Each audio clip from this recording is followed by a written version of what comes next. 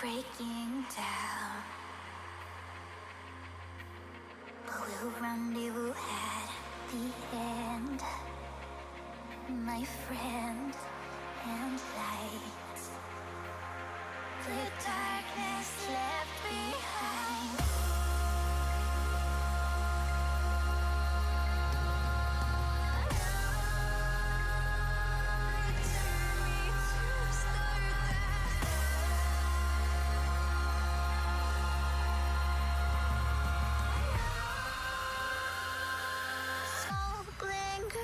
After fire, lay down your troubled mind. We are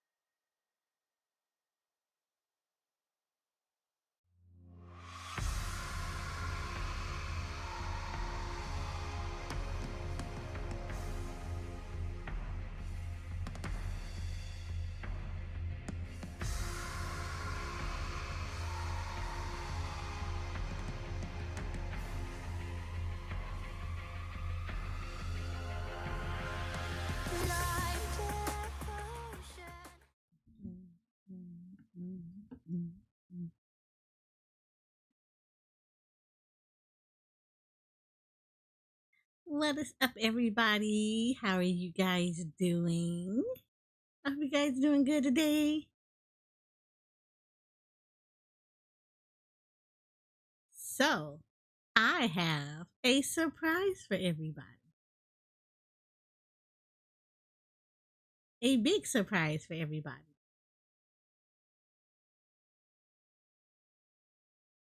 So, are y'all ready?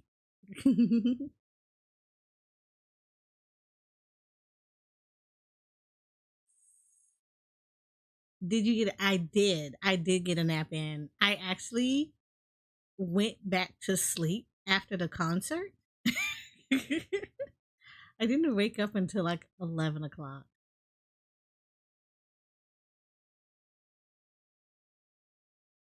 So I say I had a huge nap in.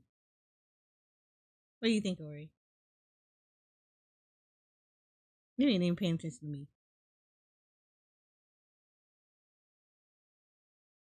And y'all can't hear it. I have this. I'm in a Discord call with friends, but like y'all can't hear it because I have Discord muted. But yeah, they're not even paying attention to me. All right, so yes, I got a really huge nap. Like I did the things. I tried to stay up for like a little bit, and then I was like, "Nah, let me just go back to sleep for maybe an hour or two. Not a big deal." 11:30 later, I wake up. So that hour or two turned into a few hours. So yeah, yeah, it was yeah. So I got rested, or at least I got the rest. Cause here's the thing. So I kind of woke up periodically throughout the evening last night. Um, yeah, I woke up periodically. So it will be like 1 o'clock. I woke up, went to the bathroom, and I would look at the time because I'm like, okay, I had to go to the bathroom, blah blah blah. And hi Tanner, how are you? My evening is going okay. It's overrun with unexpected guests, but it's going okay. Um, so I woke up. It was like one something. I went to the bathroom, and I was like, oh, because typically when I set my alarm clock, when I set my alarm clock, I normally will wake up before my alarm clock. Part of the reason why I set it is so I will actually wake up before it. So I went in, I woke up before, and I thought it was like already because my alarm was set to go off at 5:30, so that the stream went live about 5:45. So we had a good 15 minutes to kind of chill out before the concert started. So, and it gave me like 15 minutes to get everything up and running, blah, blah, blah, whatever, whatever. Because it doesn't take that long, right? But I was kind of shocked that when I woke up, yeah, it was a lot of that. So I was like, oh, I woke up at one something and I was like, looked at the clock and I was like, oh, okay. I had a few more hours. And then woke up again about three something and looked at the clock again and was like, okay, why am I up at three something in the morning? So then I went back, like I stayed up for maybe a good 15 minutes and then went back to sleep. And then I woke up again and it was like 4:40 something.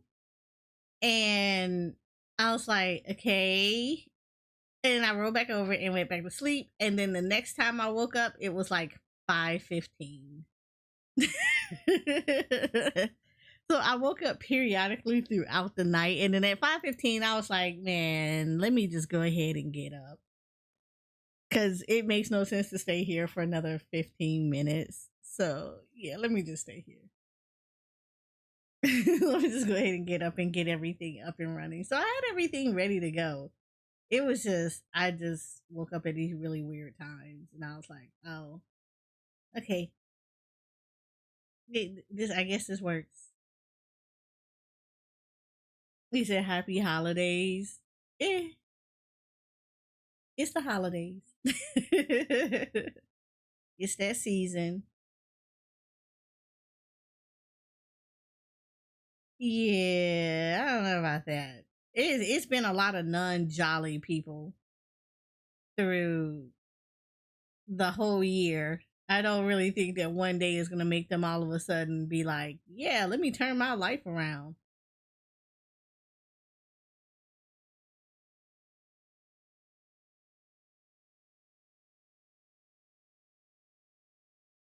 Use an emphasis on days. No, see, okay. See, here's the thing. When you say days to me, I tend to think that it's just like everything is just like it's just coasting by. It's just like I don't know if anybody like okay, I may be dating myself. I don't know if anybody remember the movie School Days, and that was the DAZE, and it was basically like people just kind of existing and just doing stuff, and everything just was like, oh, did we just live here?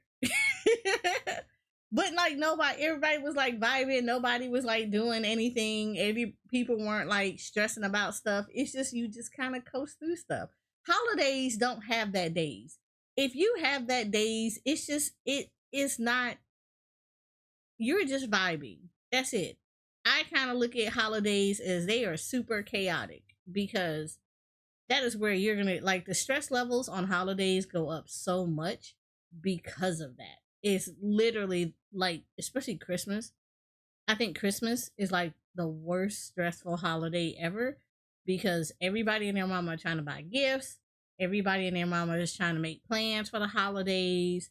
Everybody and their mama are trying to stock up on food because people will literally go in the grocery stores and buy up everything in their mama just to buy a crap ton of food, thinking everybody and their mama is going to eat on these big buffet dinners just to have just to end up playing Tetris with their refrigerator because they made too much food and people did not take home leftovers.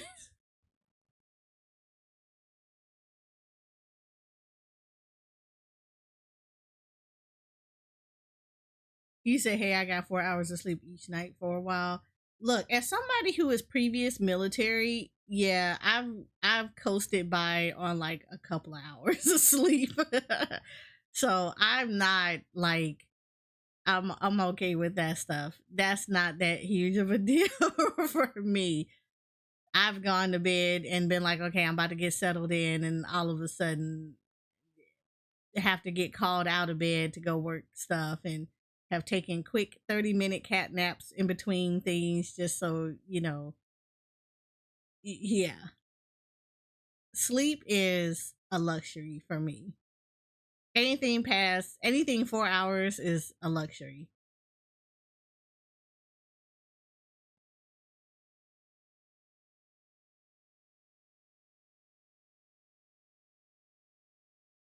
You said I'm drunk most my stuff, and somehow they gave me mushrooms today. Uh, yeah, I don't partake in that. I don't mind alcohol, but I don't do the other stuff. A lot of it has to do with I have family members that have gotten addicted, and I don't do those kind of things. Hey, I mean, you put it in a chat, I'm going to read it out loud. That's like, let me tell you, that's content. You're gonna read that in chat. I'm gonna read it out loud. There's what do we learn? It's like, don't ever put something in chat you do not want me to read out loud. It's bound to happen. I mean, but you do you. I ain't gonna knock it. I just don't do it.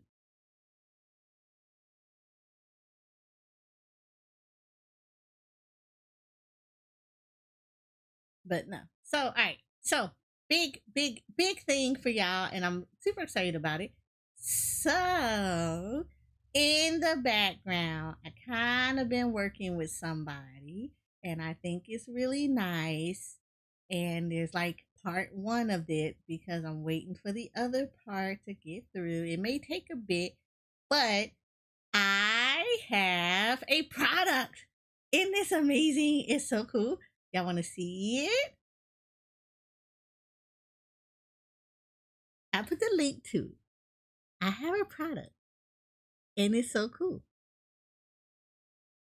Okay, no, not that link. That was a link to something else. That was a link to something completely different. Okay, so are you ready? Here's the link. Boop. Oh, thank you for the raid, Nuda Nara. How are you?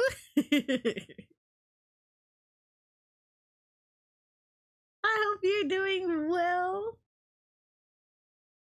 Thank you for bringing your people over.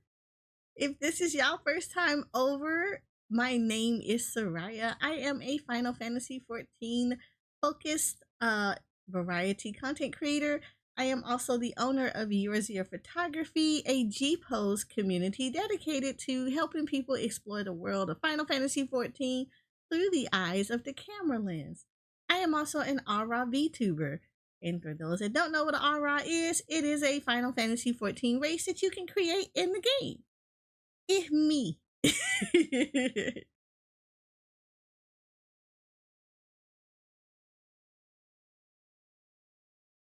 So it's okay. So here's the thing. We're about to do some lore drop.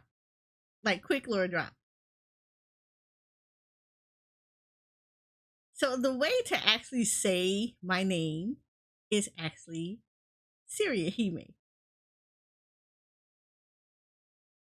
But for whatever reason, everyone and their mama calls me Soraya. And I actually kind of like the pronunciation of it, so I answer to either one of those. And most of the time, I will actually introduce myself as Soraya because I actually like it. Because everyone says it, so I just don't say anything. But I answer to Syria, I answer to Soraya, I also answer to Eris because when I am gaming, it's rare that you will see me actually use Soraya as my gaming name. Whenever I create characters, I will do her alter ego, which is Eris. There is a backstory behind the username, and I kind of like it, so I always do it. So people always get confused about why I never name my characters after myself, and I was like, I do. But there's a backstory behind why I named the character Eris. Eris is still me. But in Final Fantasy 14, her name is not Soraya. It is Eris. There's a backstory. There's a whole backstory, and it dates all the way back to when I went to college.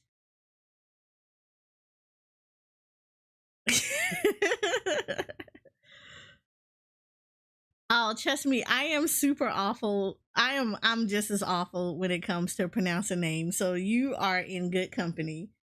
I always have to especially when I meet someone who is a content creator like myself, I always have to I realize y'all can't even hear the audio on my PlayStation because I forgot I cut it off today. I muted it for the concert today. But yeah, no, I'm awful with it. I'm like one of the worst people to pronounce someone's name.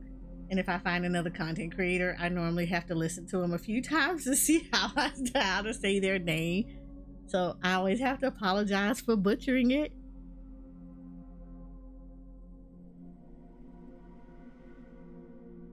No, honestly, I don't mind. I'm not that hung up. As long as people try, I'm fine. Cause it's a mood. It's a mood. Look, if it helps you, I have people that call me Siri. I just answer to it. I think it's funny, especially when they have an iPhone and they say it, because then their iPhones are close to them and they answer. The phone will actually activate. So I think it's funny.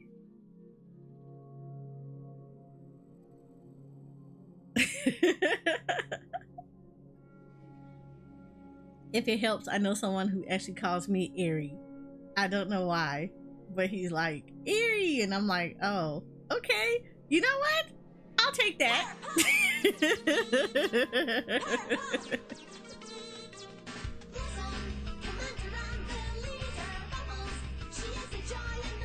Did I beat Trinity Fusion? No, I have not beaten it yet. And thank you, Storm, for 22 months. You are a true sugar and spice team member. You know I'm bad at roguelites, but I have fun with them, so it's probably gonna take me a while to beat it because I keep getting blown up.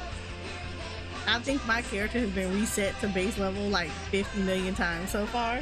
I'm gonna get better though. I get further and further every time I die. I love it.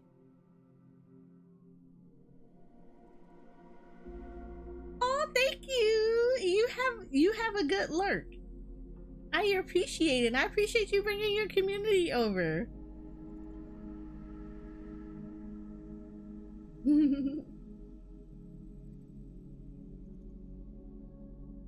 And if y'all are not following Noodle Nara, please do. I found her the other day and I absolutely love her model. It is beautiful and it's adorable. And she's a Nara who lives in a bowl of ramen. It's cute. I love it. The art is beautiful. Y'all should go check her out. She does a lot of variety gaming, so you all will really love her.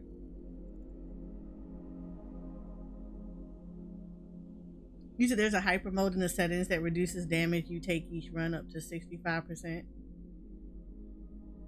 Really? I have to look at that.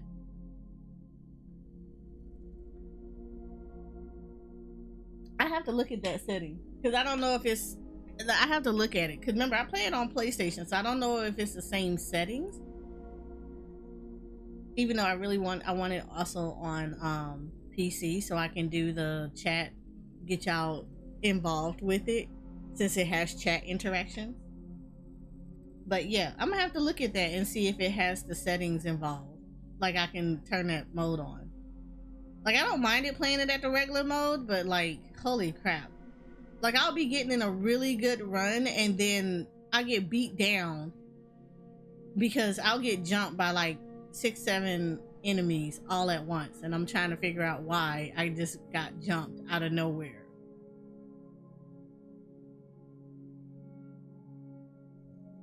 You said be right back food. Ooh, make sure you bring some for everybody.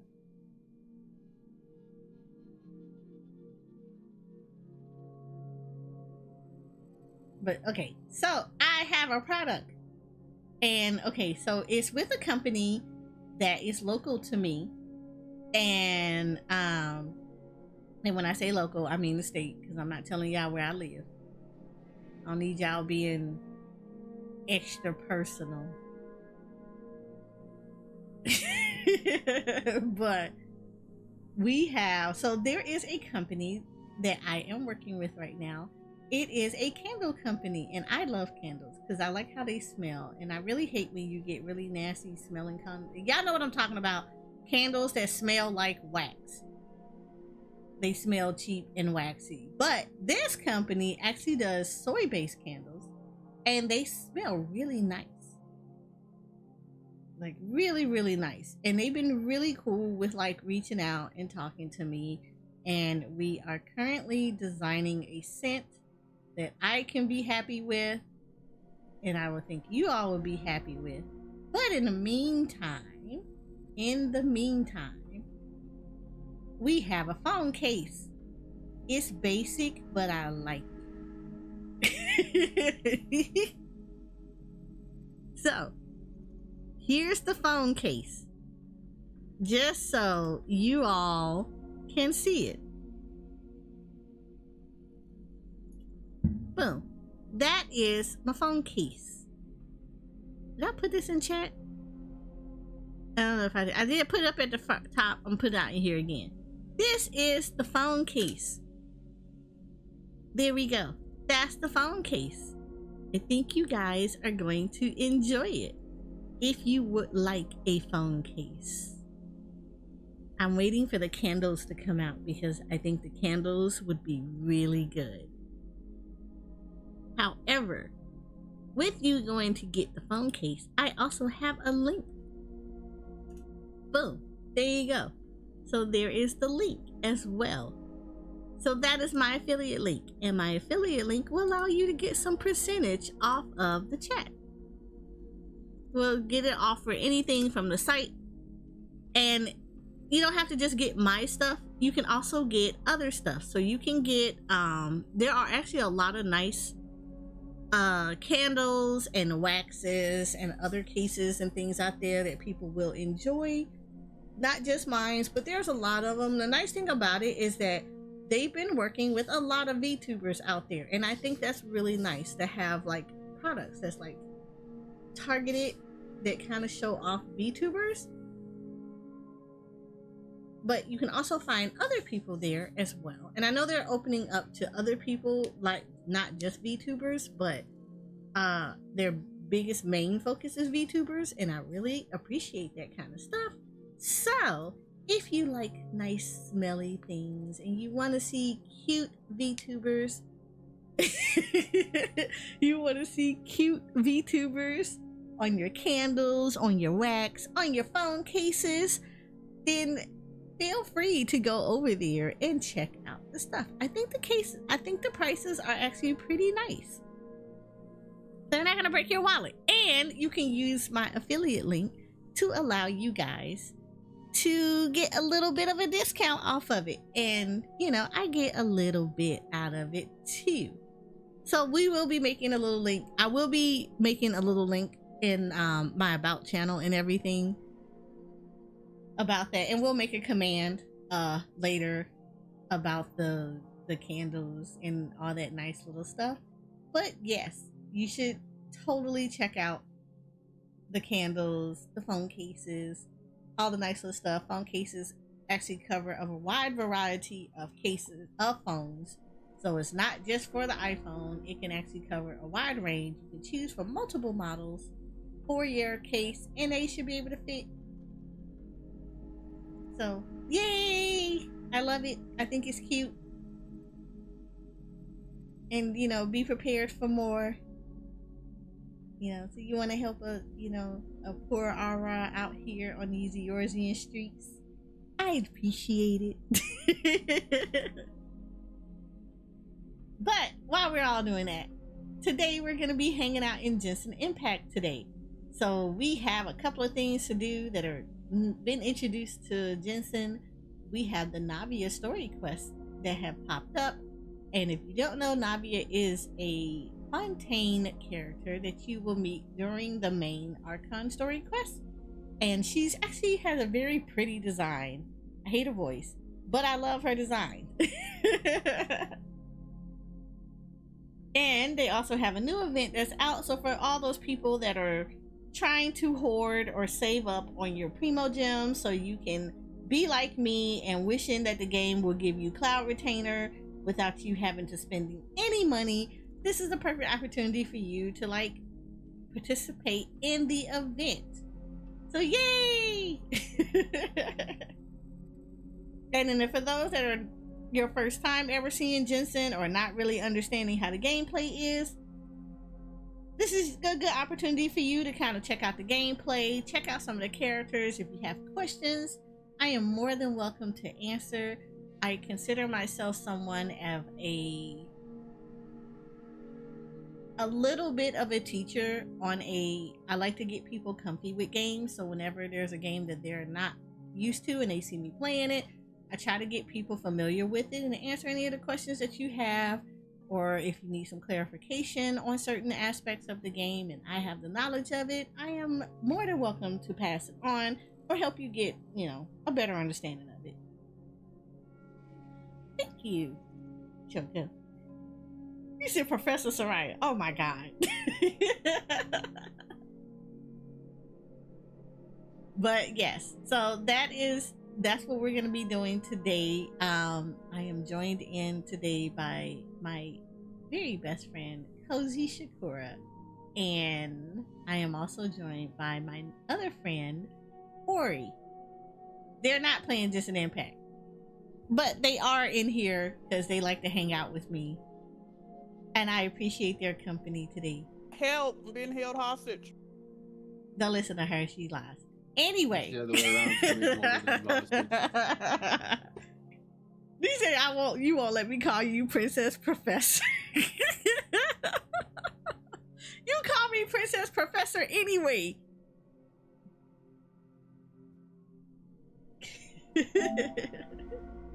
But alright, so we're gonna jump right into here. Hey, Jay.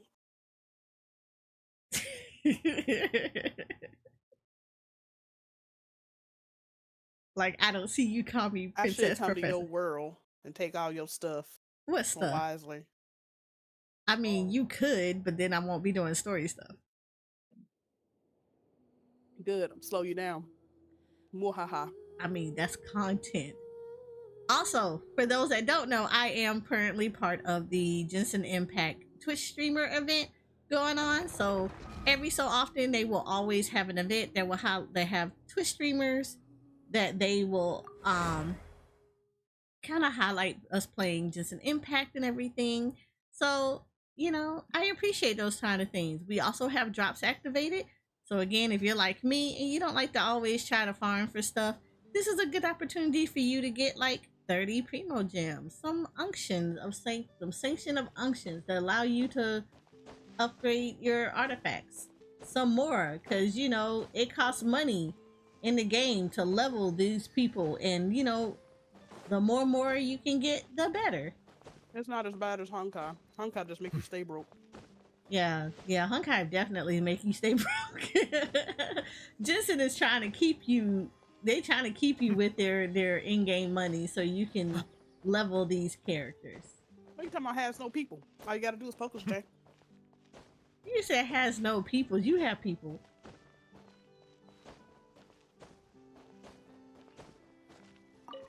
I'm pretty sure you probably got primo gems just sitting on them bad boys. Noelle doesn't. Yeah. Noelle doesn't count. Yes, you do. Yes, she counts. Noelle is good. Noelle is actually a good shielder. She is a very good passive healer. And she's a good DPS if you build her to be as such. You say you've never seen Jensen Impact? Well, good for you, Tanner, because you're going to see Jensen Impact. This is your opportunity to get introduced to this game. It is a free-to-play game. I emphasize this so much. It is free to play.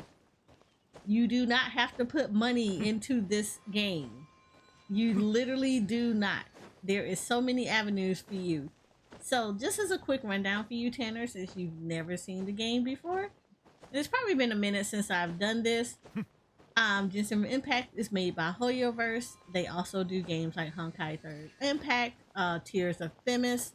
If you've ever seen on Twitter the game Zen Zero Zenless that's coming out, boom, there we go. Because I'm still salty that I did not get picked to play their closed alphas. But they also do Honkai Star Rails. So there's quite a few games they have under their belts. Jensen Impact is one of their top grossing games.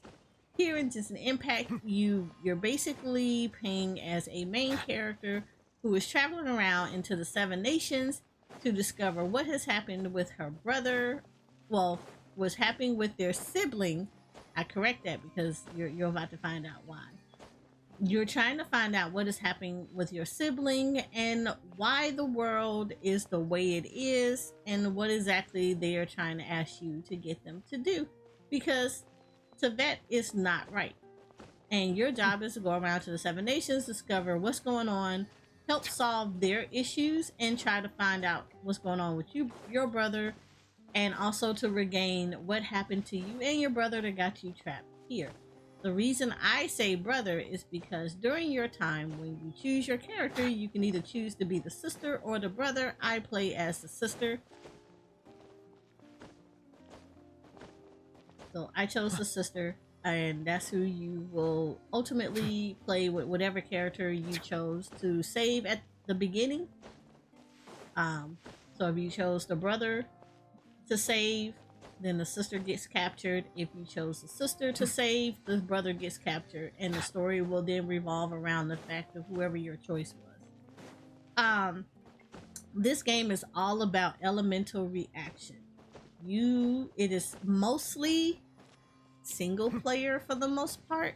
There is multiplayer elements of this. You can have friends come to visit you in your world, and you all can fight world bosses, go into domains, which are kind of like mini dungeons for you to get leveling material, and whatnot. From those, there are sometimes some event quests that will allow you to do. Thank you for the head pet wild card. Uh, you will also get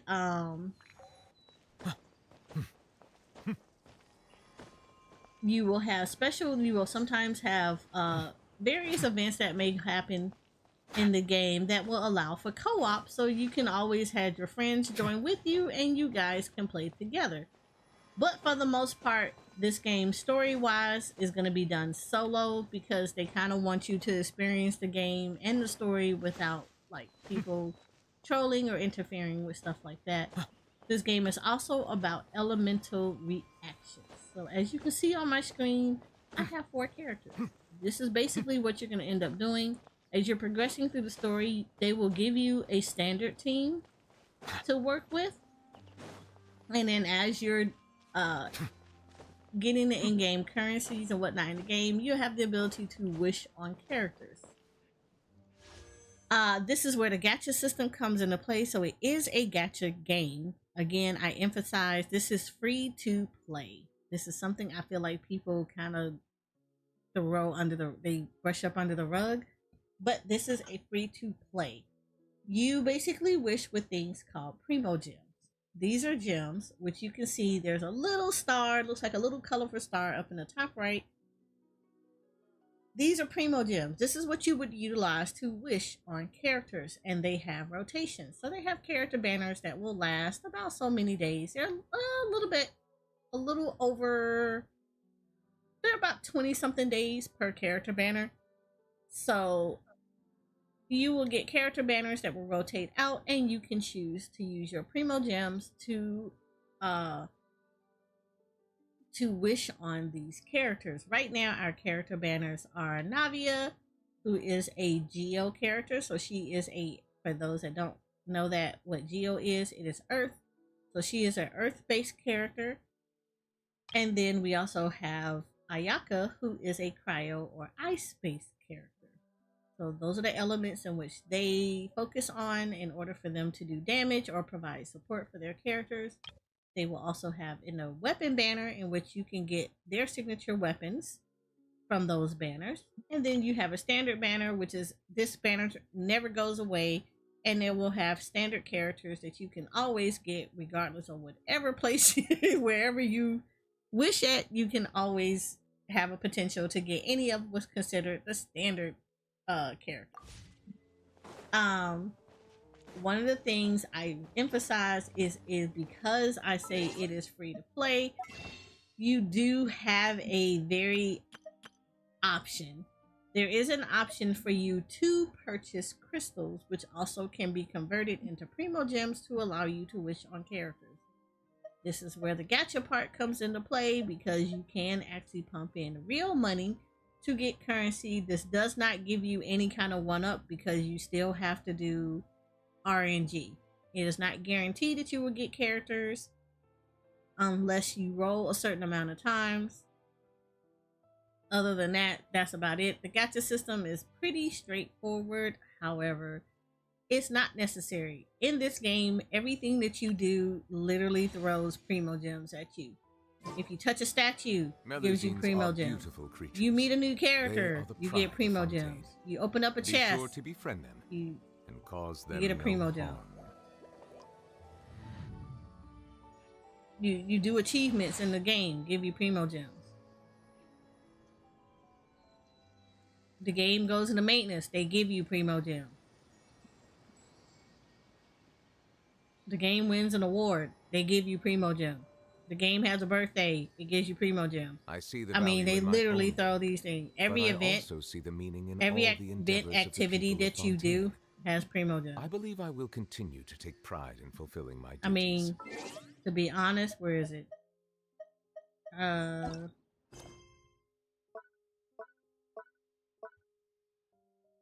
that ain't it. Hold on. L2? Oh, these are it right here. See these people right here? You see all these? This is dating simulator, Genshin Impact style. You see all of these characters? You see how they have 14, take note. You see all of these right here? They have anywhere between 5 to 6 endings per person. You know what these are? Primo gems. Every ending gives you primo gems. You see how many I have not done? Literally, the only person I have done is this dude. I only got 2 endings. And they're because they took a long time. One of these days, we're going to sit down and just do all of these dating simulations. That's the thing that kills me is that it's just so long. They're long. They're super yeah, long. they're super long. So you literally pick a character and try to get all their endings one at a time. And Noelle has 12 of them because she did 2. They gave her 2 dating simulations, so she has 12 endings. Make that make sense. But all of this is primo gems. There's another place called Spiral Abyss, which is basically like a deep dungeon. You basically go to floors, and the higher the floors, the more difficult the enemies become. You clear those floors, primo gems. So it's not necessary for you to throw any money into the game. Yes, if you're going to do free to play, it is going to take a little bit of effort for you to go through stuff because you're not going to be able to roll on every character. However, you also save on the fact that you don't have to be like me every now and then and cry because you didn't get your character and now your wallet is giving you the side eye because it already knows you're about to go fish, and y'all all you both of you exchange that look because you know this conversation is happening.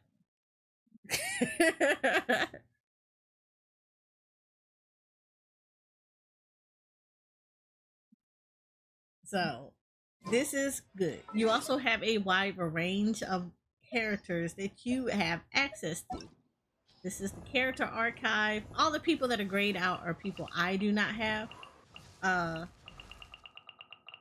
which is not a lot. But you have a very wide range of characters that you can potentially get and play with. Gold characters are either limited edition characters, which are characters that come on character, like they're playable characters that you will get during the character banners, or they're standard characters that you can potentially get when you roll on any banner. But because you have such a wide range, purple characters are characters that you can get in any banner whatsoever. It doesn't matter. During character banners, 3 of them will be highlighted. You have a higher chance of pulling those characters, but 4 stars are always guaranteed for every 10 pull that you do. So, yeah. And every character in this game is valid. Biggest misconception is that they're not true. People that tell you that they're not valid means they don't know how to play the characters well, and they're trash. So you learn how to play with each character, and everything works out great. Now, if you ask me, I am mostly free to play. I would say I am 90% free to play with 10% of budget gold fishing.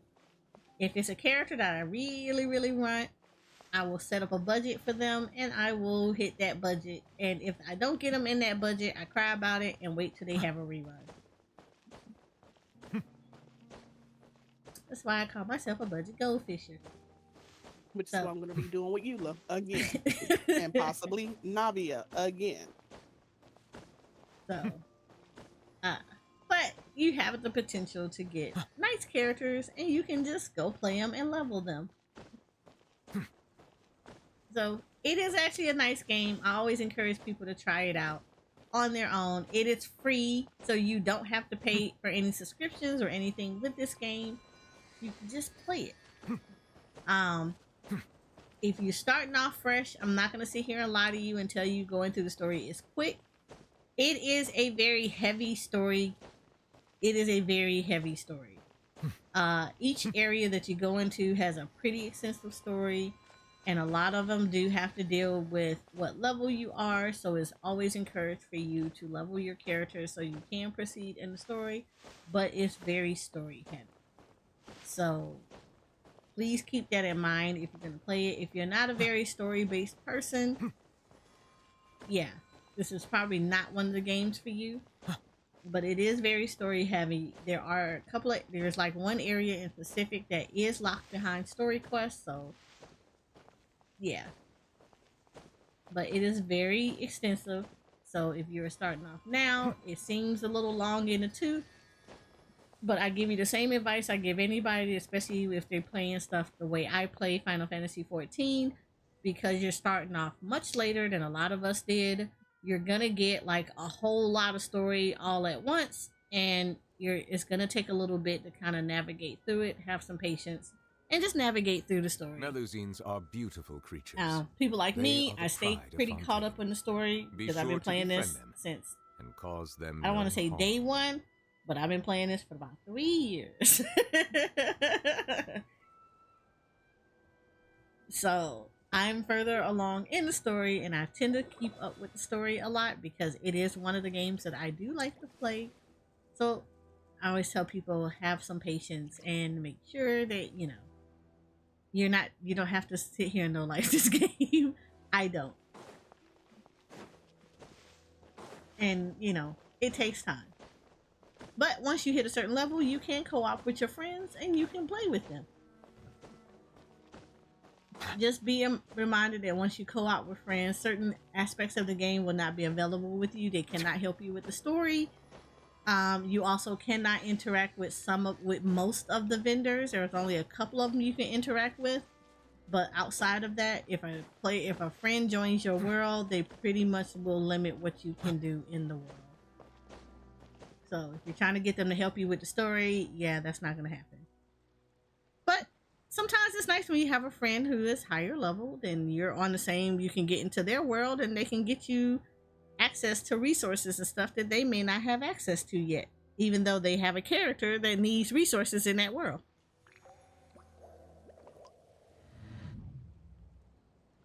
You said, can you dance with friends in line? No, we don't have emotes in the game.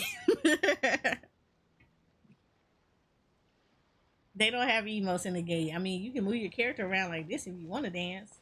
That's about the most you're doing is dancing. But this is more so battle centric. So yeah, you're gonna be doing, if you're gonna play with your friends here, you're gonna be doing a lot of battling in Dora the Explorer.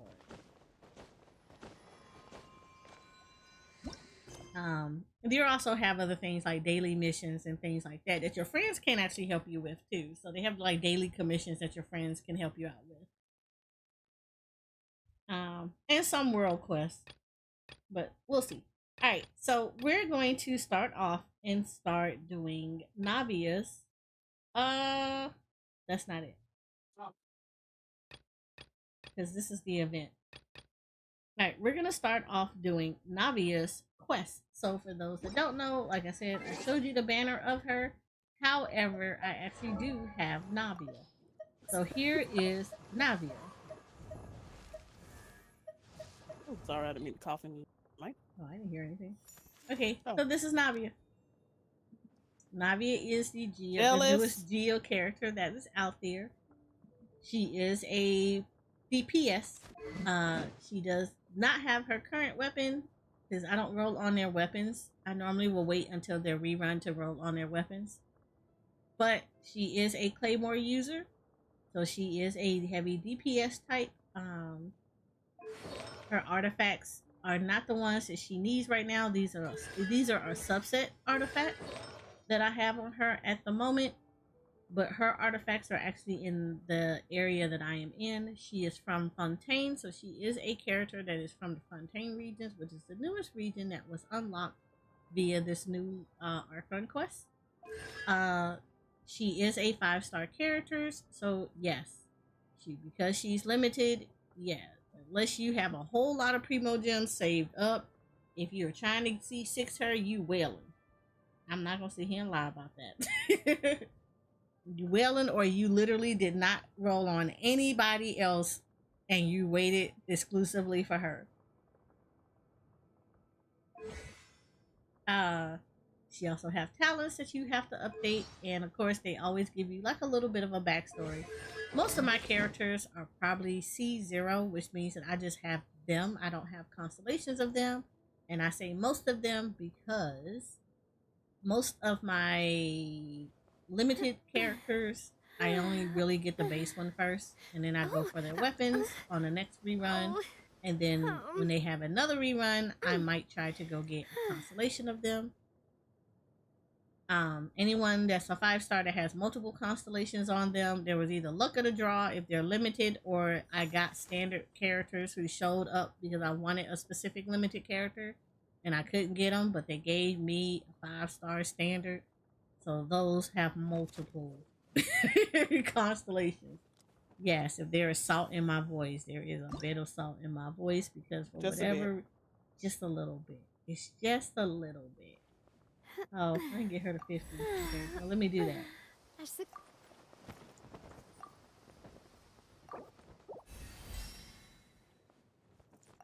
There you go. I technically could get her to 60 if I wanted to. I just need to go beat them up again. So yes, and you do have to level your characters. Max level of your characters are going to be 90. Well, it's 80. Sorry. The max level ascension for them are 80. So, and I do actually have some characters that are max level. Well, no, it's 90. So max level is 90. So you do have to do. You thinking of honking? Right, I am thinking of Honkai. Jensen has max level of your characters that can get up to 90. Those will allow you to be able to get more powerful with them, and they unlock various different abilities for doing that. But that does take quite a bit of farming, and sometimes you might have to wait. Nice thing about having friends is you can visit their worlds if they don't have the characters, so you can go get the mats necessary. Or if they're not leveling those characters at the moment, you can go into their world and farm it if you have the right adventure rank world level to go into their world. But that's a whole nother story, so we're not gonna do that. So yes, so this is just an impact, and we're gonna start off to do her quest line. So we're gonna go ahead, start it off, get it in there so we can get this knocked out the way. I don't remember if she's below. Is she below? I don't think she. Maybe. She might be below. We'll see. I need like arithmetic classes. You said constellation. This is a lot. I do appreciate you telling me I'm high, but I think I understand. Constellations are literally just copies of them. Jensen Impacts calls them constellations because they're constellations of the stars. So, for instance, if I go to New Roulette and then you look at this, they're star constellations. That's why they're called constellations.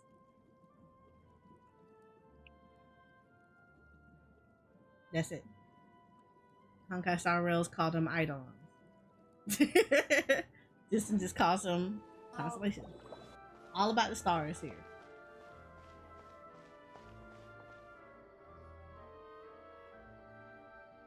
Well, if it isn't my dear partners. That voice!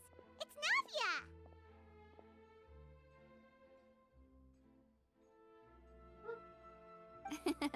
I didn't expect to run into you guys here today. Are you headed somewhere? How about you, Navia? Are you still busy rebuilding Poisson? We've wrapped up most of the rebuilding, but there are still a few things left to take care of.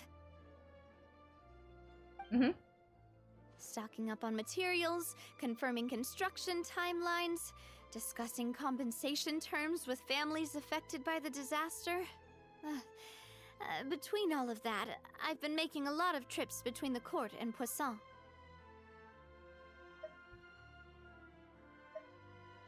Well, though the victims have received relief payments from the court, in my opinion, as the administrators of Poisson, Spina di Rosula should take some responsibility as well. Our financial situation right now isn't the best, so all we've been doing is signing agreements for the damages to be repaid at a later date. Though just pieces of paper now, they demonstrate our commitment. They're necessary to restore the people's faith in us. Oh, spoken like a true president. You're a really responsible leader. That must be taking up most of your time, though, right? Oh, you bet. Between that and all the other errands I have to run at the court, I'm always forgetting one thing or another. So before I came over this time, I took a page from Melusa's book and decided to make a list of everything. This way, it's easy to see which tasks you haven't checked off. And then, since Melus loved using shorthand, I decided to also follow his example and come up with some shorthand of my own. But after running a few errands in the city, I'm kind of struggling to even read my own handwriting anymore. That does sound like you, all right. So what kind of shorthand did you use? Oh, wanna take a look? Let Paimon see. Wait. There's nothing here but a bunch of weird symbols. This looks like a piece of kelp wrapped around a stick. And this other one, is it supposed to be a boar in a box? The first one has to do with confirming the final payment amount for the fishermen, while the second one is a reminder to try the new burger that just hit the market. Okay, Paimon can definitely see how you might forget what each of these mean.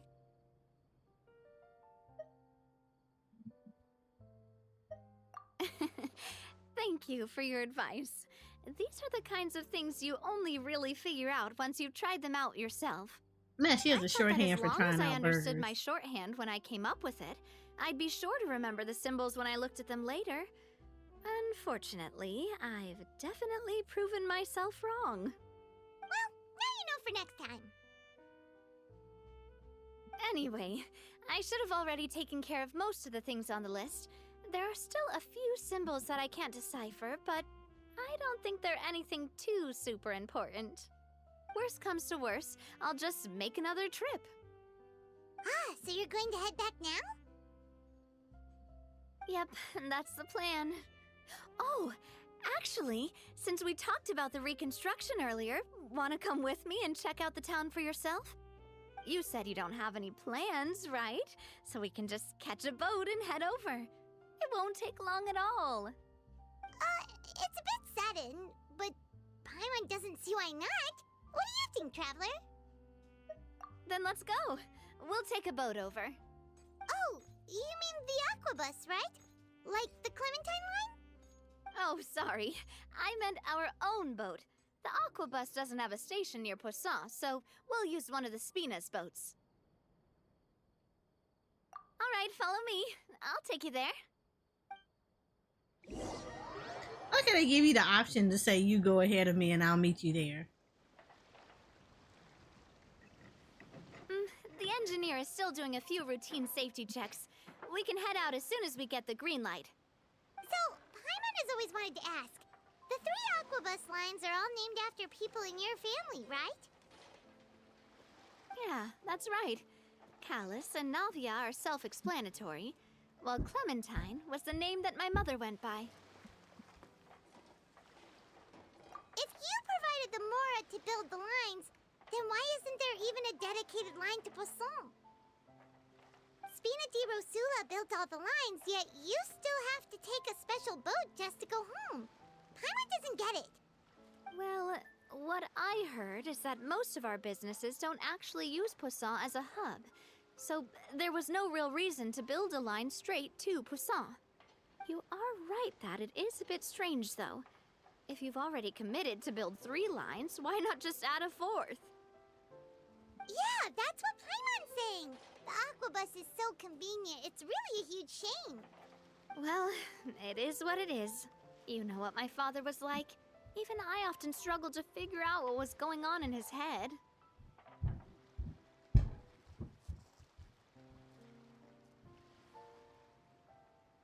Oh, Lord, I don't know why people got heavy-footed in this house all of a sudden.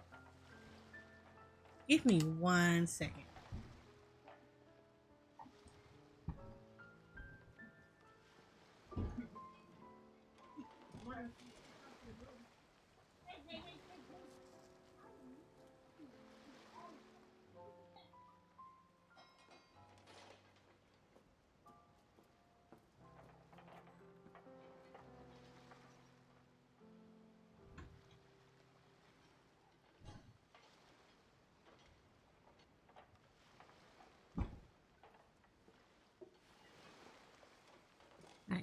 Sorry about that.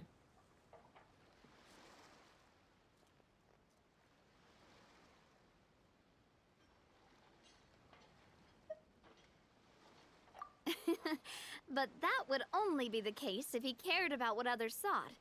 My father was always really stubborn. Once he made up his mind, good luck getting him to change it. From what I've heard, the rights of all the other members of the Spina only went as far as giving him advice or suggestions, and no farther. That included my mother, too. Huh. Well, that explains why you weren't on the greatest of terms with him. Yeah, because I wouldn't just let him keep getting his way. He was just... not very agreeable. Boss, the boat's ready. We can head out. All right, then let's head out.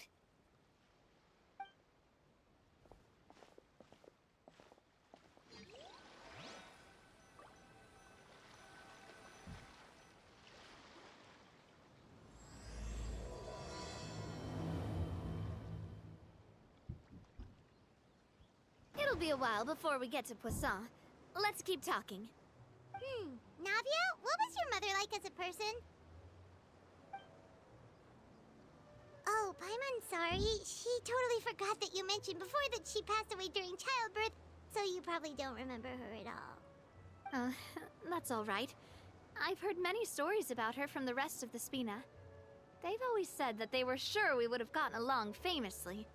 While my papa was stiff like a board, my mother was supposedly super cheerful That's and funny. cute, Tanner. Their complementary But, personalities allowed yeah, them no. to make up for each We don't do other's that flaws. here. My father would run the businesses and expand our reach, while my mother would keep the peace and make sure that everyone was happy. Their work made sure that the Spina could grow and thrive. Sounds like they were not just a well-matched couple, but fantastic business partners as well. Yeah, but those are just stories and anecdotes after all. It's hard for me to piece together a more complete or intimate picture of her. But sometimes, I'd still look at the Clementine line and wonder, would the Spina and Poisson still be what they are today had my mother survived? Silver once said that a name is a kind of inscription, a way to etch a memory into the world. When given a name, a No, cold, jokes are inanimate fine, object but can we gain don't a try to be completely over new sexual meaning. here So because I people will tend to always take it associate too the line far. with her in my heart. Over the past few weeks, I've And also I begun don't to want appreciate how this to water can become take one of in and those hold our most intense people think feelings that you're and gonna memories, lewd as well as or how one may be reflect on their a past little by bit watching more. the sea. It I've can get lost many cringy, and I don't beloved want people and things to be memories a to the little sea. cringy. Like jokes are fine, Even but though like I cannot you gotta stop for kind of them and understand must continue to keep moving. where the The boundaries fact won't are. change that they existed in my life and gave me the reason and motivation to move And I mean, in forward. that, and I know, like you're feeling your Always. little, happy no matter place what, on a we Friday, can't and that's like change the the second past. time you've made that joke. But I So tell it's kind myself of like, that I okay, need to keep looking towards the future.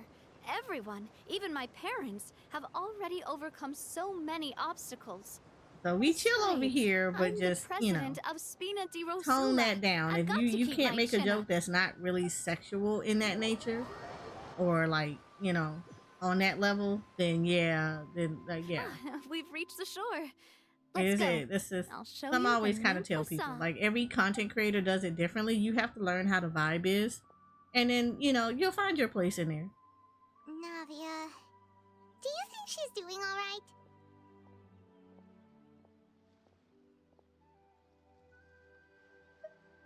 Okay, Paimon supposes you're right. She's really been through a lot. It couldn't have been easy shouldering so much by herself.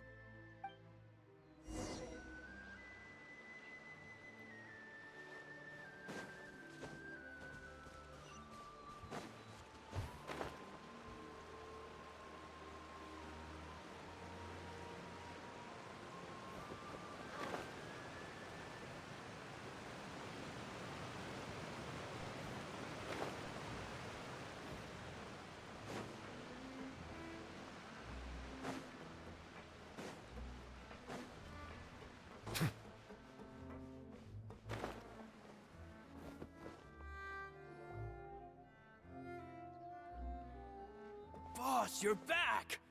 Traveler and Paimon, welcome back to Poisson. fancy seeing you again, Florent. Is it your turn to take care of Navia now? Hey, I can totally take care of myself. For the time being, I'll go around without any attendance. We did hand over some of Malus's old responsibilities to Florent, though. It's been really nice to have him around to help out. Thank you for the compliment, boss. As you see, I've been working closely with the boss on rebuilding Poisson. Mr. Malus was an extremely capable and respected member of the Spina. I've got some really big shoes to fill. All right. There's no need to be so formal. Everyone's practically old friends by now. Were you waiting here for me? Did we manage to make any progress on the statue? Yeah, we contacted a sculptor about the job, but they can't get started on sourcing a correctly sized block without knowing the design that we want to use first. You're commissioning a statue? So basically, we've been meaning to commission a statue of my parents in commemoration of everything they've done for the Spina and the town of Poisson. But since my father was known as callously unfaithful for the longest time, it would have been too controversial to commission a statue of him. But now that his name has been cleared, and the town is also being rebuilt, I thought this would be the perfect chance to actually realize this dream. The funds to build the statue were freely donated by the people of Poisson to show their appreciation for Miss Clementine and Mr. Callis and everything they did.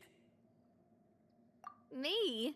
I'm just the newbie president that's running around and causing everyone trouble. Maybe we can have this conversation again in a few decades, once I've done more for the town and the people. Hey, there's no need to be so humble. Didn't you just help save the entire country? I agree wholeheartedly. I also believe that Boss should have a place on the statue. Hey, if you keep inflating my ego like this, I might just float off into the sky with my parasol. Just kidding.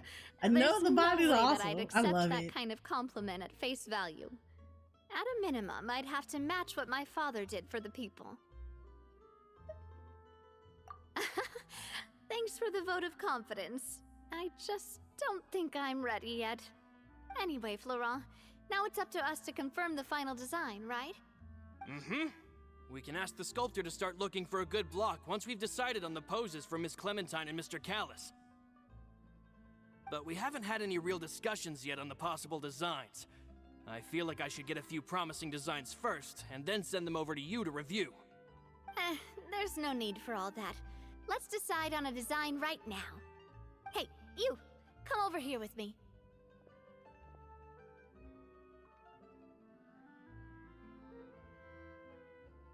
You said pork bacon all the way. Modeling a few poses, Man, I love of good course. bacon though, I'm not gonna lie. Here, just pretend to be Callus, and I'll be Clementine. Didn't you say on the boat that Callus and Clementine sounded like great partners? Well, then there's no one better to fill this role than my most valuable partner. Florent, let's grab some reference shots. You've got it, boss. I'll go get the camera. Well, what do you think? Got any ideas? Well, I've actually discussed it a bit with Florent before, but I could never come up with any fresh or original ideas. It's probably because my idea of them is already kind of set in stone. So, I want to pick your brain for a bit and see if you can come up with some new and interesting ideas. I'm all good here, boss. Feel free to start posing whenever.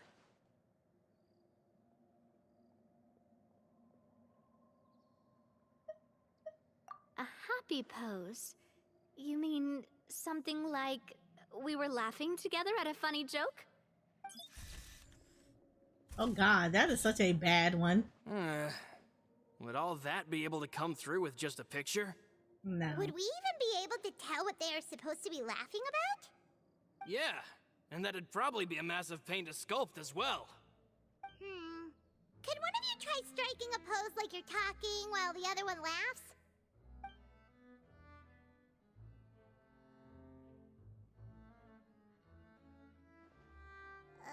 That's that kind of actually sounds cringy. pretty hard to pull Like, off. I'm not gonna lie, that's a Forget it, little let's try cringy. something else.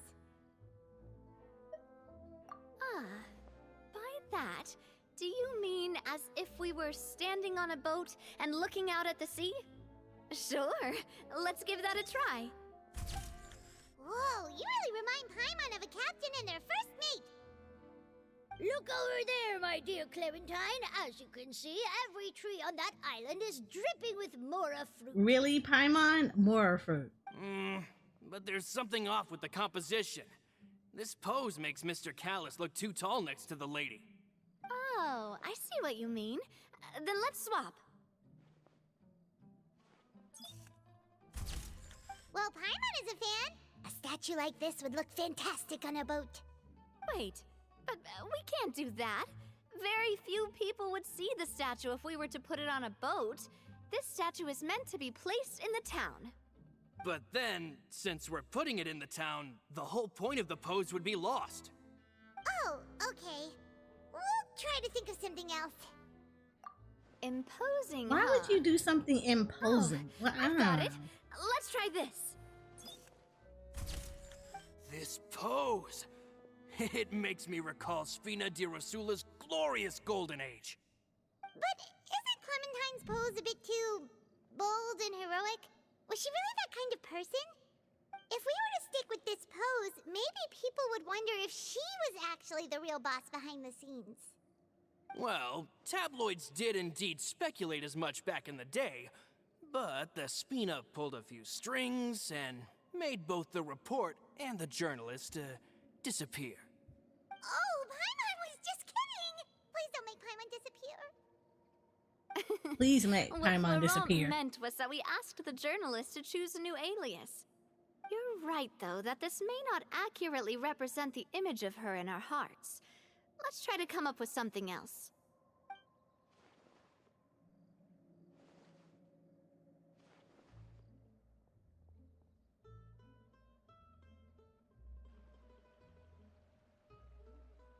Lord, this is literally taking them We forever tried to come up with a bunch of pose. different ideas, but none of them felt right. Paimon's all out of brain juice now, too. Oh, don't worry. We still got a lot of reference shots out of the session, and each of them can be considered to be a souvenir in their own right. Let's just keep the ideas we tried as backups. Man, if I knew I was going to do a photo shoot with the Traveler, I would have prepared a lot of outfits and props ahead of time. Oh, outfits! Oh, that's the errand I forgot back in the city. Do either of you still remember that girl? The girl I went to see with you two. Her name is Adele. Oh, Paimon remembers her. She was the one that we met while investigating Mr. Callus's case, right? Yes, that's exactly who I'm talking about. So, after the case, she was finally willing to talk to me, and she told me that she wanted to join the Spina too. I said that it's fine, but young children are not allowed to join the Spina. She will just have to wait a few years, and then we'll welcome her with open arms. Since she's still a child, though, she thought I was just trying to let her down gently. But how could I get her to believe that I meant what I said? In the end, I came up with an idea. I'd have a Spina uniform made and give it to her as a gift. But I got so busy and distracted in the city that I forgot to pick the uniform up. So I did forget something important after all. Don't worry, boss. I can send someone to pick it up right away. On the matter of the statue, we should still come up with a few more ideas for the design. I'll have to trouble you to source some for me. We could have just done that from the start. Yeah, you're right. They'll have something to Paimon. use at least.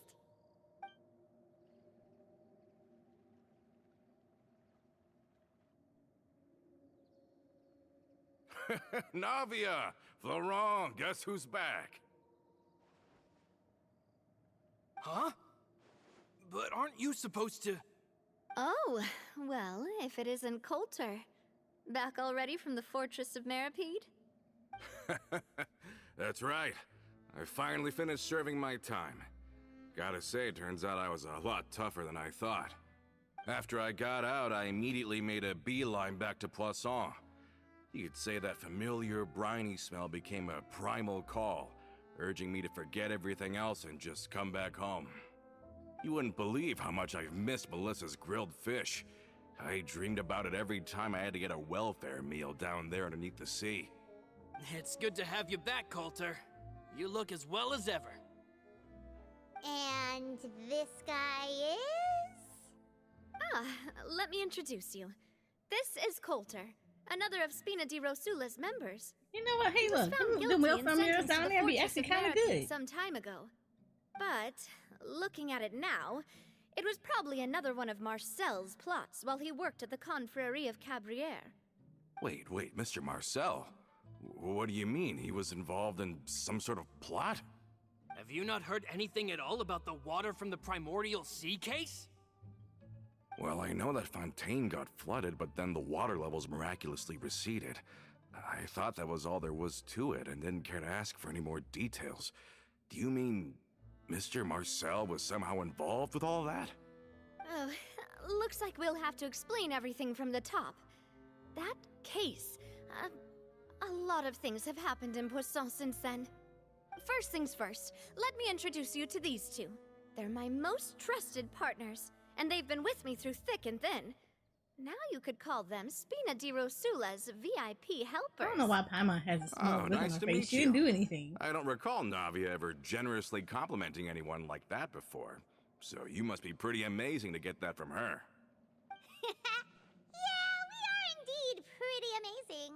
But we've been cool since before we even met her. Humble again as always, I see. Even when I was totally sincere with my praise. Nice. Spina di Rosula always seems to attract great people. Oh, that reminds me. Where are Malus and Silver? Aren't they always by your side? About that. Coulter, a lot of things happened while you were gone. As you can see, even Poisson isn't quite the same as how it was before you left. They lost their lives, keeping me safe during the flood. What did you say? This isn't some kind of morbid welcome home prank, right? You're just scaring me on purpose because I don't know anything about what's happened. I'm sorry, but it's the truth. They weren't the only people we lost either. Many others, including Melissa, also lost their lives in the disaster. Malus and Melissa, dead. They're just gone? Malus. I was planning to give him a surprise gift once I ran into him again in town. I can't believe it. Hey, keep it together. Malus and Coulter were friends for many years, and even served on many missions together during the early days of the Spina. I can understand how he feels. Let's sit down somewhere, so I can tell you everything that has happened while you were gone. Fair warning, there was a lot. Okay. Man, that's kind of deep. All the people that was in prison that were from here, yeah. Well, they didn't even know. That's pretty deep.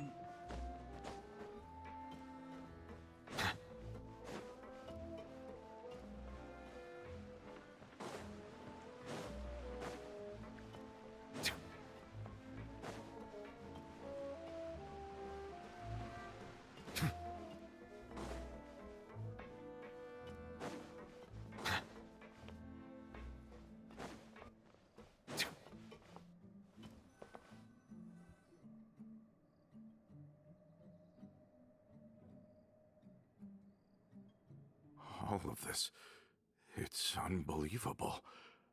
I can't believe that those stories were real. It all really happened. Has the world gone mad?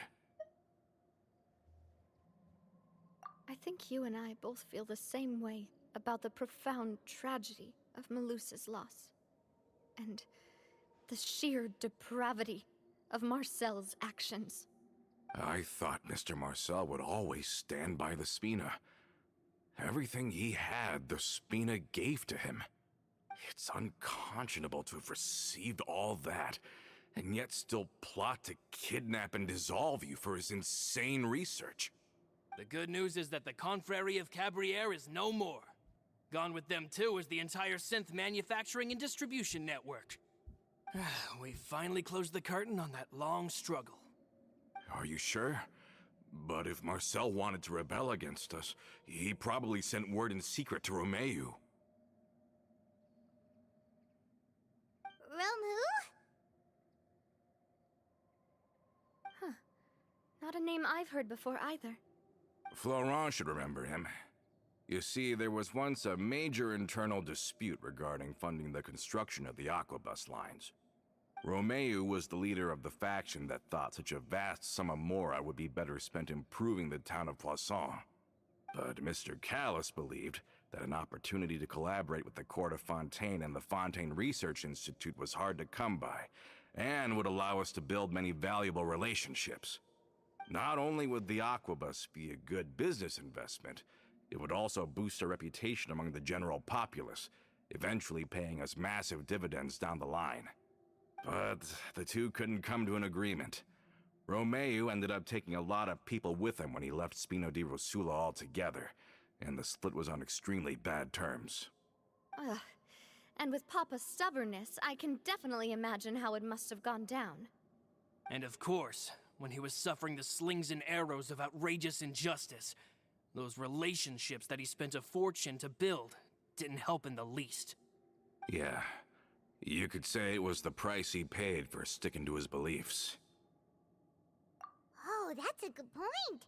If Callus was really as stubborn as you say, then wouldn't he have argued with the rank and file all the time? Oh yeah, it eventually became a thing that just happened on every day that ended with Y. But Navia, boss, you might not know this, but he wasn't always like that. He used to be a lot better with taking counsel. With him listening to our advice, and Ms. Clementine also frequently on our side, it was pretty smooth sailing for a good many years. But on the matter of the Aquabus, even Ms. Clementine completely stood by Mr. Callus's side. Huh. I never knew. But from my perspective, Romeu's position had a lot going for it. Couldn't they have sat down and talked it out? I think the Aquabus was just the straw that broke the camel's back. On that topic, they eventually came to a rather radical conclusion. They believed that Miss Clementine lost her ability to serve as an impartial mediator when she became pregnant with Callus's child. So, they thought she had betrayed them? But that doesn't make any sense. Before she was their mediator, my mother was also her own person, and a member of the Spina. She should have the right to take any side she wished. Yeah, but to them, even taking a side was betrayal enough. They felt like their voices could no longer be heard once their sole mediator had gone over to the other side. Of course, Ms. Clementine then passed away, and Mr. Callus began to regard the completion of the Aquabus project as her final wish. With that, the last hope of reconciliation was gone. So that's what happened. From that point on, Romeu and his people cut ties with the Spina, and never gave us any kind of professional or personal courtesy ever again. Perhaps they've regarded us as enemies ever since they left. But even so, there is still no proof that they ever acted in concert with Marcel. I've also heard that they aren't in a good financial position, so they've been lying low for a while. But as long as they exist, they'll continue to be a threat. Huh. I think Coulter's got a point. Both Marcel and Romeu had my father in their sights for a very long time. Even though Marcel's faction has been dissolved, we still don't know anything about Romeu's whereabouts. If they're still trying to get revenge on us, with how distracted and vulnerable we are, now would be the best time. Good thinking, boss. We should keep an eye on them at all times. I'll let my men know right away. Thank you for that, Florent. And Coulter, thank you for telling me about this as well. Okay, that seems Don't kind worry, of suspicious. it's nothing. Do you have a moment right now? How about we go out for a walk? I've heard so many incredulous things today. I'm finding it a bit hard to calm down even now. I mean, to think that I'll just never see them again. Ah, in that case, why don't we go back to the court? I can pick up Adele's uniform while we're there as well. It'll save Laurent's guys a trip. Want to come with me again, you two? You don't mind, do you, Coulter? Of course. That's fine by me. Then let's go! Paimon feels like a lot's hinging on this visit. We really are the best of partners. Come on, let's go. Okay, so that seems kind of suspicious to me. I mean, the guy just got out of prison. He finds out about everything that has happened. And the first thing he does is automatically point fingers at someone that she had never heard about at all. And nobody else thought to say anything about this. So it seems kind of suspicious that he did that. At least to me. I don't know about anybody else, but it seems suspicious to me. Because I kind of feel like nobody, including the two people that were the closest to her that had died, had brought up anything about this Romeo dude. So clearly they didn't think he was a threat.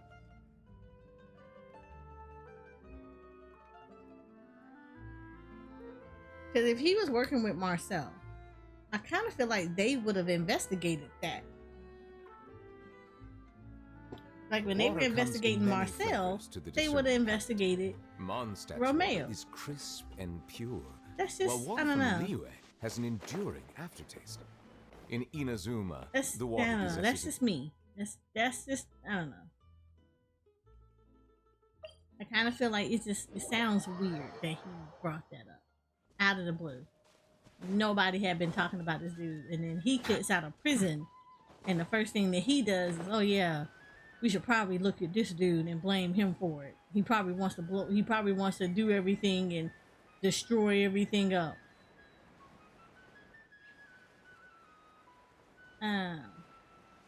Seems suspicious. Coulter, you're on my suspicious. Are we not taking the boat this time? He's suspicious. It's nice to walk from time to time, isn't it? Think of it as something like a hiking trip. One. How are we walking? Sounds good. I haven't walked this road in a long time.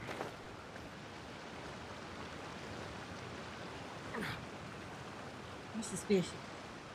I don't like you.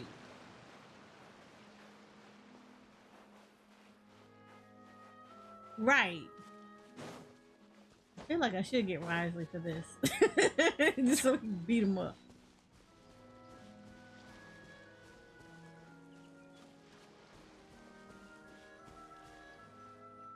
Now, why are we walking to Fontaine? Like, why are we walking to the court? Where's the boat? Well, we've walked far enough for now. Let's take a break. Since we're out for a walk, we shouldn't stress too much about the destination. I've grown old, so I'm not as fit as before. It's a good thing that at least my work down in the fortress was quite the workout. Well, Paimon thinks you're doing great. We didn't have to slow down for you at all. Back in the days before the aquabus lines were built, we often had to hike north with our goods, then catch a boat to the court. Malus and I must have traveled this way hundreds of times. When we were tired, we would lay down for a while on the grass, and when we were hungry, we'd catch a fish or two. The Spina was still on the rise back then. Mr. Callis was generous, and everyone had the chance to strike it rich, so of course we all worked really hard. And now, in the blink of an eye, the aquabus lines have been built, and this road has fallen into disuse. Oh, I know. I was just being a little nostalgic. Then let's stay here a bit longer. Anyone want snacks? Oh, is this another chance to try some of Navia's macarons? Paimon's been Why did she say dreaming it like of them. that? Macarons? Yep, I figured you wouldn't say no to a few more. Oh, wait. Let me check if I have It's all like the when y'all be sitting here ingredients. talking about some poisson. Malus and She was Silver like, used to take she care was of like, tasks like "Macarons." this. Okay, the stove's looking good. And as for the ingredients, Would you like some seems croissant? like we're all out of flour and sugar. The two most important ingredients of all. Oh, would you? Oh, but it would be too much to ask you to go on a trip just for those. We should contribute to making the macaron too. Don't worry, we cook out in the wild all the time, so she should have some stuff on hand. Oh, that's great. Then I'll leave the ingredient gathering to you. As long as we have some sweet flours and wheat, I can start the baking. Then I'll go look for some boxes nearby for a makeshift table and chairs. Great. Then I'll prep the stove. Let's get to work, everyone.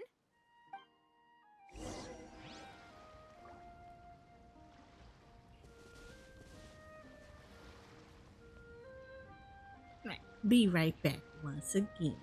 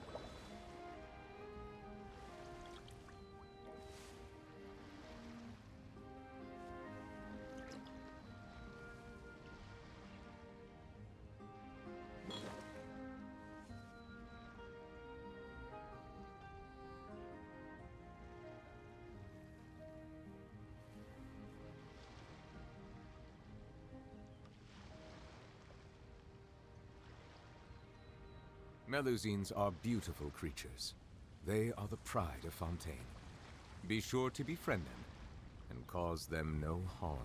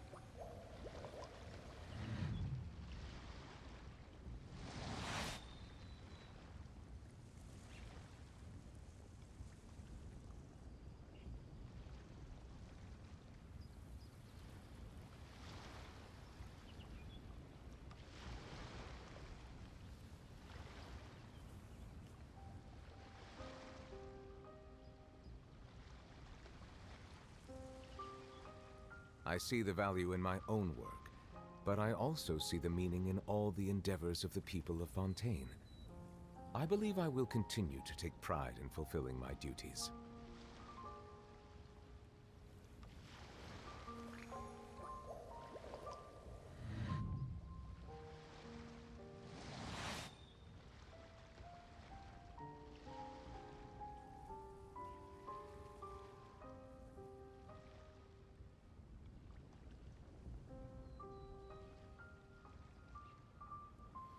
Water comes in many flavors to the discerning palate.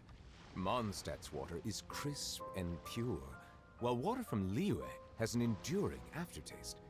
In Inazuma, the water possesses a depth of flavor unlike any other. Sumeru's water, meanwhile, has a rich and complex flavor profile, but it must be savored patiently to fully appreciate it.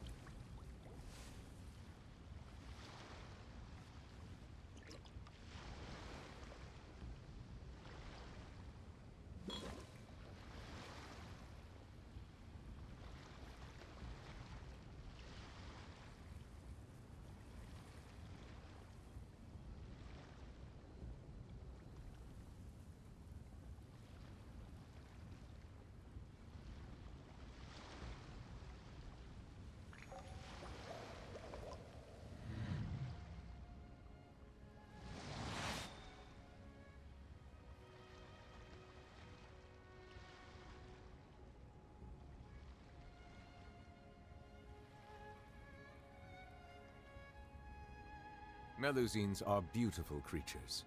They are the pride of Fontaine.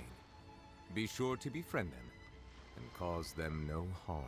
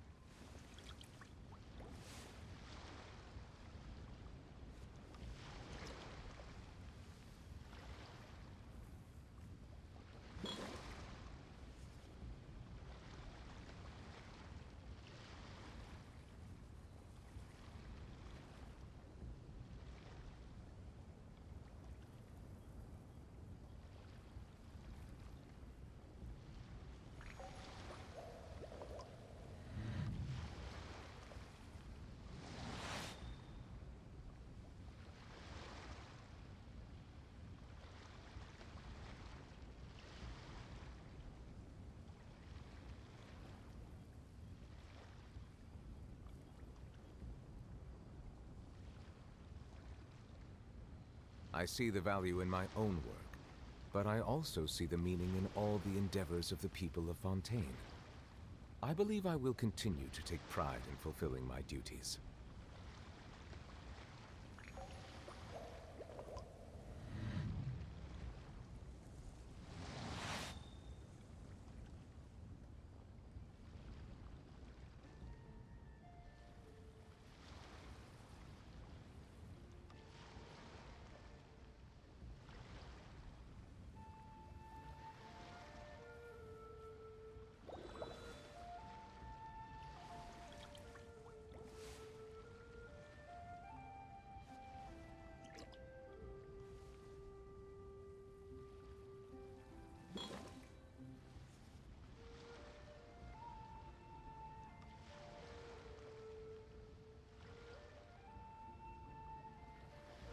Thank you.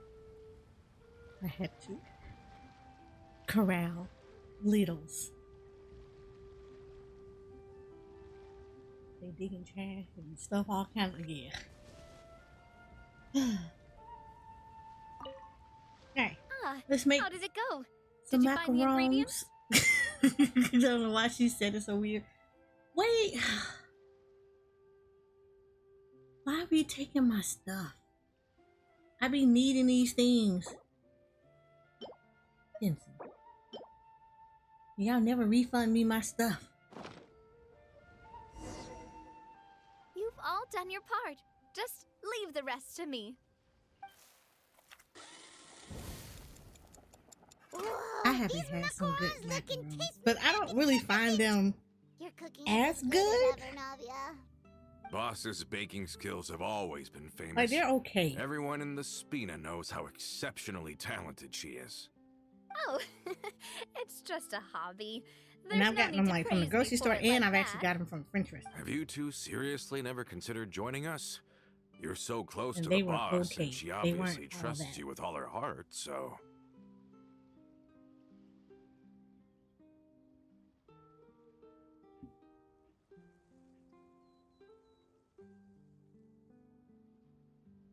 Yeah, they're like hollow cookies.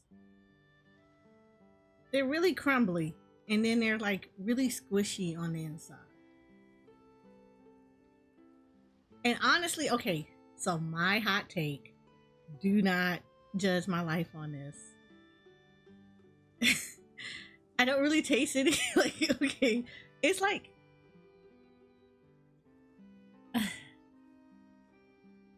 the closest I can put is like, it's like a sticky consistency.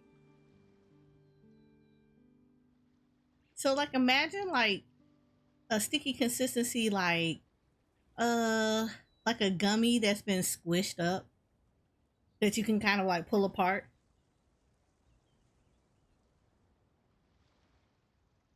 I mean, like a gummy worm.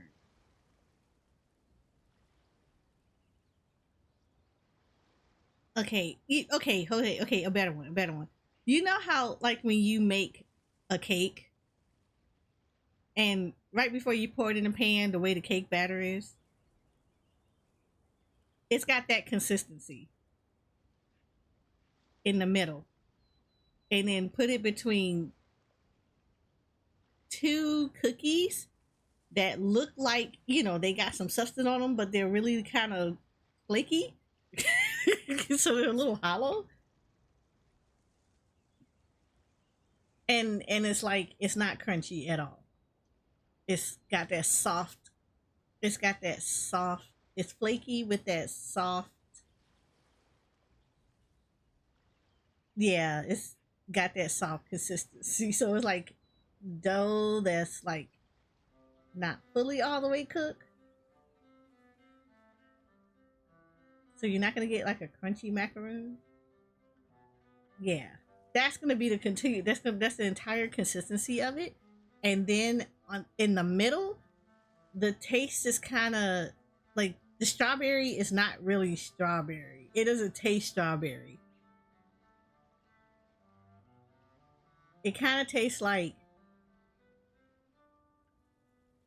preserved, but like take away some of, like, a good portion of the sugar. And there's a macaroon.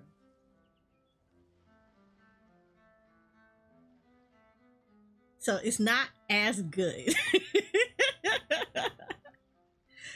Like, it's, if you don't have a super sweet tooth, but you want something like mildly sweet, macaroons are good as long as you're okay with the consistency of it, like the texture and stuff. But like, other than that though, yeah, it's not anything that I'll be like, you have to eat this. This is like amazing. Like, I'll eat a chocolate chip cookie over a macaroon. And then the bad part about it is you can but it's just like, but then you can put like different flavors on it, and then yeah, that's where it starts getting weird. Because like, you could have a caviar flavored macaron, and it's not.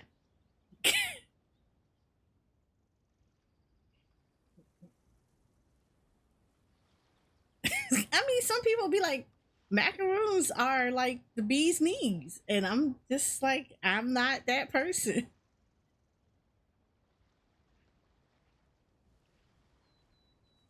I can't say that because I'd eat a macaroon over a sugar cookie.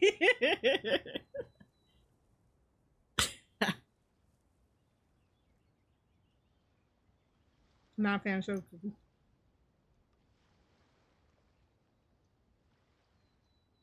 Look, it's a cookie that's just got sugar on it. There's no flavor to it. It's a bland cookie with just sugar on it. I don't know what you want from me. I'm not a sugar cookie fan. I am cultured. I will eat a chocolate chip cookie with different kind of chocolates in them. There you go. That's cultured. Look, you can put pecans in them. There you go.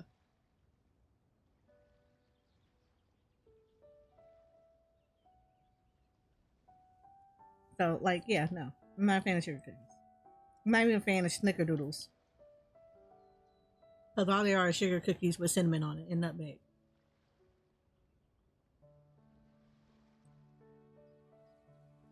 Yes, I was that child. I am also that person that would eat like a macadamia nut cookie.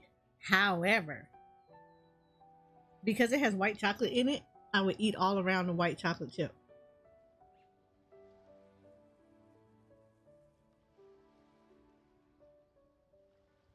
Right. So essentially, I would eat the cookie. Like, you'll see a bunch of chocolate chips, white chocolate chips sitting on a plate. Because I will eat around the chocolate chip. The white chocolate chip. You want to get on my bad side? Don't Don't send me stuff. No.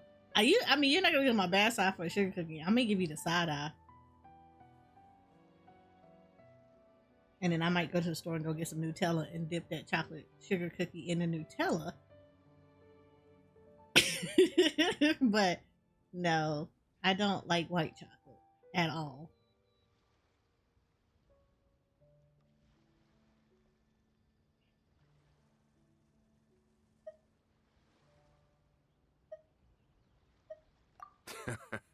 Was it I that don't know. obvious? I just thought you would be a great fit, that's all. No, I have a whole hate for it. I'm not a fan of white It's actually chocolate. been quite a while I like the only since we thing I last think spent I've time liked together. that has white chocolate Adventurers is like a never stay at tuxedo one place cheesecake. for long. The name of Spina But di that's- Rosula would just tie them down. It's actually really good. It's the Besides, one time after that you don't everything really we've been taste the through white together, chocolate. I'm sure our hearts would remain intertwined even if we found ourselves on opposite sides of the world. Even if Paimon was far beyond the horizon, she'd still It's remember the weird. delicious But I taste have of like a Nadia's strong macaron. dislike of white I chocolate the understand way now. Ori has a Then I strong am very dislike of lucky Rasta indeed to pasta. have been graced with the chance to meet the two of you. I will endeavor to make the most of this short yet fortuitous encounter and enjoy every moment we spend together. We've got no wine with us, but let's still toast with water. In Ori got celebration mad of at this me moment. when I told her I told him about Rasta pasta. He was so mad. I ain't never seen him inflamed before. The first time I saw him get mad. Cheers! Hey, what are you doing? Quick, join in on the toast. May your travels go smoothly. May Look the how Spina big them continue to cookies grow, are. And may Ain't our no way. friendship last until the end of time. All set? Let's move out then. I asked some old acquaintances in town to make Adele's uniform, so we should be able to pick it up right away.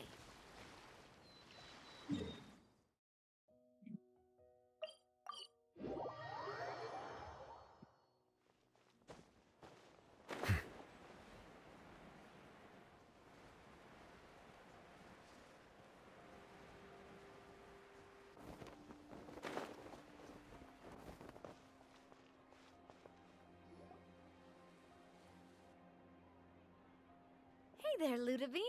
How's business lately? The demoiselle of Spina de Rosula. I must say, your generous patronage is the one thing keeping me from going bankrupt. Wow. Nonsense. We all know what a talented businesswoman you are. No, and don't forget, she's the boss now. My mistake, my mistake. I just got so used to calling her demoiselle. Are you here for the uniform? Yep. I forgot to drop by earlier when I was running errands around here. I didn't expect I demoiselle am so to come and curious pick it of up how in person. Natlin is gonna be. It's just a uniform after all. Like, there's a Any part other of me that folks could feel come like it's gonna be instead. such a stark Navia's difference always liked to take even small things seriously. from all the other areas we've been to. Hey, that's not the only reason I'm here. We mostly just needed a walk to clear our heads. There are few things more uplifting than taking the first step on a new journey. Boss has got a point. Going on a trip with friends is always better than staying cooped up at home. Very well. Please, wait here while I retrieve the uniform for you.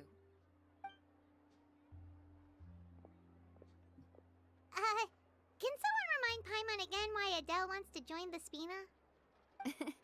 She hasn't given me any concrete reasons. All she says is that she really looks up to me. After we cleared her father's name, she became a lot more cheerful and outgoing. It's probably because she now knows for sure that her father was never a bad person. She said she used to be terrified of Papa, so as a result, she found all the rest of the Spina super scary as well. But the Spina is very different now. And we not She noticing this mustered up the person in the courage to talk background to me, menacingly and staring at felt us. like I could really understand her. Hey, buy my stuff. Peddling their wares. Yeah, you could say Hey, that. hey, come By here. uncovering the truth I'll about tell the you case, about your boat I was able to suspended give her warranty. closure at the same time. She said that she wanted to become someone like me. Someone who could lend a hand to others, instead of standing still and waiting for others to help her. From the sound of it, she'll be a wonderful addition to the Spina. I think so too. Coulter, But for I'm now, still let's suspicious focus on of giving you. her a great atmosphere to grow and thrive. Look at it. Look at him. She can commit to us once she's older, and can really make that Ain't decision nobody for noticed that? herself. Okay, I noticed that. Why are we not Is saying nothing? something up, Traveler? Why are you calling me Traveler, Paimon? Huh? Tailing? I mean, they Oh, can't pronounce Paimon's her coming. name. That's the one I'll go thing I check it out, kind of too. hate. Coulter, is that they please don't hold on try to to this for pronounce me. your name. All right. Do you know how long? Do you know how much they'll probably have to pay them, or Paimon saw them too. how long they'll They be headed in the up. studio trying to get every? Oh, look, and then he's annotation? got two other friends with him.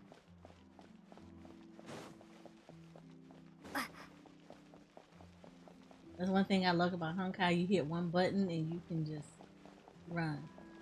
Get his butt.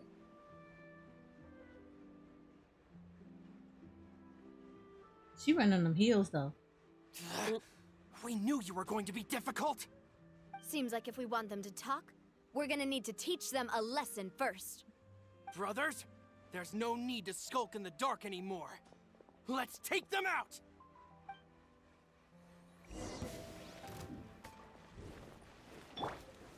Gather! As one with wind and cloud! This one's got your name on it!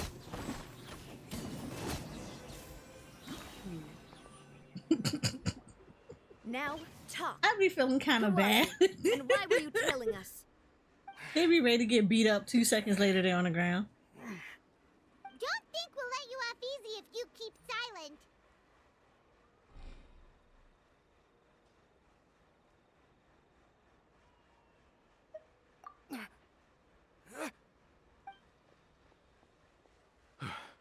How did it go, boss? Are any of you hurt? If you thought they stood any chance against us, you were sorely mistaken. Anyway, stop playing tough and start talking. There won't be any room for negotiation once the Maison Gardiennage gets involved. We're looking to get vengeance on Spina di Rosula. We were discovered, and can't beat you in a fight. We admit it. We lost. Get revenge? Wait, you're not Romeu's followers, are you? You actually know that name? But if you do, then surely you should understand why we hate you so much.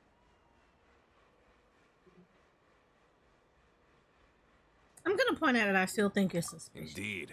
You haven't got the faintest hope of winning right now. We were out drinking when we saw Navia. We got so angry we decided to follow you guys and look for an opportunity to really mess up your day. Too bad you guys messed up ours first. Huh?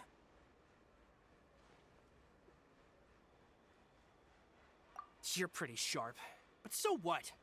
We didn't do anything. And now it should be pretty obvious that we can't do anything to you anyway. Seeing you like that just really ticked us off. And we let the drink go to our heads. Listen, Callus is long dead. No matter what happened in the past, I want to be able to start things anew. I am the current president of Spina di Rosula. If your boss wants to talk with me, I'd be happy to meet with him. I won't press charges for your attack. That should also help demonstrate my sincerity. I understand. Thank you. I want I'll her let our so boss bad. know. She's just. But if you so much as think about She's such a pulling gorgeous something like this character. again, I won't be so lenient next time. Understood? I All just right. think this whole thing is Get it. suspicious. That's all I have to Come on, say. let's go. It's, Are you this sure is it's okay super to just let them suspicious. go like that, Navia? I don't want to inherit my father's grudges, too. Moreover, when it comes to the Aquabus, I don't think what my father did was entirely correct either. If the other side is willing to talk, I'm happy to open the door for a reconciliation. Opportunities for new beginnings are all around us. I support Boss's decision as well. The concept of an eye for an eye is a primitive practice that has no place in today's Spina di Rosula. Yes. Plus, we already know that they're strapped for cash. If their financial situation is that dire, they don't have what it takes to challenge us. So this may be the best time to talk.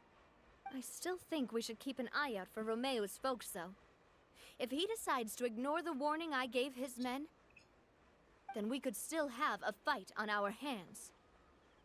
I don't know. Yeah, those I'm not guys buying it. definitely didn't look like big fans of yours. I'd rather things not go that far, since, though we haven't talked to each other for years, once upon a time we were all a part of the Spina di Rosula family. Yep, that's how I feel as well. Anyway, now that we've sent them packing, we don't have to worry about those guys anymore. It's getting late already, so why don't we stay the night in the Fleuve Cendre? We can head back to Poisson tomorrow. I'll also ask someone to write Florent a letter and inform him of everything that happened here today, so he can increase security around Poisson and be on guard against any suspicious individuals. Do we have to stay in the Fleuve Cendre again? Even the pillows there smell like seaweed. Sorry, that's just what happens when you live near water and don't get much sunlight. Come on, you don't actually have a Poisson's pretty house. much Why the same, are you though, tripping? so I've long since gotten used to it. We can still go out in the evening for some grilled fish and drinks, though. Bet you there'll be people singing sea shanties, too. How does that sound? Huh. That does sound pretty cool. Okay, Paimon's on Right. board now. You Let's mentioned go. food and all of a sudden she's okay with it. Okay, so I still okay. I still think there is something very suspicious about the fact that he comes out of prison, right? Talks about this dude that nobody had brought up. Again, nobody had brought this up in the entire time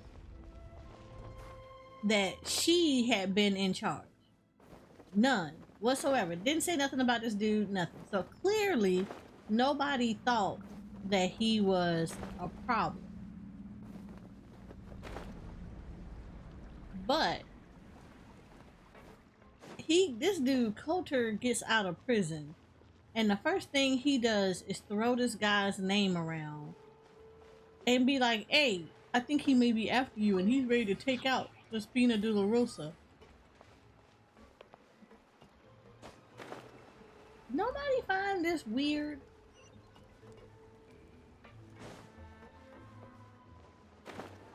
Like, something ain't right.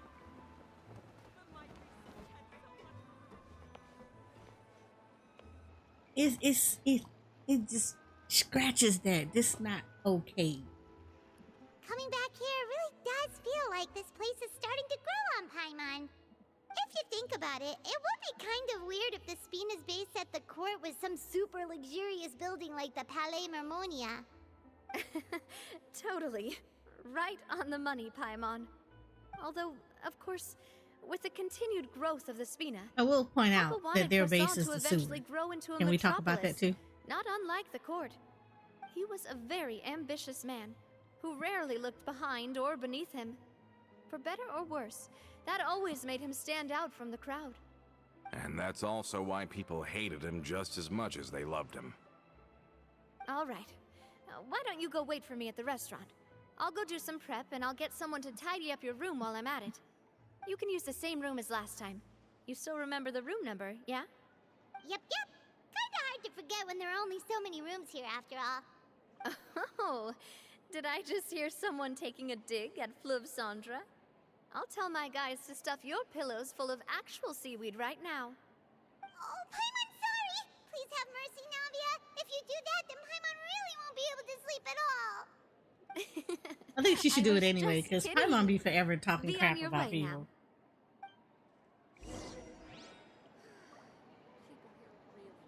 And I'm still gonna point out, their base is a sewer. More fun than I thought. Keep this in mind. This is sewer. This is literally sewer. Their base is downstairs in the sewer. Like, I know it smells down here. It has to. I guess I'm finally on the right path. Where am I supposed to sleep?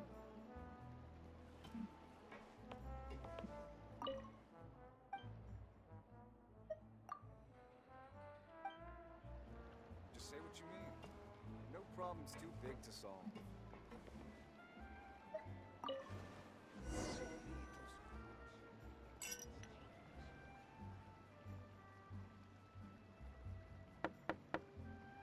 Hello? Are you asleep yet? Oh, no, not at all. I just figured that since we don't get to enjoy nights like these very often, we should try to enjoy it to the fullest. Wanna go fishing? I've got some rods and lures ready. Oh, so that's the prep you were talking about. Sure, we'll come. Hopefully I didn't wake you or anything. Don't worry, you don't have to do any actual fishing if you're too tired. Just think of it as keeping me company. How does that sound? Okay, let's go. To the fishing spot. As much as I love her design, I'm still tripping that their base is a sewer and she is dressed up to the nines. Always be swagging. Hey, In the just to sewer. impress. I'm just saying, in the sewer though. That's the pinky up sewer, apparently. That's something. I don't know. No, I guess.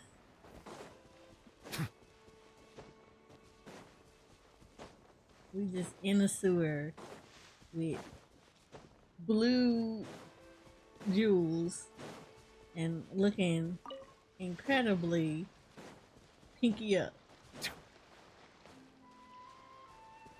Maybe they just have some really good air freshener. Lumabelle. Need these.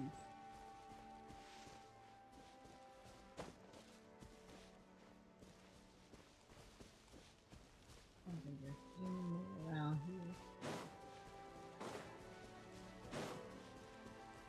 At least I don't think so. I saw this thing that said that the Lumabelles were north of the Court of Fontaine, and I'm just like, I have not seen Lumabelles north of the Court of Fontaine. I've seen them south. Oh, there's some right there. Oh, I guess, yeah. It's not a lot, though.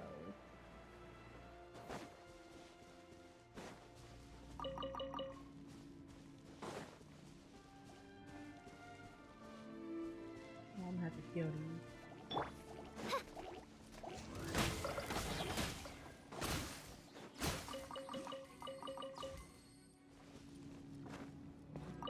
Let me get this quick one.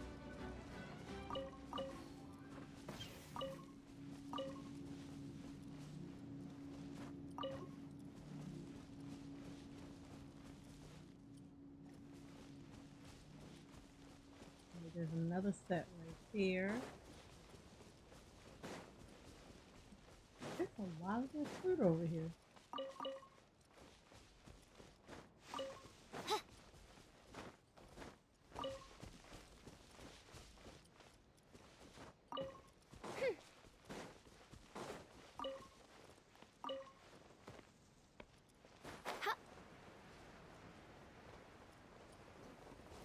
Yeah, so you get more in the south of Fontaine than you get in the north of Fontaine.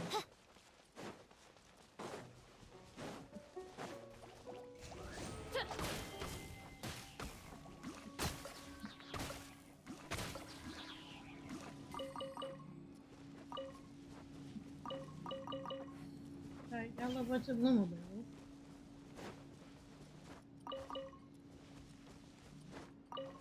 And the fruit.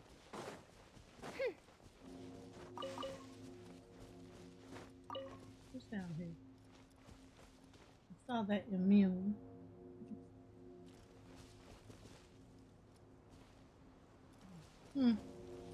Oh well. Let me get this fruit.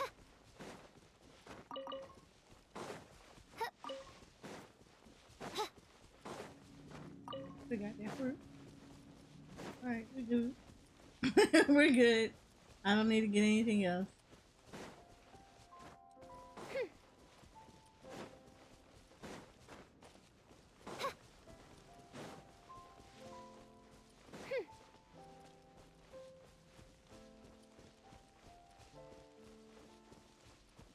It's in this moment that you kind of wish that you had the ability to maybe ride a mount. Maybe.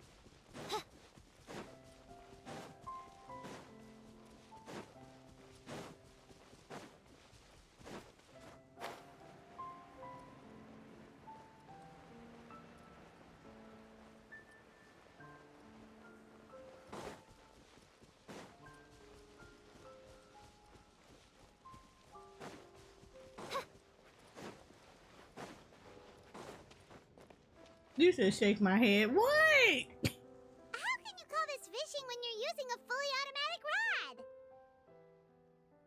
Mm-hmm. What's the problem?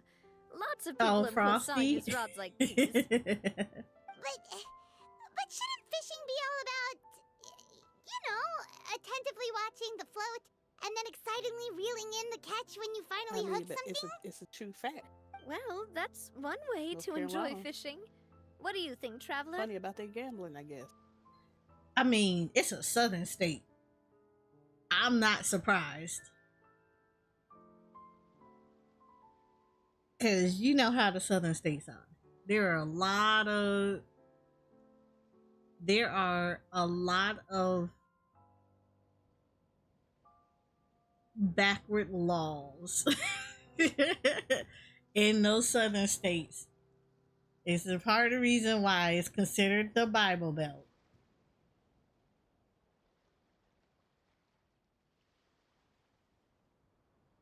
Yeah, so you already know. It's like the Bible Belt.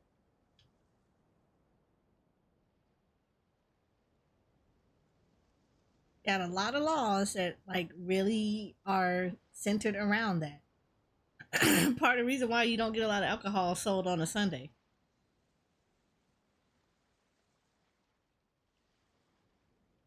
Like you have to buy it after. Is it what is it? Is it be no? You have to buy it after a certain time because it's the whole concept of you're supposed to be at church in the Bible Belt. You should be at church in the mornings. Yeah, but and there are some places or some cities in the South that just won't sell alcohol on Sundays, period. Yeah, there are still some places that they won't sell it on Sundays at all. So you have to get it Saturday. If you want some alcohol on a Sunday, you have to get it on a Saturday. I was surprised when they relaxed that law. Yeah, I'm kind of surprised about that too. But Yeah, I'm I not. think here, because I used to work overnight Mm-hmm. in a place that sold alcohol that was open 24 hours. I think it was like the cutoff was like 2 a.m. Yeah. or something like that. They used to have people rushing in, like, wait, I got 3 minutes. Yeah, I think it used to be like I knew it used to be that a lot of places didn't sell it on Sunday. The only places that you could get alcohol on a Sunday were like the military bases. But you had to get it from the commissary. So yeah. Or like you had to go to a restaurant that sold it. But like for the most part, yeah. You couldn't just like outright go to the grocery store and sell it and get it. Like even though it's they're not gonna sell it to you because it's like, yeah, it's a Sunday. But yeah. I mean, I can kind of understand. Like again, it's a lot of those. It's just a law that was based on a lot of stuff that they did back then, where it was because it was a heavy Bible Belt back then. A lot of the laws were catered towards that kind of stuff. So like limiting how often you could gamble and making you have to wait between gambling, you know, alcohol usage and purchasing and stuff like that, it makes sense for that type of arena just because, yeah, you got a section of the country that's heavily influenced by religion. You tend to have people or officials in places, especially religious people, getting into higher positions, and then they're encouraging those kind of laws. You know, it's that whole, you know, oh, we should all follow one thing. So it makes sense. Back then, it was very very heavy on that. Oh, thank you. I know I'm gonna jack your name up. Amber Linux. Oh my lord, I know this. Can I just call you Amber? That would be really cool. But thank you. I appreciate it.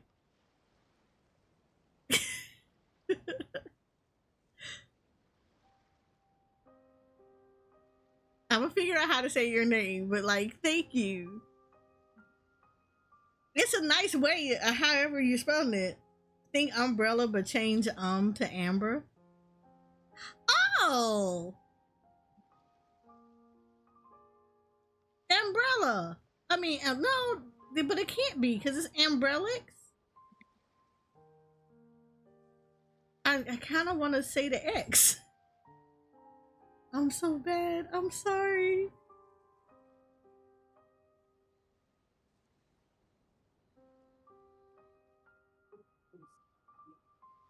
Amber, this is now become my life mission. I'm gonna figure out how to say your name.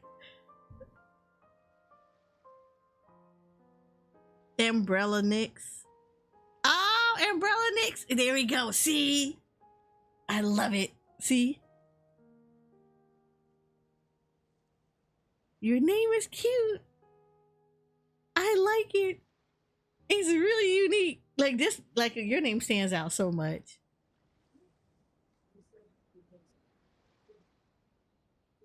But hi, welcome in.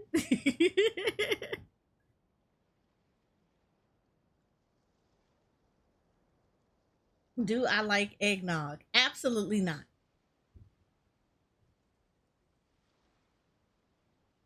I'm enjoying Fontaine. I really like it. I like how different it is. I like that we can swim underwater. The I like the music that we can swim underwater. It's so nice. Like it's so calming. So that's actually really nice. In fact, it make it so bad. I actually waited 2 days to do the story because I spent most time swimming underwater. I love Nouvellette, but I like the area and I like the aesthetic of it.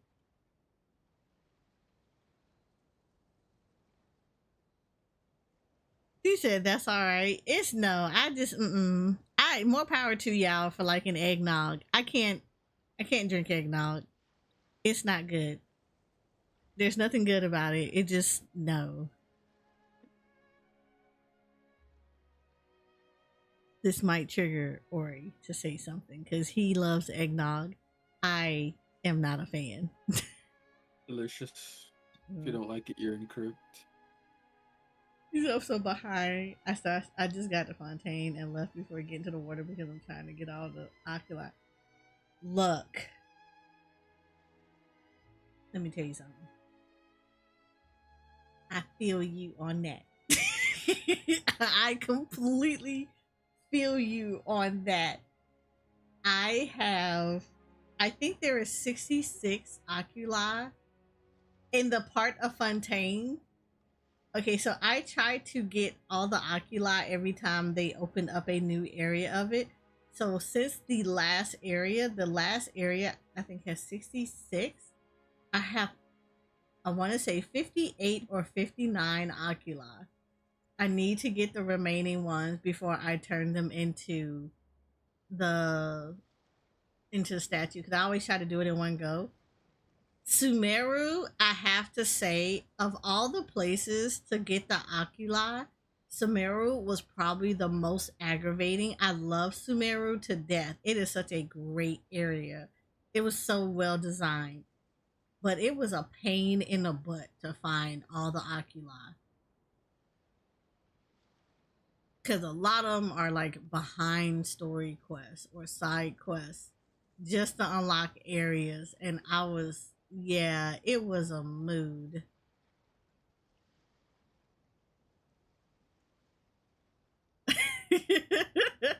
You're fine.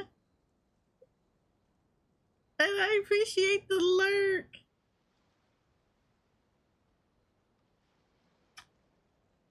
It's egg and nutmeg, depending on how you make it. I'm a fan of nutmeg. I like nutmeg.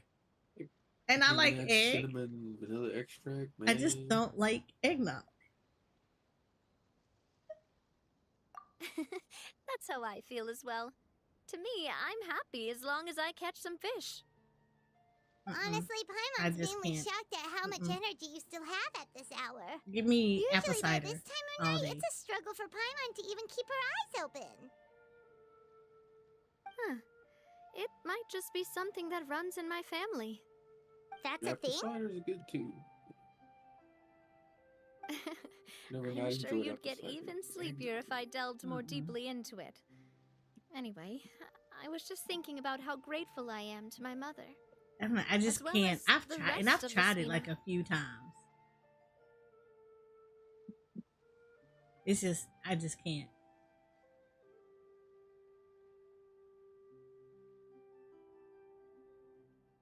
Really? I love apple cider. So I tell my friend Shoko that Publix, it's a grocery store chain, in case nobody knows. Publix, you have to start looking at their teas because every now and then they will put one out and they will have a sweet tea that's made with apple cider. And it is so good. I am a huge fan of apple cider. Like, I like it when it's hot, but I love it when it's cold. I sent you something. You sent me something weird. I said in Discord. Oh, I didn't hear the Discord part. Well, you won't because you have OBS. No, I didn't hear you say Discord. Oh. Ooh, I like this. I do like this. Hold on. She done sent me something. And now I gotta respond to it. And I like it. Boop. Doop, doop, doop.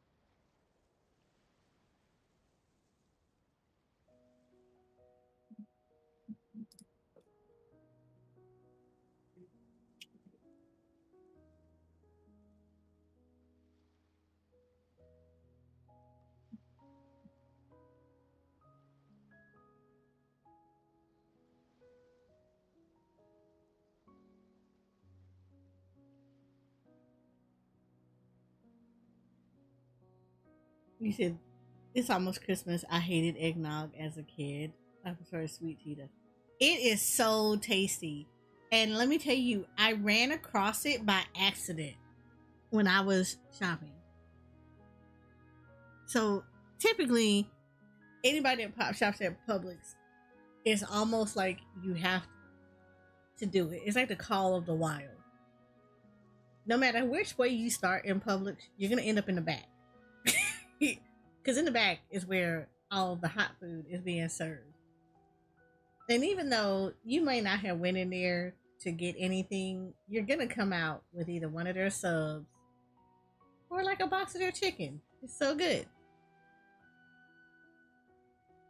And back there, where all the hot food is that tastes so good, there's like this one area that has nothing but all the sweet teas that they make. And they do it by like the gallons, the half gallons, what is it, the quarts, and then they have like the smaller bottles, like, you know, personal size bottles. And I just happened at this one time that I was back there. I actually went there specifically to go get chicken. And I went over to the teas because they had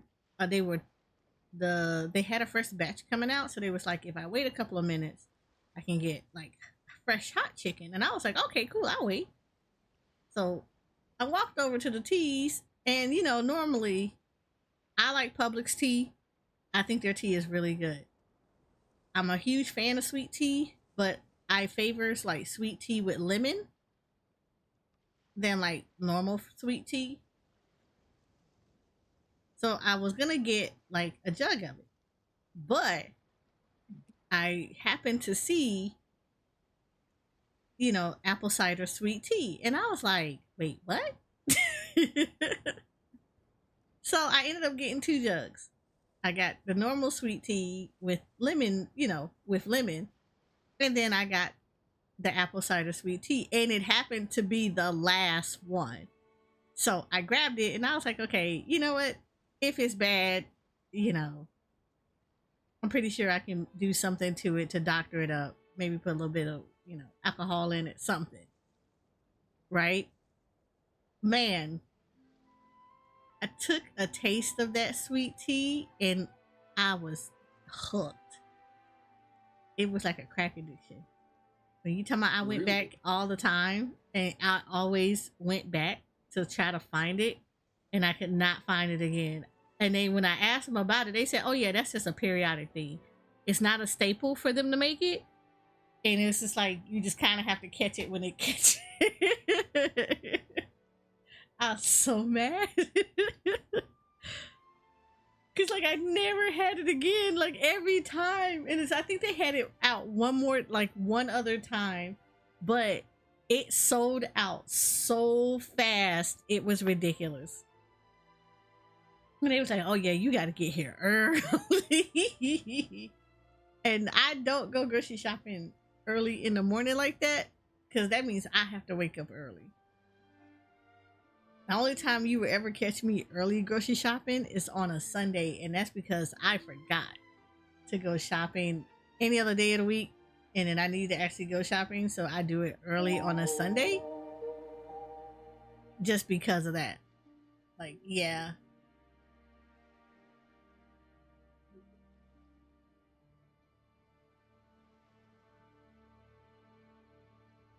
Yeah, it's super rare. So if you can catch it, you can catch it. But it is rare. It is rare to see it in there.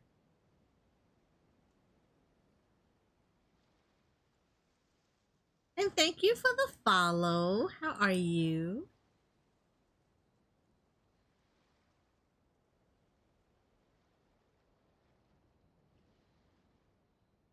So yeah, it's really, really rare to find it. If you can find it, I highly recommend it. It was really good.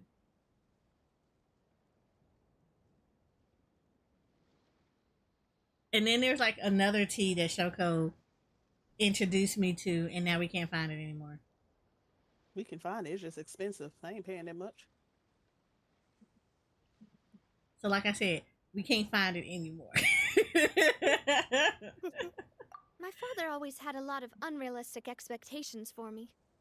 But the more that he tried to get me to become like him, apple the green less I tea wanted or to something listen like to that? what he had to say. Yeah, it's like apple My green mother tea. never had And those it's kinds so of good. expectations, though.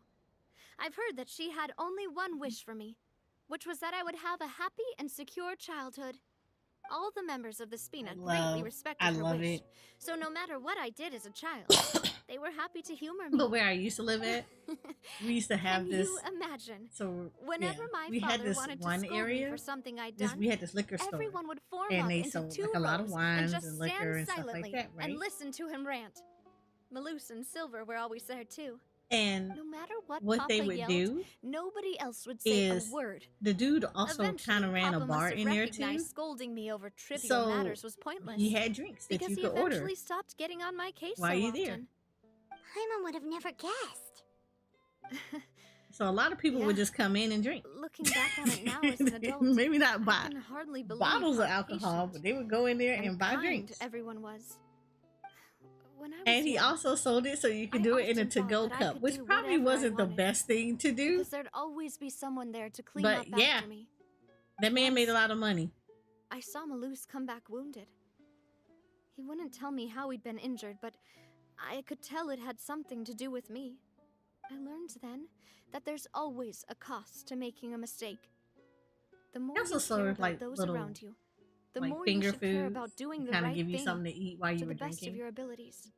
But Because yeah, that man made money. if you do falter, I'll say that actually was kind of there'll smart. inevitably come a time when you'll have to face the You're consequences. selling like alcohol and stuff, but then And when you that also time have that comes, one area that you those can just most go sit precious down to there you and just drink some. really will throw themselves in front of you and pay the price for your mistakes.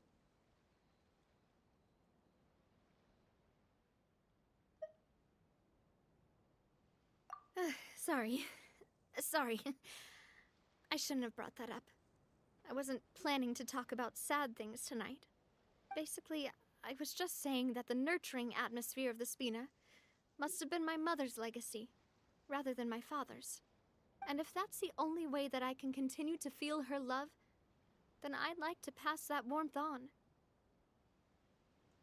Is that why you let those guys go today? Mm-hmm. Although, maybe there's a part of not wanting to repeat the mistakes of the past. I want to be reasonable, at least. Hey, look! I think you've got something on the line! But why isn't the rod automatically reeling it in? Oh, there must be something wrong with how I installed the mechanism. It was my first time putting one of those rods together. I really love Navia's let it get design. away. It's so nice. Come on, you two. Let's catch it. You want Paimon to help too?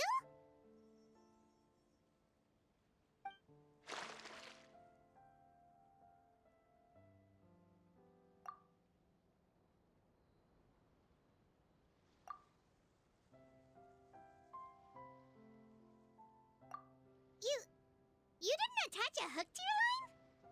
Wow. Just wow. They went fishing and she didn't even put a hook on her line. Stop wasting time! The boss ain't gonna wait all day! We'll go ahead with the operation tomorrow. Do with that information as you wish. See, I told you, Culture Well, was your rod was suspicious. missing a part, too, so I guess that makes it fair. Well, if we're just talking about the number of missing parts, sure. Oh, never mind. Paimon really can't keep her eyes open anymore. All right, go to bed. I had a great time today. See you tomorrow.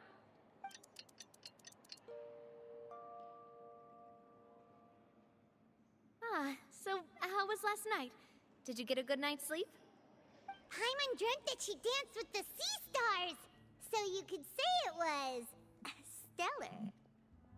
Get it? Boo. That was so bad. I'm glad I everybody didn't giving know her you that had such flat a great look. sense of humor. See? This guy gets it! Anyway, let's head out. I'll arrange for a boat to take us back to Poisson. I'm sure Adele will be happy to see you two again. Paimon hopes she'll really appreciate your gift. I hope so too.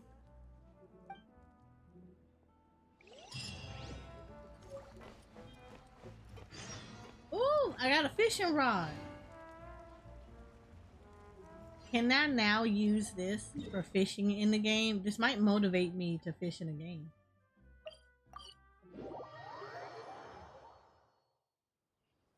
Actually, why'd I do that? I can go right here.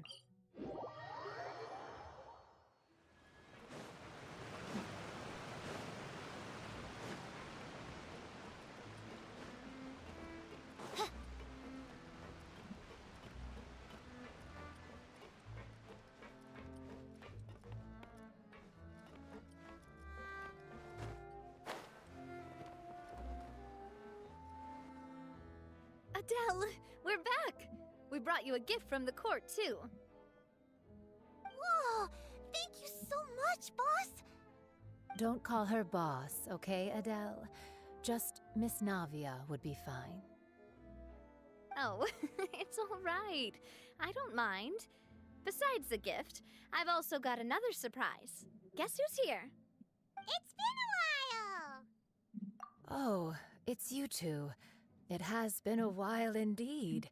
Thank you so much for your help on Jacques' case. I've heard that you also helped save all of Fontaine. You're truly just like the great heroes of legend. You're really amazing! And if Miss Navia's your friend, then she must be super amazing too! What's in this thing? Can I look? Of course. Go ahead. Oh, it's a Spina di Rosula uniform! Is it for me? But isn't it a bit big? Well, it's a gift for future you. When you first told me that you were interested in joining the Spina, I was overjoyed. But it's the Spina's responsibility to protect everyone as well. Being a member means becoming involved in all kinds of dangerous situations. And since you're still young, I don't want your mom to have to worry about your safety. So I turned you down then by telling you that you'll have to wait until you're older. But this uniform is a promise that you can join us once you're old enough to wear it. Oh, so that's it! Well, thank you so much, Miss Navia. I'll work hard and grow up as fast as I can.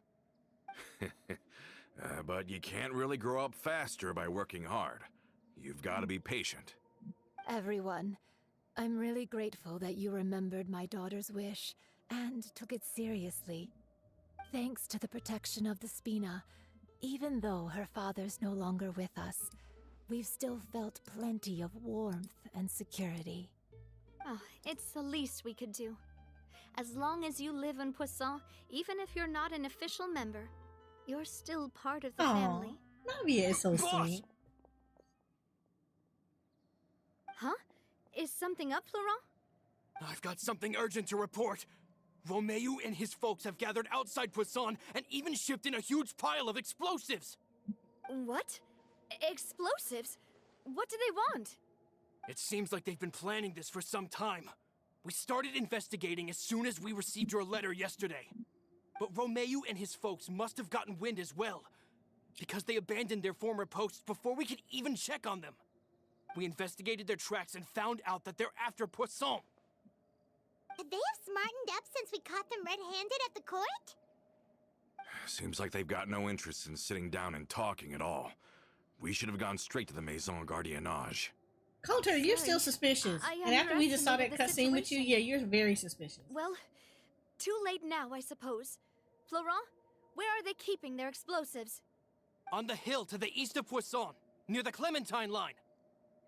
They want to blow up the Clementine line? Certainly sounds like it.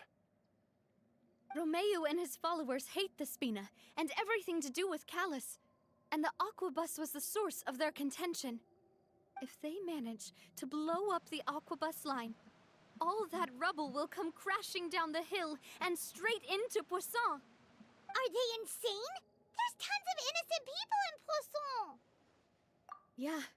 If they've been planning this for ages, How they're did definitely Paimon not all going of a to let sudden this start opportunity gaining slip by. an accent? We have to issue an evacuation order to the townspeople and get them as far away from the entrance as possible. That should save them from the worst of it.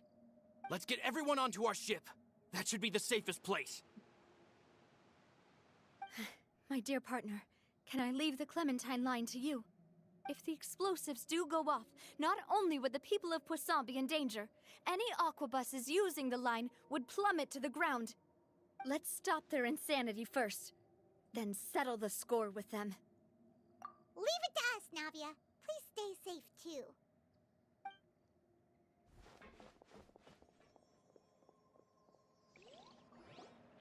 Let's go, you two. We've got to act fast. Miss Coralie, please take Adele to the ship.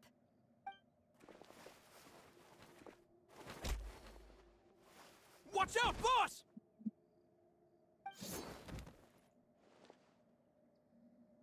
In front of the children. How dare he? What do you think you're doing, Coulter? I thought all the annoying little hindrances had left, but I still couldn't get rid of you. You mean this was all a trick? So that you'd be left alone with me? Coulter, are you with Romeo too? Oh. I get it now. You knew about their plans all along. You only told us they were doing badly so that we'd drop our guard. Not quite. Though I share their positions on some issues, I've never cared for his more radical ideas. And that's because, out of the entire Spina di Rosula, I only hate you. Only you, Navia. You better stick close to me. Romeo promised me that he would leave Poisson alone if I could just take you out. But it was like you were glued at the hip to that pesky traveler. You never gave me a chance to make my move. Romeo has lost his patience. I didn't have to be here today, you know. But I swore that I'd kill you, even if it meant being buried with you in the rubble. Why? I'm not trying to figure out why you asking him why. Just hit him upside the head now. You never saw the heyday of Spina di Rosula, nor did The you ever man live through the started it. golden age of Poisson. But I saw it all with my own eyes, and then I had to watch it all die, little by little. And it was all because of you, Navia. Clementine died because of you. Callus died because of you. Malus and Silver died because of you. And so many more dead. Everyone dead, all because of you. Who let him the out the shocking clue you prison? showed us before. That was in Act 2? Now you're catching on. I heard Malus was dead the moment I got out. Did you know? Down there in that blasted fortress, I spent a long time thinking about what happened and resolving to apologize to Malus as soon as I got out. Back then, because of that aquabus, we had a huge fallout. I was convinced that all he cared about was loyalty, and that he had completely lost his capacity for critical thinking. The years passed by in a blur after that. I thought I had finally begun to understand him, and that he could help me relive the good old days again. But then he died, and it was because of you again, Navia. It's always because of you. I had to have a conversation with Rise. Poisson He made a mistake. more than anyone else. Why you let that man out? But what is left now of either besides death and ruin? You've single-handedly destroyed everything that was beautiful. Everything I've ever loved. Don't listen to him, boss. He's just spouting nonsense. Have you ever considered that maybe the people around you don't actually care about you at all? Have you ever considered that maybe you only get respect because you're Callus and Clementine's child? That you've never done anything worthy? That you're just a big nothing? Yeah, you better take out that umbrella and smack him upside the head. Maybe people don't stay in Poisson because of you, but only because they have such beautiful memories of the past before you came. Because if you do falter, there'll inevitably come a time when you'll have to face the consequences. And when that time comes, those most precious to you really will throw themselves in front of you and pay the price for your mistakes. Yeah, looking back on it now as an adult, I can hardly believe how patient and kind everyone was. But is that really why they support me? Is her kindness real? Shut your mouth! I, for one, really like Miss Navia. And my mom loves her too. Girl, I don't know look, how to as much as explain I it, love but I courage like and her, kids, and this that's man that. had two knives and was Sure, about to Mr. stab the Maloof crap would be out of her. extremely This is not the disappointed in time you for you right to pop now. off at the mouth. You've somehow managed to pin the blame for every mistake and tragedy in our history on the boss herself. Get out of the way, Florent. I don't want to hurt you. You're gonna have to. Boss, there's no time for this. Stop hesitating and get out of here before you get buried. Maybe you think you're being the realist by painting the history of the Spina and Poisson like this. But the love that I felt from everyone was just as real. I felt it. They've helped me get to where I am. And even now, I will continue to believe in that love. So let me show you just how much I love the Spina di Rosula. Yeah.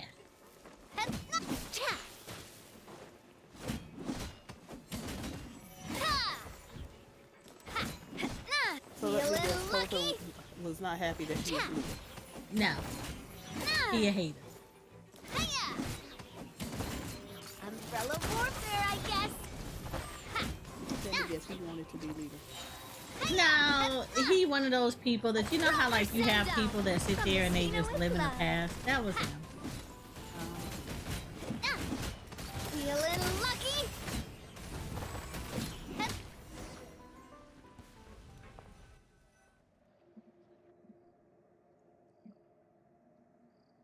He was too stupid Laurent, to kind of I'll realize leave the that a lot town of to you. things had changed. Summon the other He wanted members and stuff help the with way the it used to evacuation be. of the They townspeople. didn't realize it, If you find yeah. any of Coulter's accomplices, subdue them quickly, and don't give them the chance to harm any ordinary civilians. I can't allow my partner to face the danger on the Clementine line alone. Got it, boss. I'm on it. Are you okay, Navia? I don't know, but I have to go.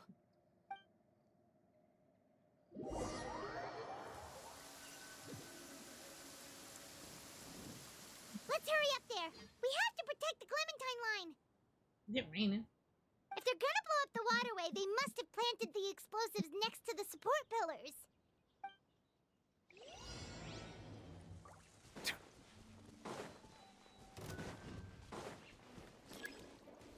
Wind strike.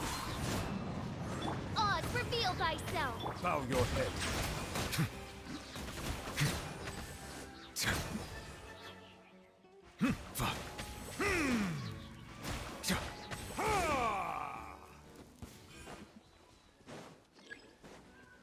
Clouds high. The birds call. The tides beckon. Settle down. We certainly brought a lot of muscle. They're really slowing us down. But if we're meeting resistance, we must be heading in the right direction.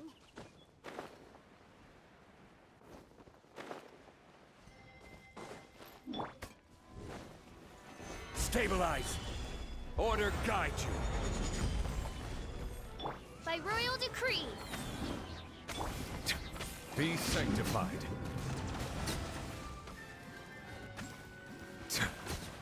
Where's it, dude? Silence.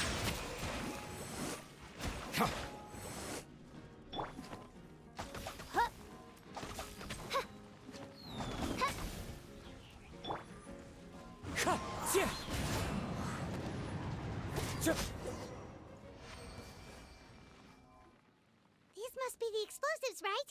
And this is the control mechanism. How can we disable it? Oh, Paimon's too scared to touch any of this stuff.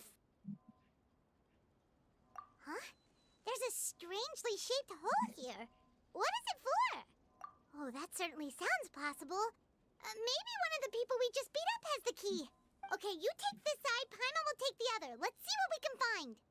Of course you want to search them after I beat them up. Well, I got your money though.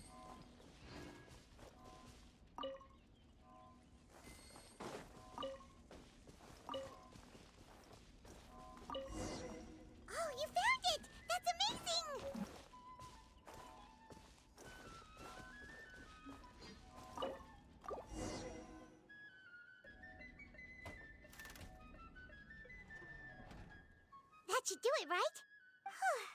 Navia and Florent should be able to relax now. Oh, you're right. They could have set explosives elsewhere, too. Let's go.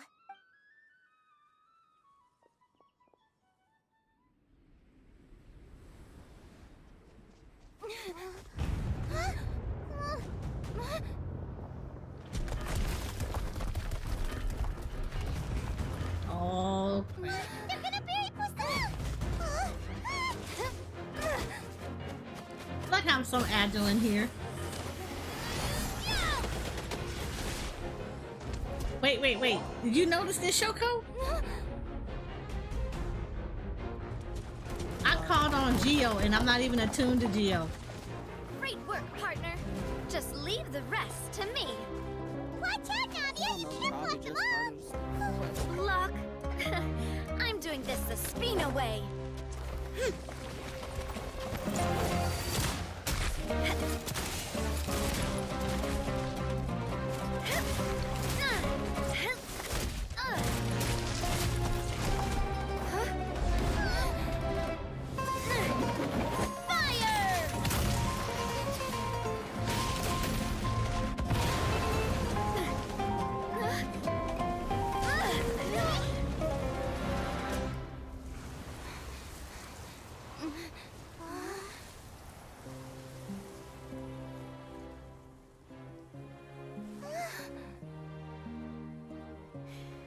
Then again, this is just a pre-rendered cutscene, so it's probably just having matching her.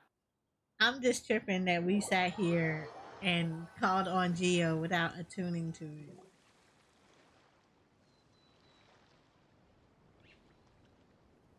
I heard from Thierry that even they're your enemies now. They were once a part of Spina di Rosula. Do you plan to settle this privately with them? I have nothing more to say to them. Regardless of whether their hatred and anger towards me or the Spina was justified, anyone who's willing to endanger innocent civilians is no longer sane enough to even be worth trying to talk to. Please prosecute them in accordance to the law. Spina di Rosula will not raise any objections. Sounds good. We're very appreciative of your help. Without it, the consequences would have been far worse. She said, go ahead and all right, prosecute them. this operation Y'all is a can wrap. go see Rise. Take him away. I know, right? Navia! We saved everyone! And you were so cool! Yeah. Luckily, we were just in time. It's probably because I expended too much elemental energy at once. I'll be fine. Don't worry about me.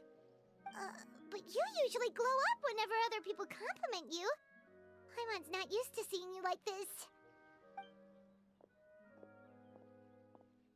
Boss, we managed to catch all the infiltrators in the town. The Maison Gardiennage is taking them away as well. Seems like Romeu really went all in on this mission. If he sent literally everyone he had, though, that also means we've caught them all too. We won't have to worry about them from now on. Got it. That's good at least.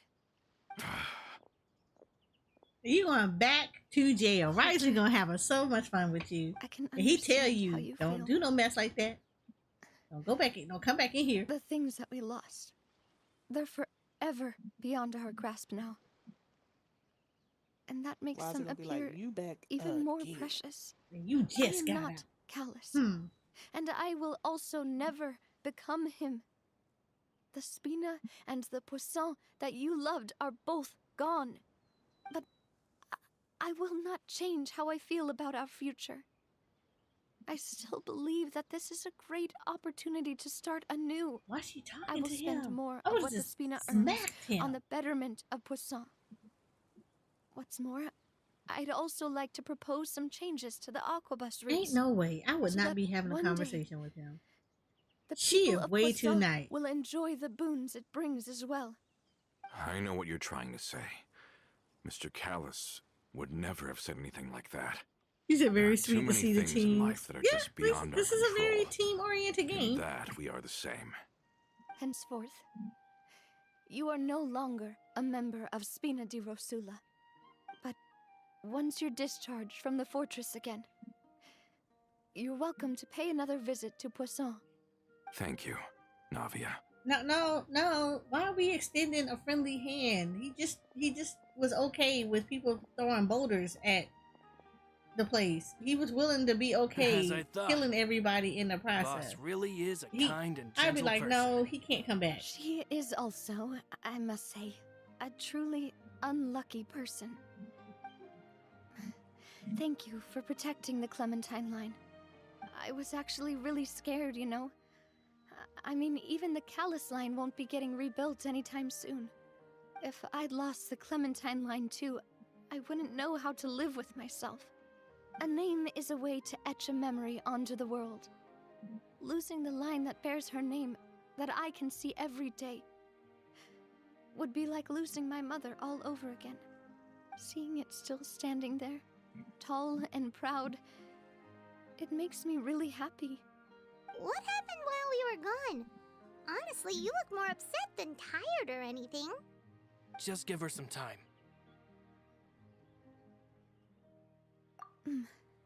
Thank you so much. Can you give me a hand? I really don't have much strength left. Traveler, I want to ask you something. And please, tell me the truth. Do you really see me as your partner? Of course. Oh, the only time I That's say good, something. Hearing that, This whole thing. it brings me more relief than I can say.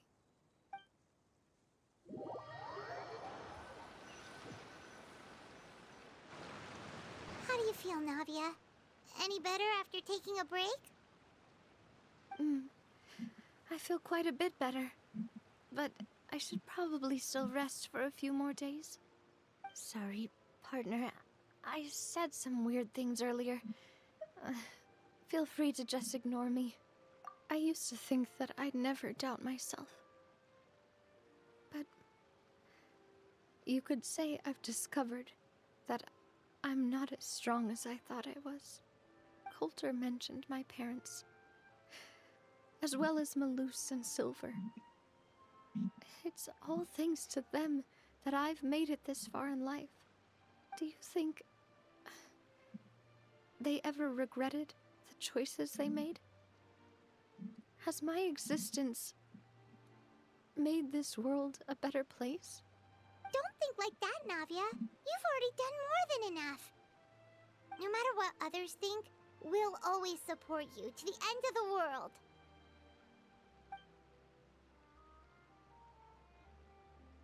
Well, since it's ended up like this, I suppose it's time for me to make a confession as well.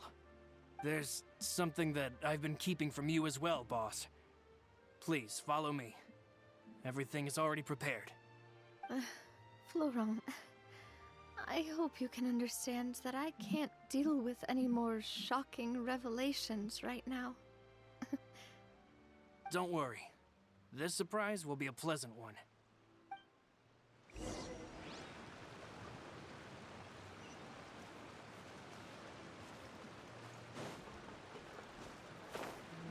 What have we done?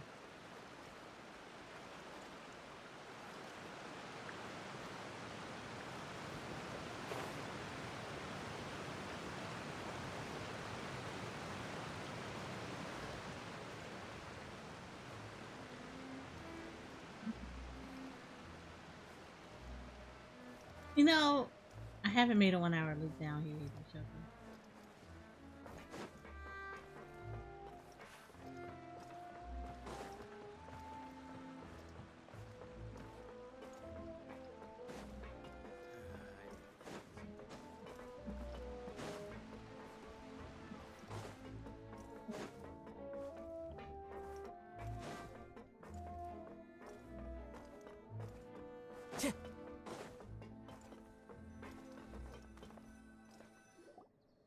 Why is everyone gathered here? And what's this? This was supposed to be a gift to you from everyone in the town. We were originally planning to show it to you once it was finished, but special times call for special measures. I've never seen you look so defeated before, so I've decided to show you the designs before the final product was done. Do I really look that bad? Yes. Well, if you're ready, I'll unveil the present. Hmm.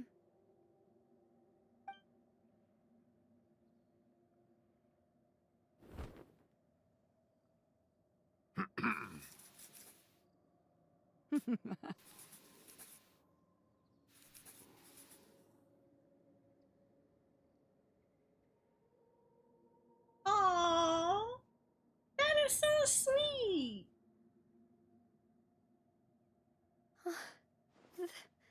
This is Papa, Mother, and me. We designed the look for Miss Clementine based on old camera records, as well as personal recollections from members of the Spina. Wow. This is the statue you mentioned before? It is indeed. To be honest, we decided on the design a long time ago, and gave the sculptor permission to begin working. We only asked Boss to decide on a design so she wouldn't realize we had already started. How could we only have Thank you statues for of the Mr. follow, Callis and Leona Mrs. the Clementine? Lioness. Even though Boss is still young, we've all seen the work she's put in regarding the whole synth business and the rebuilding of I Poisson. appreciate that. We wanted to commemorate her contributions with a statue as well. I don't know what Spina di Rosula was like in the past, but I know it's a great organization now. With Navia around, we're not worried about this place's future. We're gathered here today to tell our boss that we support you and believe in you wholeheartedly. I believe everyone is here for you, not the glory days. That's what we believe as well. Thank you so much, everyone. Then I'll be brave and just accept everyone's support for what it is. This really is quite the surprise. I never thought that I'd have the chance to stand next to my mother. Not even in my wildest dreams.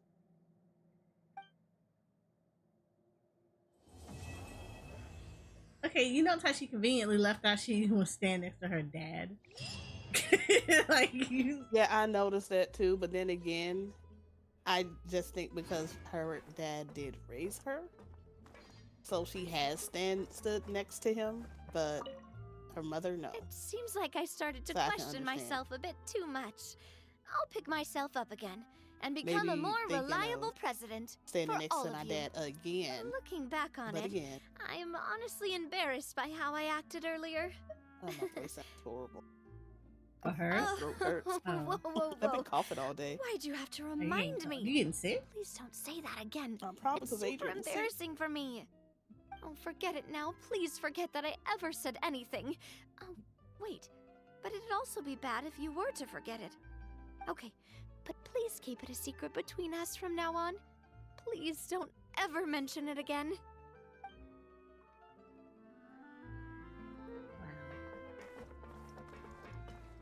I mean, I guess this story was okay. It wasn't the greatest. Follow the wind. Yeah, it wasn't the greatest story, but it was okay. I give it that. It was okay. Feel like it could have been more. I also feel like it was a little bit of her fault. Just because this man just got out of prison.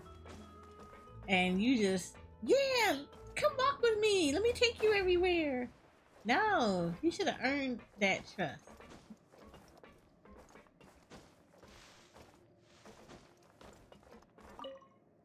It seems like I started looking back on it. I'm honest, I've thought about it before. Though my mother only wanted me to live a happy one life, was- that's actually Yeah, a it was tall okay. order as well. In practice, it's just as hard to achieve my father's expectations. Compared for to me. some of the other Even character though my stories, parents had very different personalities, this they one was always just a had a little bit lot of lackluster. respect for each other. The Aquabus project was a monumental project that stood to benefit all of Fontaine. It would have been a little close-minded to assess or evaluate it only from the perspective of the clan. I think that's probably why she didn't step in to mediate or oppose the building of the lines. Yeah.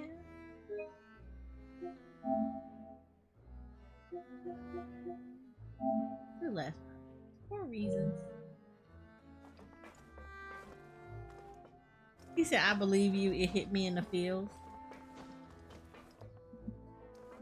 It didn't hit me in the feels, though. Okay, so the thing that I have with Navia is Navia has always kind of had that personality. Like, she's a really good designed character, but she has always had that time to go. I'm really high energetic and then I'm gonna get into my feels type of person, and you kind of got to do stuff to get her out of it, and then she goes back to being high energy.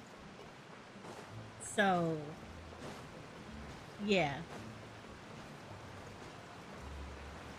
this one didn't catch me in the feels. This one was okay.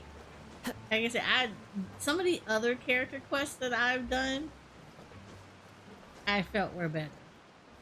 I had probably more connection with those than like this one.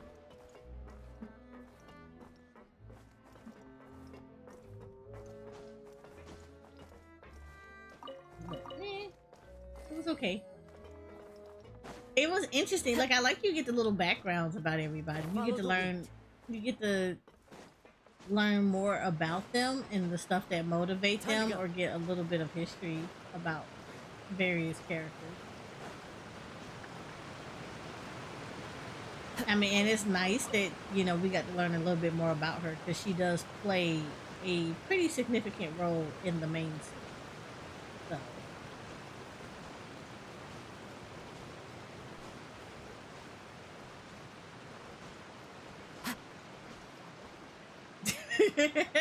I just thought it was gonna go a little different. I mean, not the Kota part. I figured we were gonna end up beating him up regardless. But everything else, I kind of thought we would have went a little different. Alright, so there's an event going on. It's called the Roses and Muskets. We'll be doing this one, the story for this next. We're not going to do any of the activities that's going to be surrounding that. I normally do those offline. But this will bring in a variety of characters across Genshin Impact. Additionally, the reason why I really want to get this quest done is because we get a 4-star weapon. So occasionally you will get events in the game that once you do them, you are rewarded with like outfits for characters, or you can get weapons and things like this. I highly encourage people to do it, just the events, just because like in this case, you will get the weapon and you will also get the material to give it to its highest ascension level, which is like ranks here. So you can get it to like rank 5, which is the highest ranking that it can get. So I very much encourage people to do these events, because it's a free 4-star. And 9 times out of 10, the weapons are pretty good for multiple characters to have. So I always highly recommend doing these a lot. Why did I teleport right here?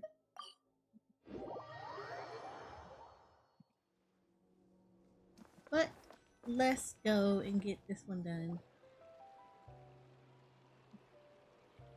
Seriously? But, Mr. Morris, I don't understand, sir. How can you only be telling me this now? I'm afraid that there's nothing really I can do. I'm really facing a crisis. My hands are tied. But what about my film? I remember you. I'm afraid you'll have to come up with something on your own. Take it from me. Sometimes you just have to let things go. Same goes for this film festival.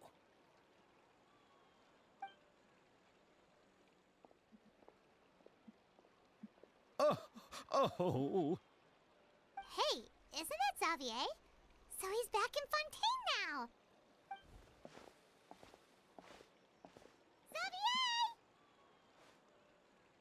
Oh, why, if it isn't the dear Traveler and Paimon. I really didn't expect to bump into you here at this time. Well, I was doing just fine until I received some terrible news just now. The investor I was working with for my upcoming film has fallen upon some hard times and is no longer able to provide the promised amount of funds. Can't you just find a different investor? Unfortunately, that's not how it works. We had signed an agreement specific to the Fontanalia Film Festival, stipulating that I cannot work with any other investors until the festival is finished. The Fontanalia Film Festival? What's that? Oh, is this your first time participating in Fontaine's Fontanalia Film Festival? Then allow me to fill you in. That is quite a tongue twister. The Fontanalia Festival was established to commemorate the Film legendary Festival. Loch Knights, who went on a quest to search for the Oceanids, and eventually welcomed the Hydro Arconageria. The holiday is deeply connected to the founding of Fontaine, as well as its unique laws and trials. It's one of the most important festivals for this nation. But what's with that weird expression on your face? It's like you're trying really hard to remember something. Ah, I was just trying to recall the exact description from the books, in order to avoid any unnecessary arguments over semantics. I usually try to recite things straight from the source. Well, either way, Paimon thinks she gets it now. It's just like the Windbloom Festival in Mondstadt, and the Lantern Rite in Lille. Yes, those are festivals of a similar variety. Who doesn't like a good festival? And just like those of other nations, Fontaine will hold a plethora of events around this time each year. To commemorate the Loch Knights, people will imitate them by putting on special costumes, raising golden cups, and going door to door asking for pure water. But a few years ago, Lady Farina started to find the whole idea a little for drab, pure water. and so decided to change the part about pure water to sweets. That really doesn't surprise Paimon at all. The whole thing seems more akin to a carnival now, and it's quite popular among the kids. Every year you can hear a bunch of them saying, "Trial or treat." Oh, that sounds pretty fun. But how does that connect back to the film festival you mentioned? Ah, yes, it appears I've strayed off topic. I just got too excited after seeing you. Let me get back to the point. The Fontanalia Film Festival is an event proposed by the Fontaine Film Association this year. Now that film technology has matured as a medium, it's the perfect time to introduce more people to the art form. During this time, people may submit films to be evaluated, and the entry with the highest score will be given the Farina Award by the association. The what award? The Farina Award. You know, after the Hydro Archon. They coined it while Lady Farina was still in power, but even though things have changed, no one has made any motion to update the name. Perhaps everyone still thinks of it as a pretty appropriate name. Even though she isn't the Hydro Archon any longer, Lady Farina is still Fontaine's superstar. Anyone with eyes can see the way she shines on the stage. Huh. Alright. Guess the name does work pretty well when you put it that way. Oh, but who would have guessed there'd be an issue with the funding? How will I ever explain this to Miss Chiori? Not to say all the other actors who traveled all the way here from Inazuma. Chiori? Sounds familiar. Where have we heard that name before? Yes, that's her. I asked her to oversee the event's art direction, including the design of the actors' costumes and appearances. Oh, Paimon remembers now! Navia said that her clothes were designed by Chiori, and Kirara's outfit too! How to describe her? Well, she tends to be pretty direct and can be very forceful when it comes to dealing with people. The fashion world in Fontaine has dubbed her the Thundering Seamstress. Her remarkable designs have led many Fontainians to become very interested in Inazuma. Anyway, Chiori is acquainted with all the actors I've invited from Inazuma's Inazuma. pretty good, Without but her help, I don't think I would have been able to get such an international cast for the film. She really is a kind soul. Who are the actors from Inazuma? Do we know them? Why don't the two of you accompany me to the Aquabus station to welcome them? Judging from the time, the Aquabus should be arriving shortly. Chiori will be waiting to meet me there as well.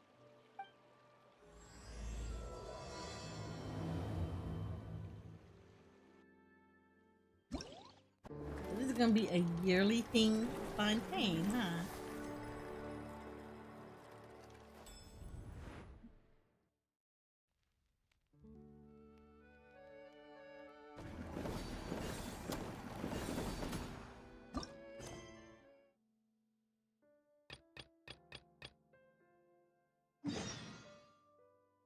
Oh Lord, where is this?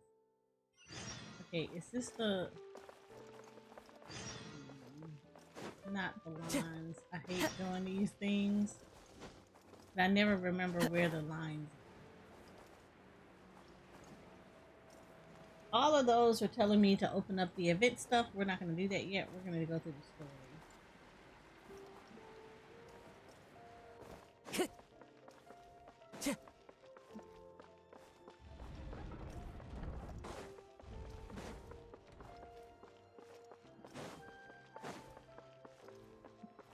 Okay. Is it the Navia line? Check the Aquabus map and schedule for details.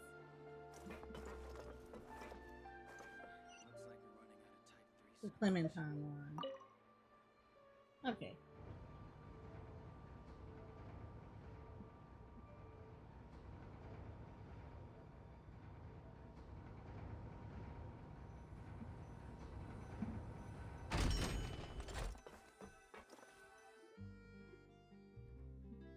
Ooh.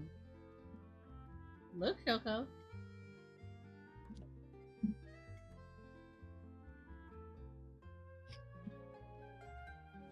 Oh, she has a vision. Miss Chiori? Your talk with the investor sure went fast. And she's Geo. The Aquabus hasn't even arrived yet. Oh? And who are they? Allow me to introduce you. This is the Traveler and Paimon. Pleased to meet you. Likewise! We've heard the owner of Chioriya Boutique is a skilled seamstress, so it's a real pleasure to finally meet you in person. Why, thank you. I strove to create an outfit that matched her high social station as the demoiselle. So tell me, what happened? I can tell the conversation didn't go quite as expected. Well, it's like this.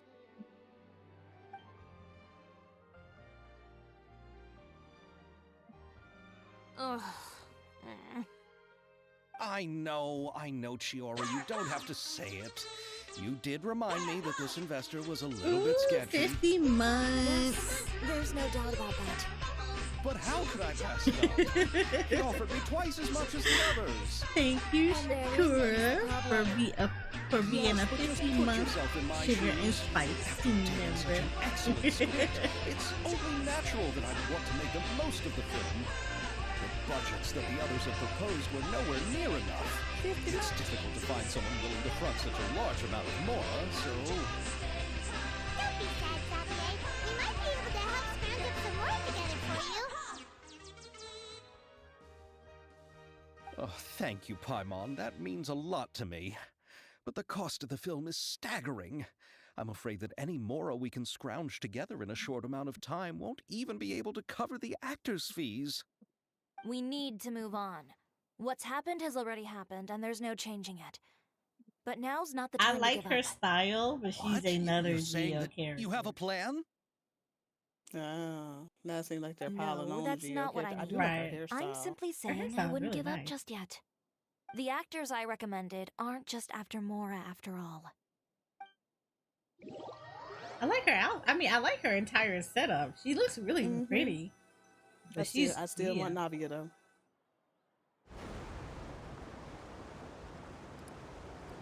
Yes, Geo. Really? Then where do you live? Yo, We Mia! Malazines live in Marcy Village. The only way to enter is from underwater. Oh, You must be pretty tired after work every day, right? Oh, I mean, you have to swim all Ayato. that way just to go home. And We're so Ayaka. thoughtful. But More some importantly, Elizabeths choose to live in the court of Fontaine Wow. because I it's was so just much to say, more I mean, he just convenient. ignored his sister standing right there. This is our stop. Oh, we've Mr. arrived. Kamisato But I haven't even Ayato. finished chatting with Abel yet. I also enjoyed Aval's introductions to Fontaine along the way. Everything you described was so clear and detailed that we can't help but want I to hear hate more. that they put her in that outfit, but I can understand why they put her in that Working outfit. here on the Sakura bus, so I Yeah, hope I'll have I'm the not a chance to fan see of you her again. outfit. Yeah, I There's was still not a many fan. more places I'd like to introduce to you.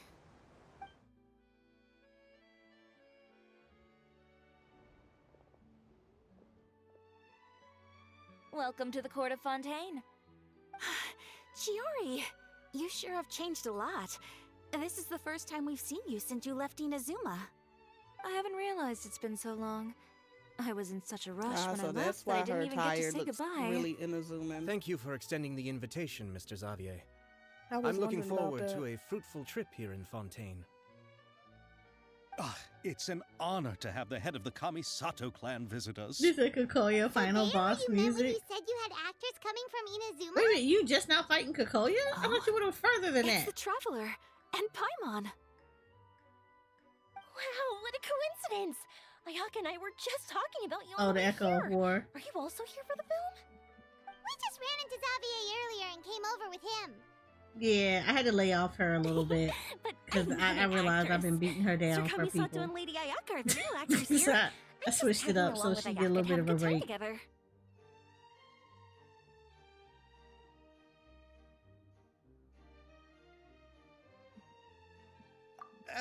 About that, I mean, how was I Mr. supposed to Ayato. contact you when I was making preparations for the film? Stop flirting. I figured you were probably Stop busy. flirting. I didn't want to disturb you. Ma'am, I am you heard how embarrassed. he just said, while Mr. I am- other I- actors to mm. play I heard the roles in the butterflies. film. It's okay. I don't know what you're talking Thinking about. about a surprise reunion He with you during is that trip a here. good But you character. still managed He to is a surprise me strong first. DPS. That's I not what you were admire referring to, a though. strong DPS. Oh, so you all know each other already. Yeah, I do. I just admire My, a what strong coincidence. DPS all the What are time. chances Like, everyone there's could be nothing brought wrong together with here that. like this? Mm-hmm. Why don't we go to Hotel de Boer and catch up over a that she meal? ain't talking about his I've DPS. already made a or- reservation. Probably a different kind of DPS, but No yeah. comment. Ma'am, on a Friday night? Are Yes, you of course, kidding? of course. Hey, I'll be if sure not to on tell the the boss Friday to serve a night, few more when? delicious dishes This just is to a make sure pure there'll be enough food. Highlands Very well. community. That's Then BS. please, kindly lead the way, Mr. Xavier. I'm a chuckle on this one. How dare you take my little pure Highland mind? You got two husbands, Ian and Emmerich, who were Wow, hiding in buildings my. in Fontaine are so Look. Your tall. rebuttal, madam. Just look at how big they are. We And are there's the in fountain that Aval a mentioned very earlier. loving It really is and a wholesome magnificent sight. Highland And look at loving that huge space relationship. here. 7 Where does it get kids. its power? Wait a sec. Pure Could it be and one of those wholesome, clockwork megalith loving Wholesome Highland 7 relationship. kids. Pure and wholesome. Oh, not that wholesome. It's very wholesome. Well, so the stork just brought all of them. Sure did. Hmm. Said a little prayer at the fountain. And poof. Open the doors. And there's a little crying baby sitting out with a little note from Highland herself. This little blessing will I wish I grace your could put the home. Maury gift in the chat and be like, now that's a lie. All the wholesomeness.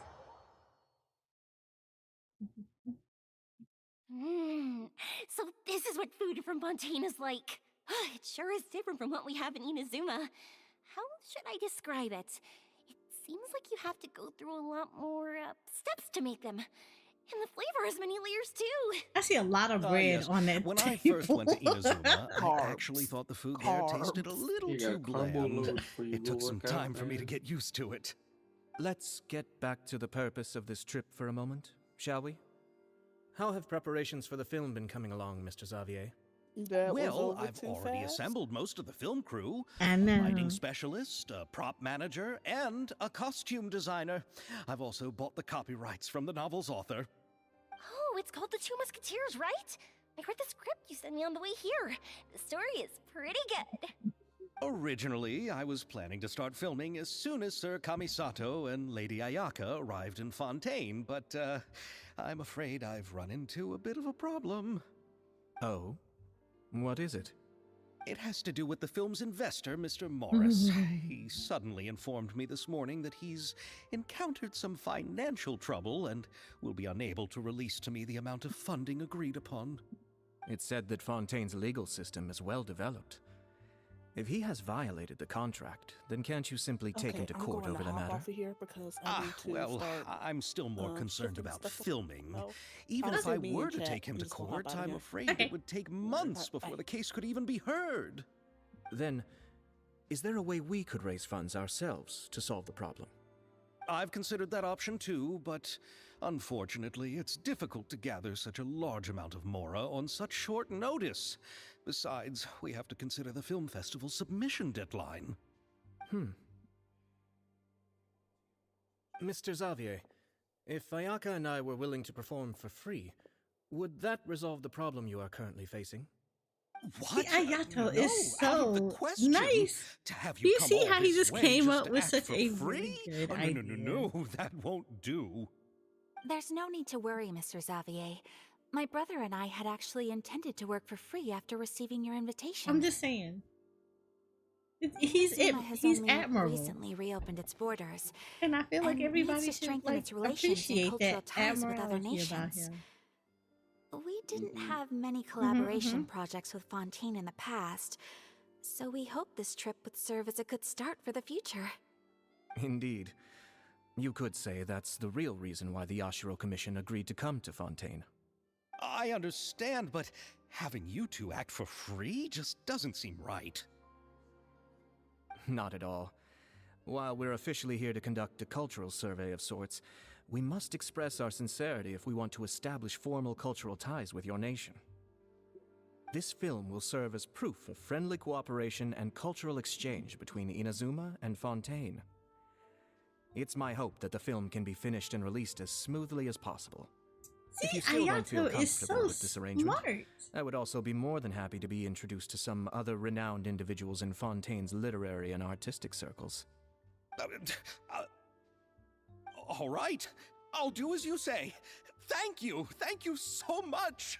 I'll make sure to cobble together enough mora now, even if it means selling my house, my camera, and every single family heirloom. Come on now, no need to go that far. I'll also help you out as a brand sponsor.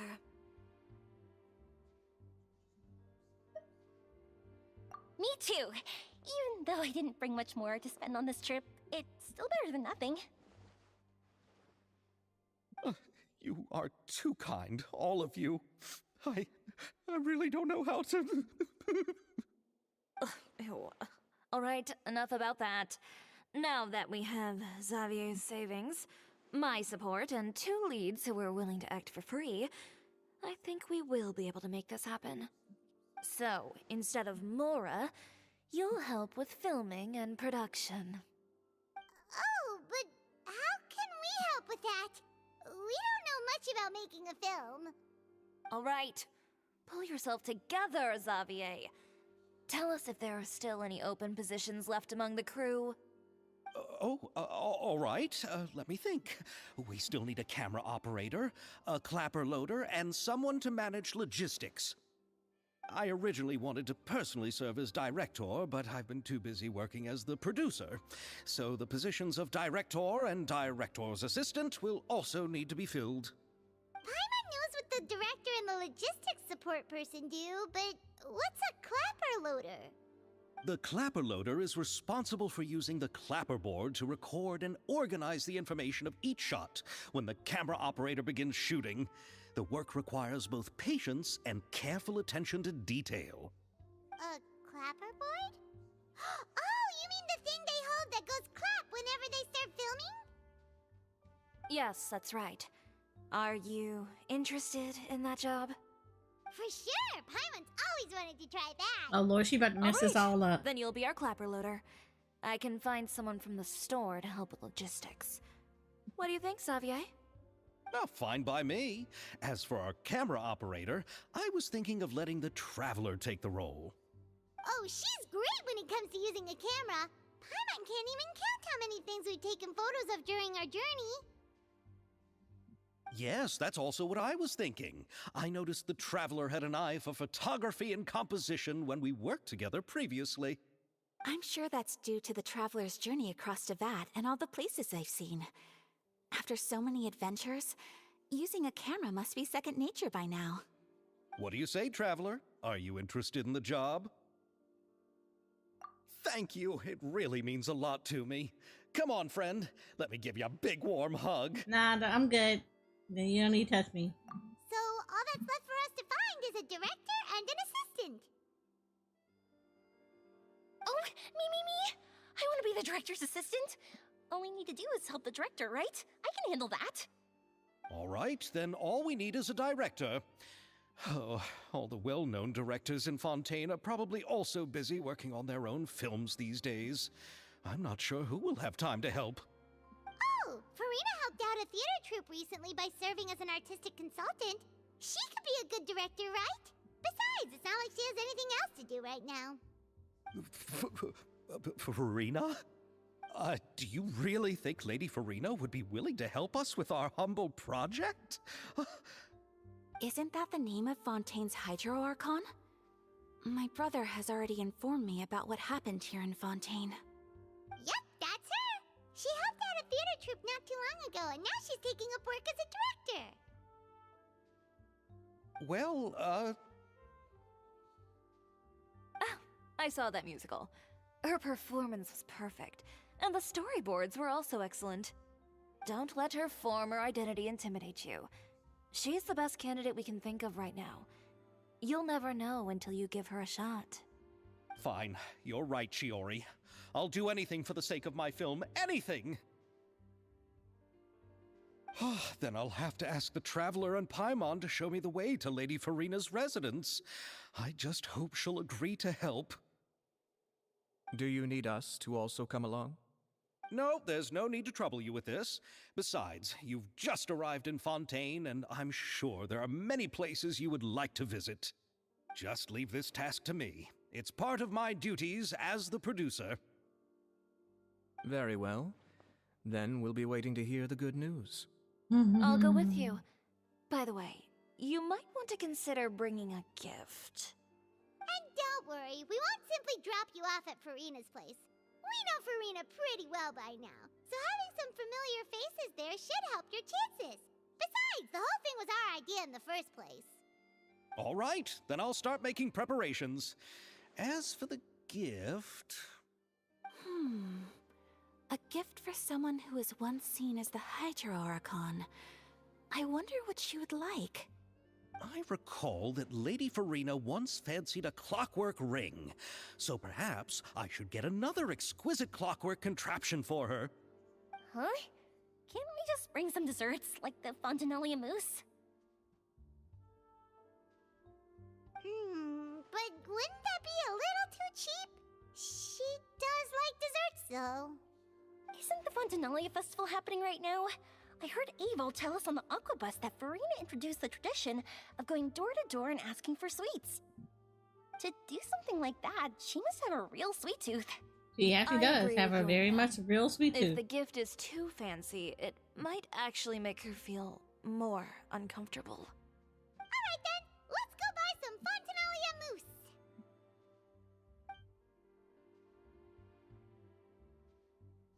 But will that really be enough? We'll be asking her to do a lot of work, you know. You're right. We need to further sweeten the deal. Huh? You want something even sweeter than Fontinalia mousse? Yes, we'll need a gift that's sweeter than any dessert in the world. Well, what could that be? Your words of praise.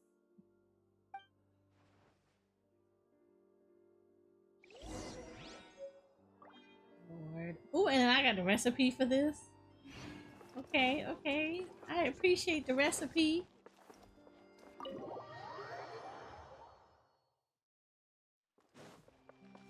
Alright, so we're gonna go to her house.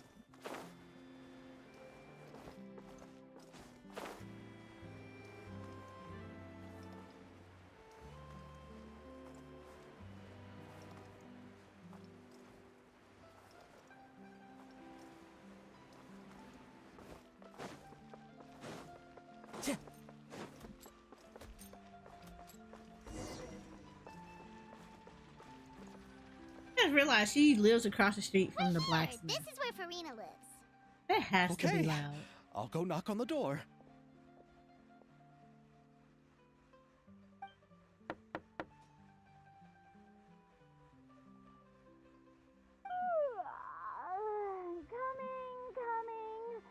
Coming.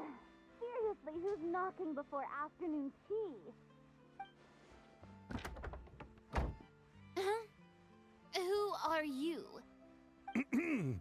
Lady Farina, please allow me to introduce myself. I am Xavier, a film director. Hello.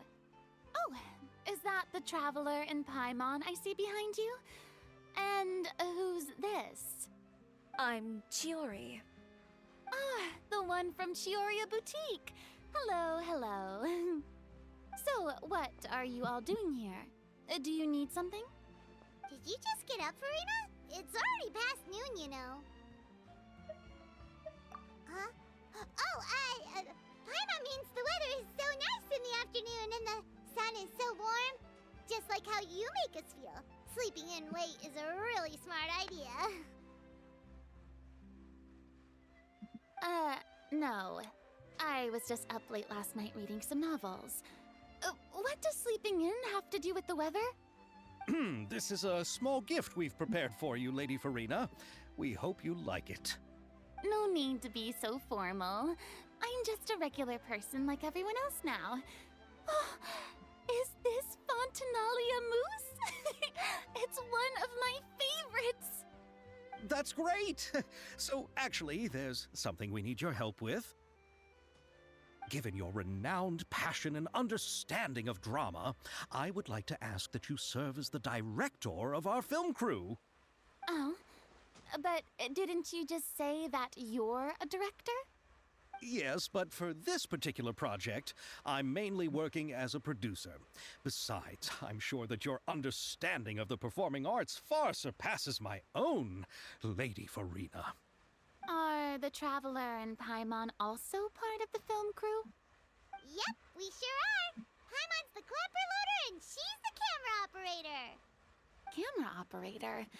That can be a pretty technical job, and it directly affects the final quality of the film.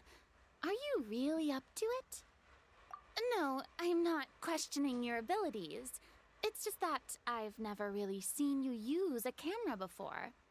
Maybe you can come up with a test for the Traveler and see for yourself. If she can satisfy you with her camera skills, then you'd have nothing to worry about and can join the team. What do you say?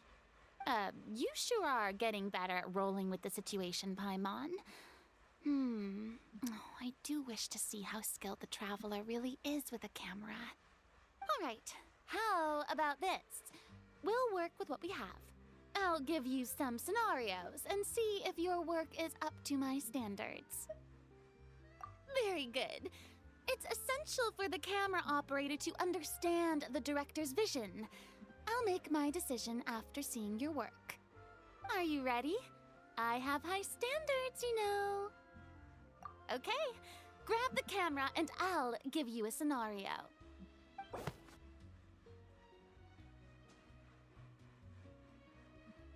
Okay, this is Estelle is the boss of Almont Workshop and has always been proud of her forging machine, as it can not only precisely control strength or temperature, but also takes no effort from the blacksmith. Let us film a promotional video for her workshop. Remember to emphasize the superiority of her forging machine. Okay? You will need to film several shots according to the director's requirements and pile them into a video. Camera positioning is key, and you should ascertain the camera position requirements beforehand. When filming, there will be a narration requirement. Select the most suitable narration according to the story. Try to satisfy all the director's filming requirements. After selecting the most suitable choices for all of the camera positions and narration, you may begin filming and see the results. Okay.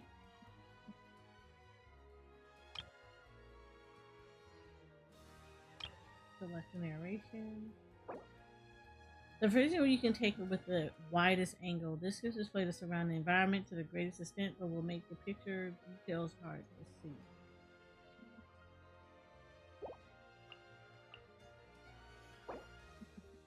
Lines between that of the full and close shot. You can capture a moderate amount within the frame with well-detailed performances.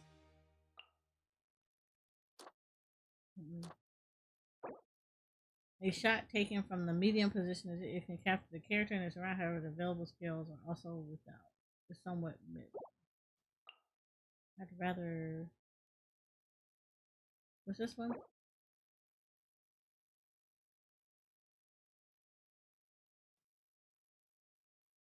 Okay, I feel like this one. Okay.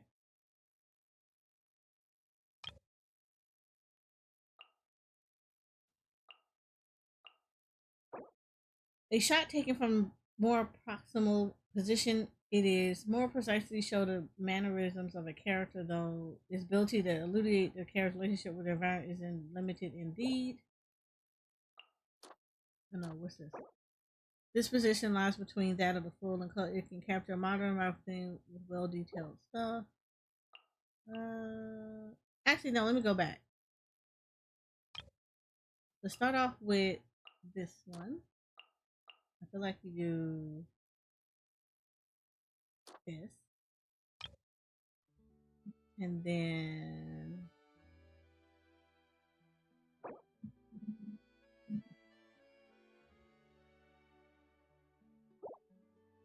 you can do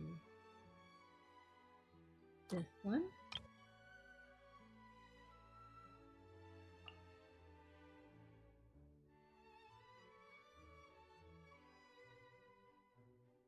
So like this one.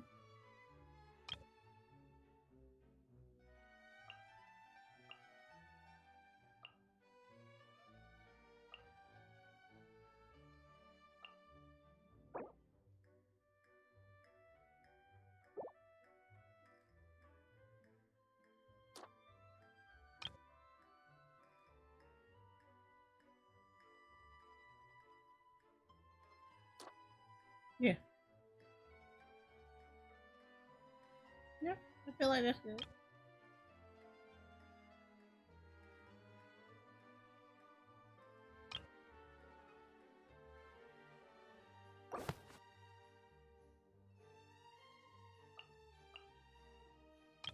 I feel like everything is good to go.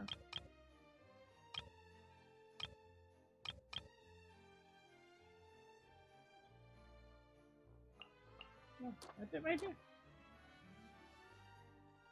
Because all of them need to be selected. Where did I not select anything? Oh, I need to pick all this. Okay. Located in Photo Contain. This machine can precisely enforce and apply in its. Oh, okay. Well, I gotta do that one differently.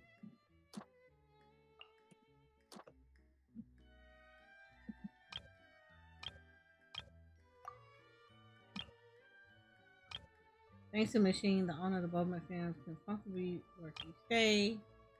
So let's probably pick this one.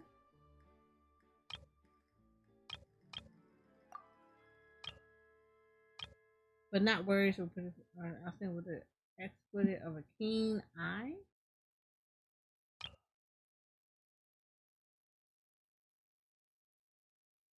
Oh, that's good.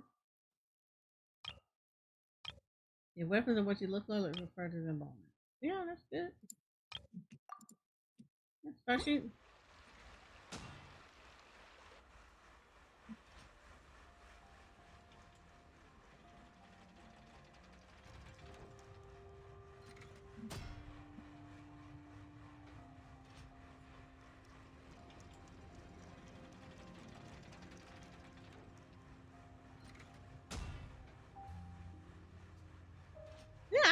this is good.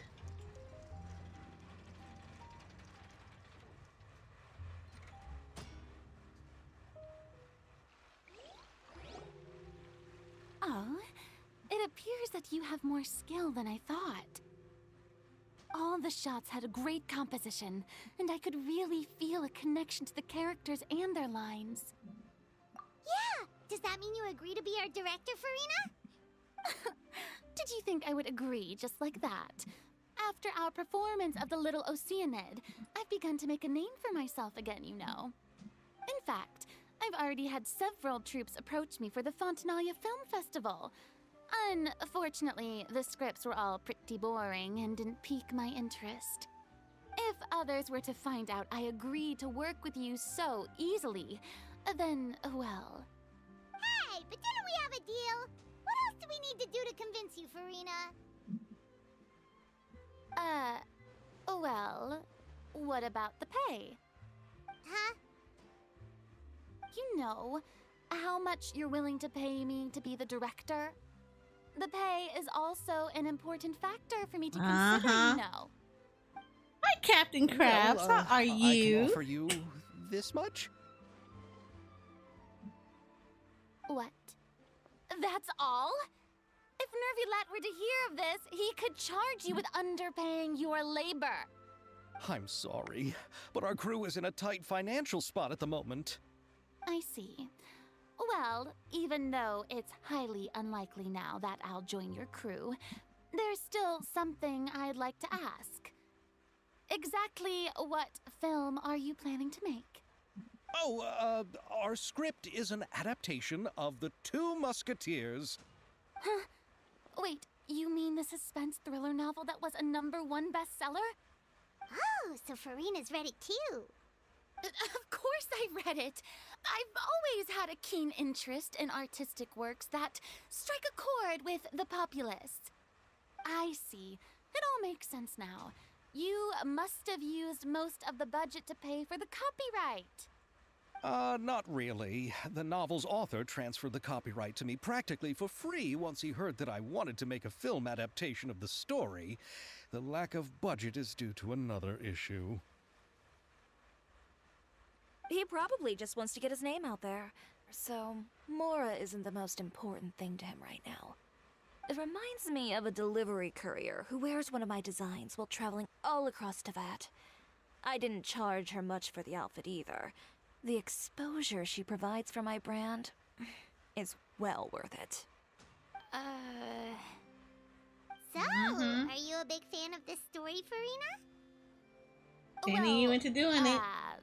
It's alright. The pacing of the story is good, but the character relationships could use some work.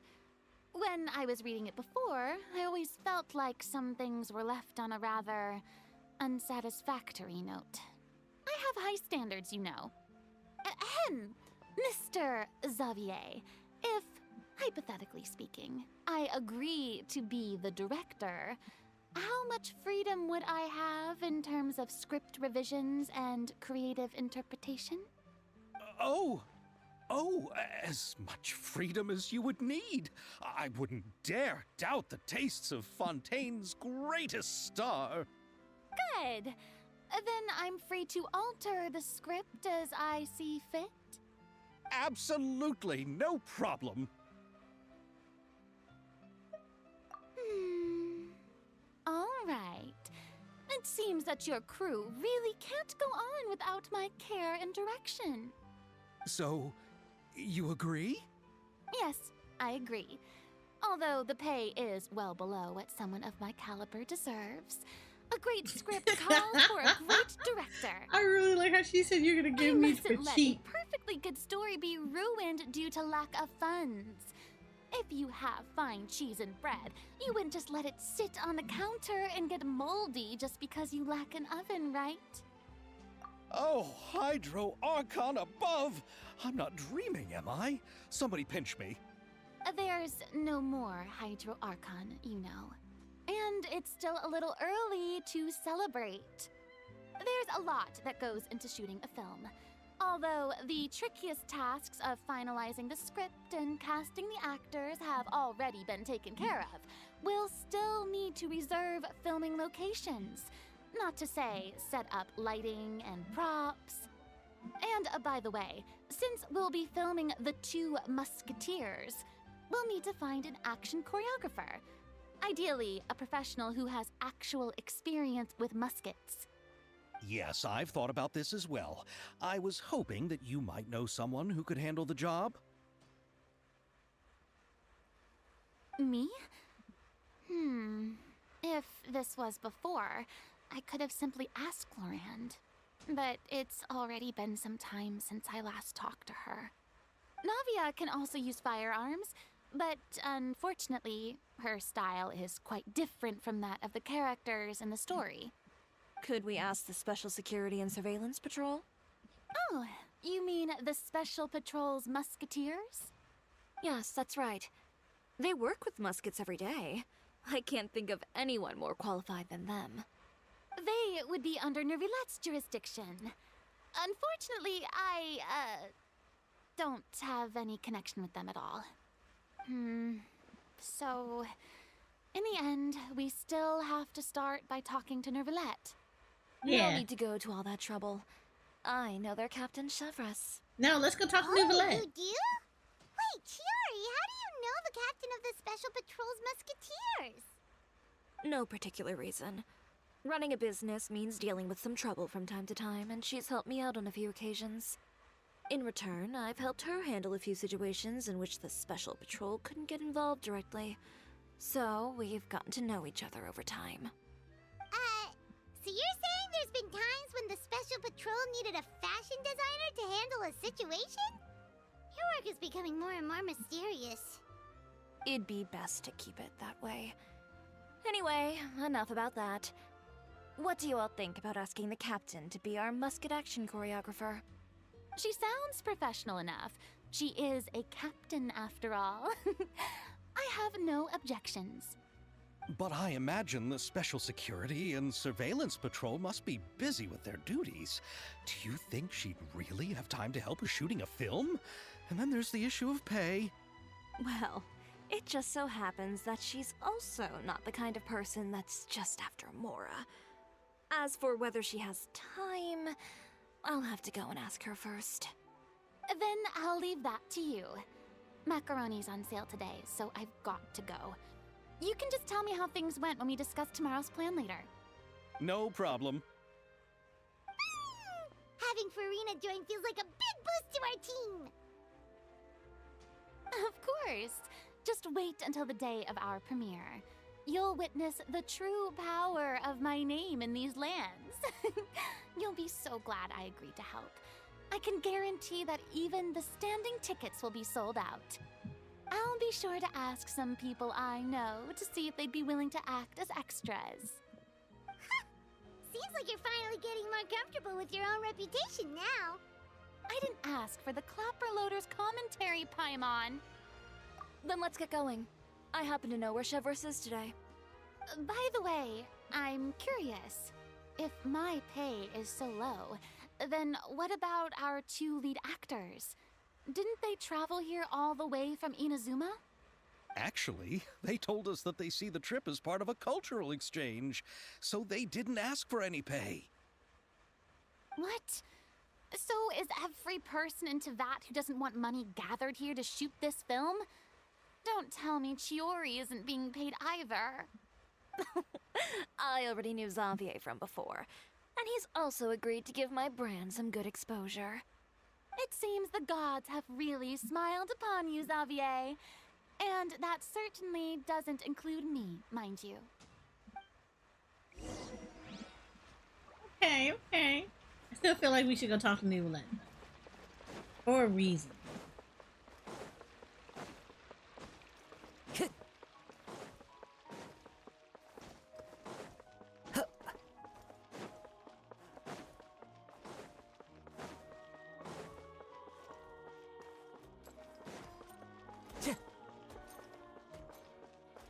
Time to go.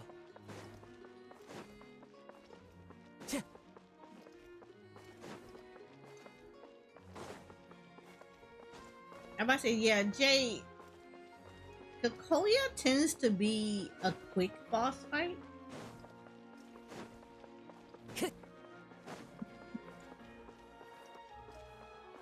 So yeah, I don't doubt it. I'm normally pretty quick with hers too. All right, this is the place. But where's the captain? There's hardly anyone around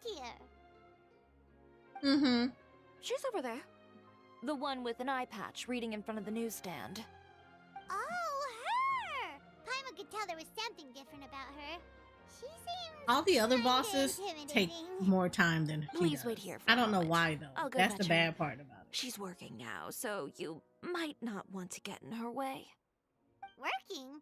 But isn't she just standing there and reading a novel? Just trust me. Like the Oh, destruction all right, one? let's see what Like the happens one then. that's on Herder space station? Shiori sure is a mysterious He's person. rougher than she is, and she's the second. She's like the second major boss that you fight. I never got that. The court of Fontaine isn't particularly tolerant of visitors from overseas, so it isn't easy for a foreigner to promote their brand here. Even more so in the competitive world of fashion. Even a local like me just trying to make a film has to face all kinds of challenges. So I can only imagine what Chiori has been through to get where she is today. I'm sure that having more connections has definitely worked in her favor. Reading on the job? Detective novel. One main character? No. Multiple. Branching storylines. I see. How's the plot coming along?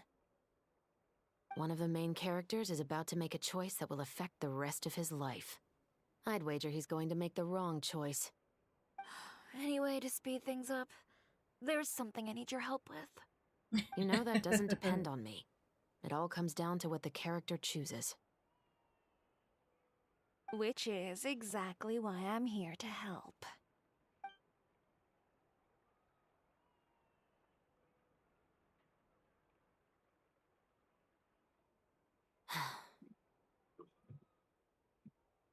Oh, there she go. All right.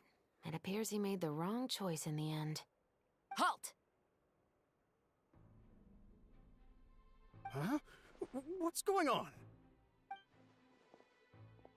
You get something nice in your beginner's wish. Oh, it's I just a book. believe in you, I Jay. didn't buy anything else. Then I'm sure you wouldn't mind letting me have a look. Excuse me, officer. I don't mind you standing around here, not purchasing anything, but I'd prefer if you didn't disturb my customers. It's bad for business, you know? Don't give me that act. You won't be able to get off so easily either. I am Chevraz, captain of Fontaine's Special Security and Surveillance Patrol. I will say this one last time. Hand over whatever you're holding at once. And before you do anything unwise, let me remind you that I'll have you on the ground before you can even think about making a run for it. All right. I'll give it to you. But please let me say something first. If there's any contraband in that book, then the shopkeeper here is the one who slipped it in. I don't have anything to do with this. Why, you trying to leave me on the hook, huh? You were the one who said you wanted it. Save it for the interrogation room. Take them away, Letelier.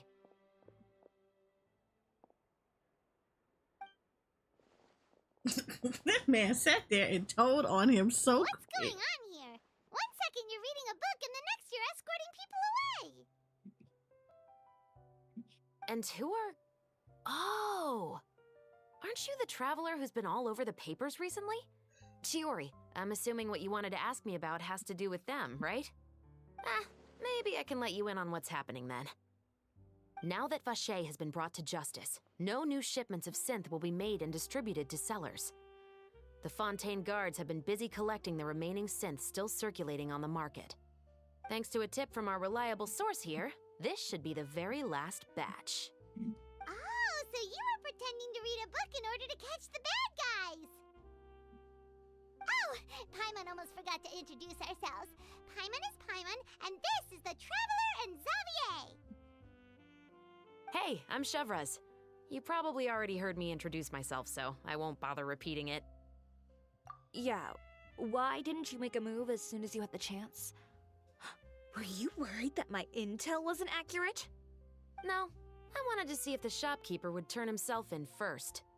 All he had to do was come up to me and say that he didn't know where the synth had come from. If he did that, then I wouldn't have had to press charges on him. He had the whole day to turn the synth over to Chevreuse. But instead, the moment I came up and blocked Chevreuse's line of sight, he took the opportunity to sell it off. Yep, he made the wrong choice, even though the right choice was right there in front of him. But you knew they wouldn't make the right choice. Yeah, I knew. I was just hoping I'd be wrong for once. Enough about that, though. What did you want to ask me about? Oh, you see, it's like this.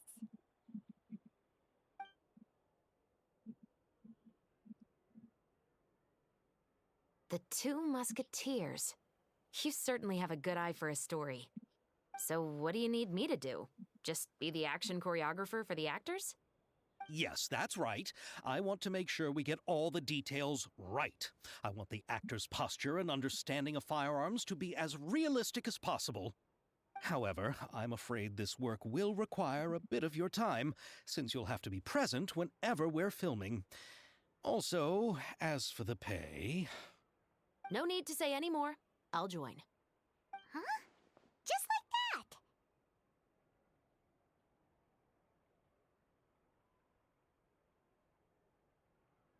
that. Really?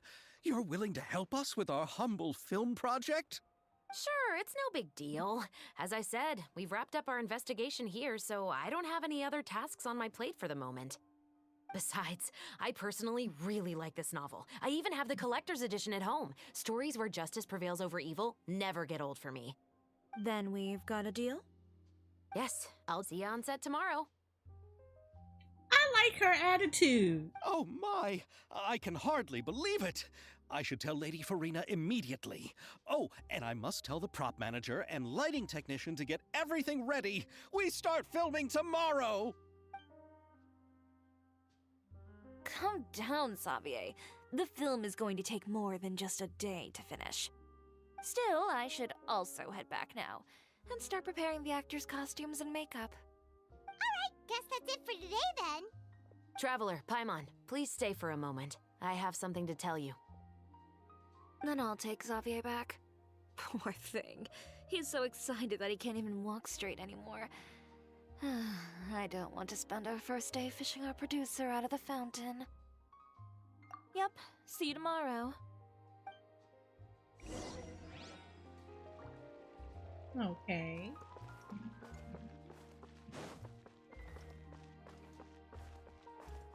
She's a very interesting character design. So what did you want to tell us, Chevreuse? Have you read The Two Musketeers? The story is about a pair of children born into the household of a baron and their struggle to survive together and take revenge for their mother. They were raised at the baron's estate, where their mother worked as a maid. The two were illegitimate children that the baron had with the maid, so they were never treated well by anyone. One day, upon returning home, they found their mother had been murdered and left dead on the floor. It was quite evident that the culprits were the other members of the baron's household, who never had any kind words to say to them. However, the baron was able to exert his influence and keep the whole thing under wraps. The mother's death was eventually deemed as a suicide, and there was no chance of bringing her murderers to justice. The two siblings decided to flee and someday avenge their mother. Many years later, members of the baron's family suddenly started turning up dead one after the other, all killed by gunshot. A rainbow rose was found on each of the victims' bodies, being the flower that the kid's mother liked best. The baron believed that the mother's soul had come to take vengeance on him, so he lived in fear each day. But it was actually those two siblings who had fled all those years ago. They relied on each other to survive and trained day and night, eventually becoming adept musketeers. They used all of their abilities to collect evidence and clues before executing their plan and exacting revenge on the baron. Their actions let the truth behind their mother's death be known to all. That's quite an exhilarating story. Yep, the Baron got what he deserved for his evil deeds, and justice was able to prevail. It was just the kind of story I enjoy. Oh, so is that why you were so willing to join our crew, Chevraz? You could say it was one of the reasons. Oh, you mean there were other reasons too? I've read the reports about you. Whether it was at the trials or when you lent your hand to resolve our nation's crisis, you've shown that you've got a strong sense of justice, as well as a great mind for deductions. Yes, you're as sharp as I expected. It seems you've experienced many similar situations before. Yes, because There's nobody's been a ever recent super nice murder to us case unless they involving want something. muskets. The perpetrator's methods appear to be very similar to what is described in the novel. Huh. Really? But Paimon didn't see anything about that in today's papers. The Marechaussee Phantom hasn't yet released any information to the public because the investigation is currently at a standstill. The murderer is extremely cautious. A murder involving firearms? But not that many people use those in Fontaine, right? Impossible. We perform a routine inspection of our firearms and ammo reserves every day. If one of the weapons had been fired, it would stick out like a sore thumb. Besides, I trust the members of my platoon. However... Well, that's all I can disclose about the case today. Huh?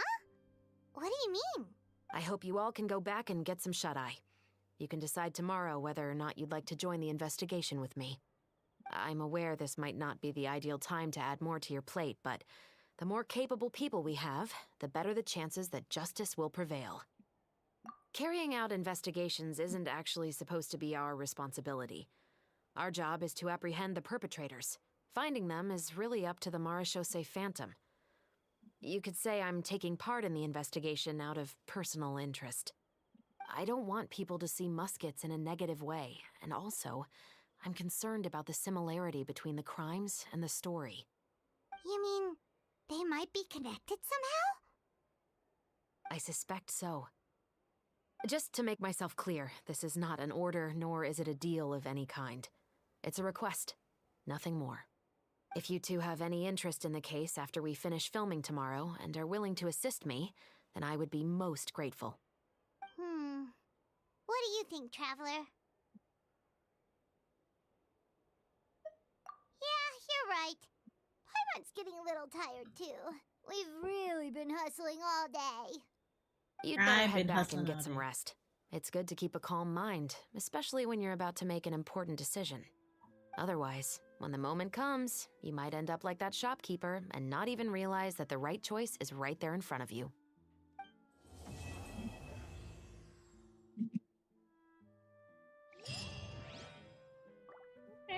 Okay. Time to go. Alright, so we had to wait until the morning. Right, most of these are just going to be talking to people and getting my two radiant guests, you're finally here. You must be the legendary adventures of Tevet and rising superstars Eris and Paimon.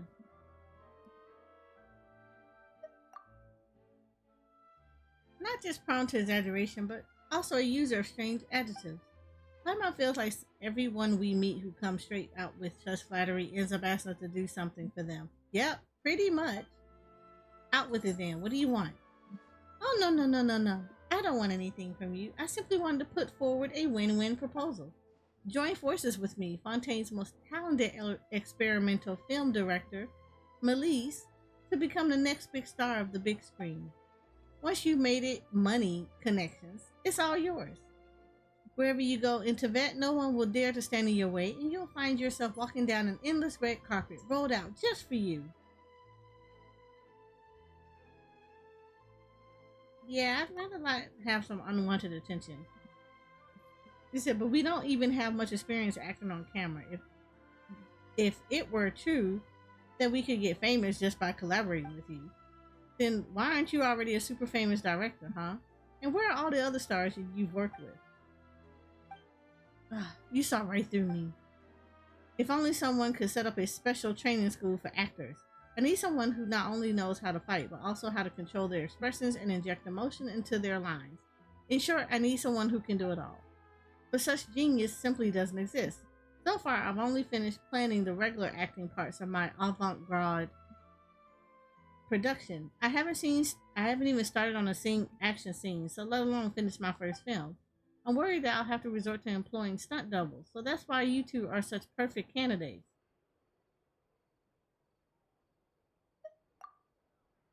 You've hit the nail on the head. It's the perfect solution to have actors who can't fight. We are pretty good at fighting, but won't people be able to tell that we're not the same people just by looking at our faces? In theory, yes, but the action scenes are absolutely essential to my experimental production. If you do a good enough job, I'll make the regular action scenes into silhouette shots. There weren't even many lines to begin with. I'll make the other actors cake themselves in makeup and adjust their silhouettes so they fit your profiles. With a bit of lighting magic, no one will even know the difference. In a way, the regular actors will actually be your doubles. Anyway, they aren't as well known as you two. I'll even pay you royalties. So basically, if we help you, we'll be handed the starring roles on a plate just like that. You'll also receive a large payment, and it'll do wonders for your reputation. And it really does sound like it'll pay off. What do you say? Alright, let's put it to the test. Thank you so much for lending a hand. What a dream come true.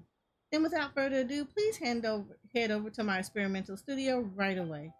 There will be 4 fighting scenes in the film, each with completely different ambiance. Each scene will also have its very own special lighting. When the special lighting comes on, the action will intensify in line with the corresponding place in the script. With your experience, I'm sure you'll get the hang of it in no time. Once all the remaining scenes are filmed, we'll finally be able to wrap things up. Okay. So we're not going to do these, we're just going to unlock them. And these are pretty much probably going to be the fighting ones. So we always unlock a lot of these. It's still nighttime, so we're good.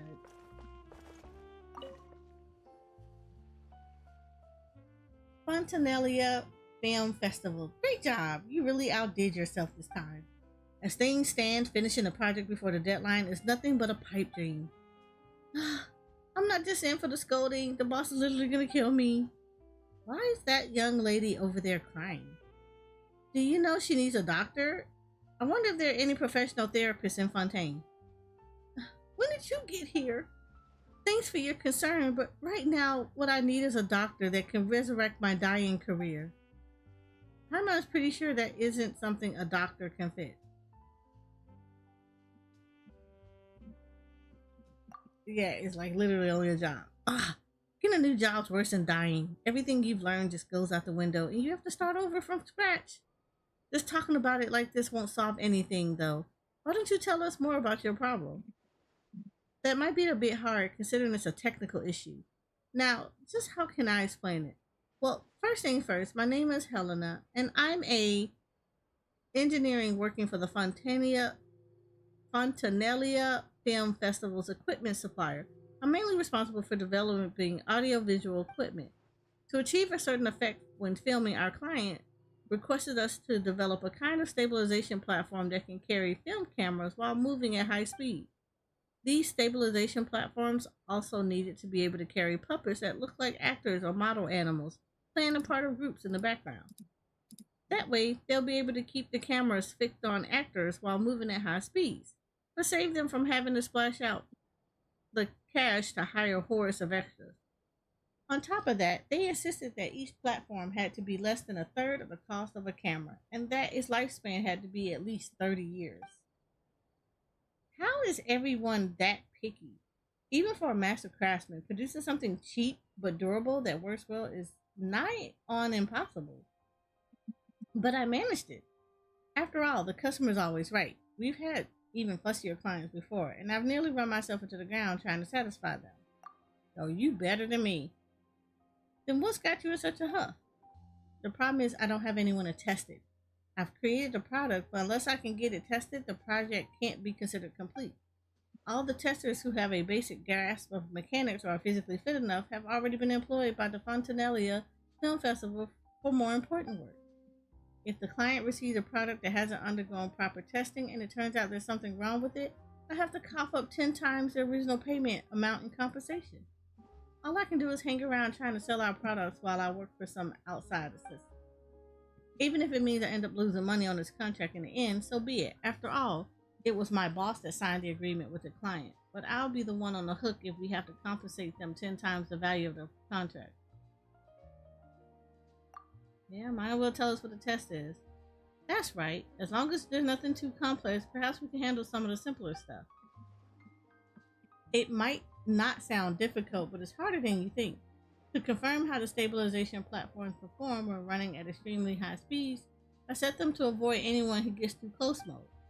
The tester has to run after stabilization platforms within a specified area and chase as many platforms as possible into the large target as quickly as possible. For someone with poor stamina like me, chasing a stabilization platform more than a few steps is enough to make them collapse from exhaustion. Yeah, it's just a bit of running around. Now you described it, Paimon's positive this will be a piece of cake. It's just a few machines, just you wait. We'll be hot on their tails in no time. We might even end up overtaking them if you're lucky. Testing limits and that sort of thing is a walk in the park. For real? What, genuinely? You're actually serious? Then I'll pay you, please. Ah, the commission. We won't say no to that. But under the circumstances, if we accept too much of your money, your conscience wouldn't forgive us. Just pay us however much you will usually pay your testers. Miracle workers, that's what you are. Not just doctor, but miracle workers. Here to resurrect my dying career. The testing site is an empty domain near the city. Well, I'll leave it to you two then. You have my undying gratitude.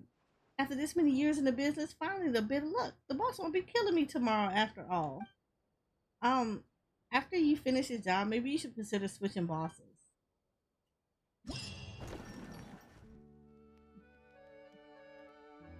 Right. I think this one I've seen before.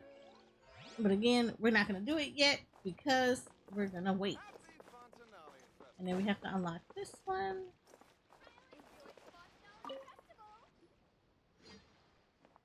Take your positions. Form ranks. Muscles up. Take aim and fire. Repel the enemy advance. Come take part in a special security and surveillance patrol special event and experience the joy of being a musket sharpshooter. Not a concept we're too familiar with. Looking at that style this Garde set up, Paimon can't help but wonder what the event she mentioned could possibly have to do with the Fontanelia Film Festival. Ah, it's the Super Zenith boss level forces. What in the blazes are you doing here? If you two help me promote my booth, I'll be able to hit my quota for sure. What?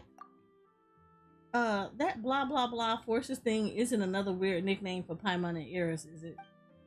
That's right, it's a title for you two that's becoming popular among some members of the guards. Oh lord. You might not remember, but we actually met before. But considering how ordinary looking I am and the fact that I'm just a mediocre sharpshooter, I'm not surprised that I didn't leave much of an impression. Anyway, let's just pretend this is our first meeting. I'm Tarina, a special security and surveillance patrol trainee, and I'm in charge of handling all sorts of odd jobs for the patrol. Given how popular the film festival is, the special patrol is hoping to ride on its coattails or run a publicity campaign with the aim of spotting hidden talent among the citizenry. So ta-da! Behold, the shooting simulator on the table in front of you, known as the 1,000-pace interdiction Archiminate Sharpshooting Zone. This thing looks like a little model of the Court of Fontaine. Haha, but not just the Court of Fontaine. The sand table allows you to change the area, so you can switch to wilderness scenery if you want, much less spectacular than the Court of Fontaine though. Combined with a special pair of optical goggles that the Fontaine Research Institute developed for us, it lets you simulate taking out enemies from on high just like a real special patrol sharpshooter. Basically, it's a game where you simulate using a musket to aim and fire at targets, right? But the name is so hard to wrap your name around. What are interdiction and Archiminate supposed to mean? I came up with the event name based on a famous line that Captain Chevreuse once exhorted us with, which aptly expresses our lofty aspirations. An outstanding musket sharpshooter always strives for pinpoint accuracy. At a distance of 1,000 paces, your shot grouping should be less than an accurate arc minute. In reality, though, based on the current processing precision of mass-produced buckets and the eyesight of our sharpshooters, achieving a dispersion of less than a single arc minute when firing from any further than 100 paces away, let alone 1,000, is wishful thinking, put it mildly. But if we're talking about Captain Chevreese, I wouldn't put it past her. Whoa. Slow down a second. You're making Paimon dizzy. Yeah, we just need to have fun. Super Zenith boss level force is right. Sometimes it's not worth overthinking things. Just give it a go. When I first joined the patrol, Captain Chevreese told me that too. Anyway, please take these goggles, and when you're ready, you can start playing with the simulator on the table. Well, after talking so much, why don't we try it out? Paimon was curious if it felt like a fire musket anyway. Looks like it might be fun.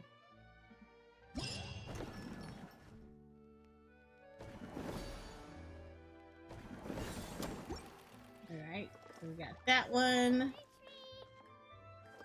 Time should be close. Yep, it's already 7:20. And then let's talk to this little dude real quick. You said thank you so much for reading. I try to. I kind of hate when they go overboard with the lines though, because it's a lot.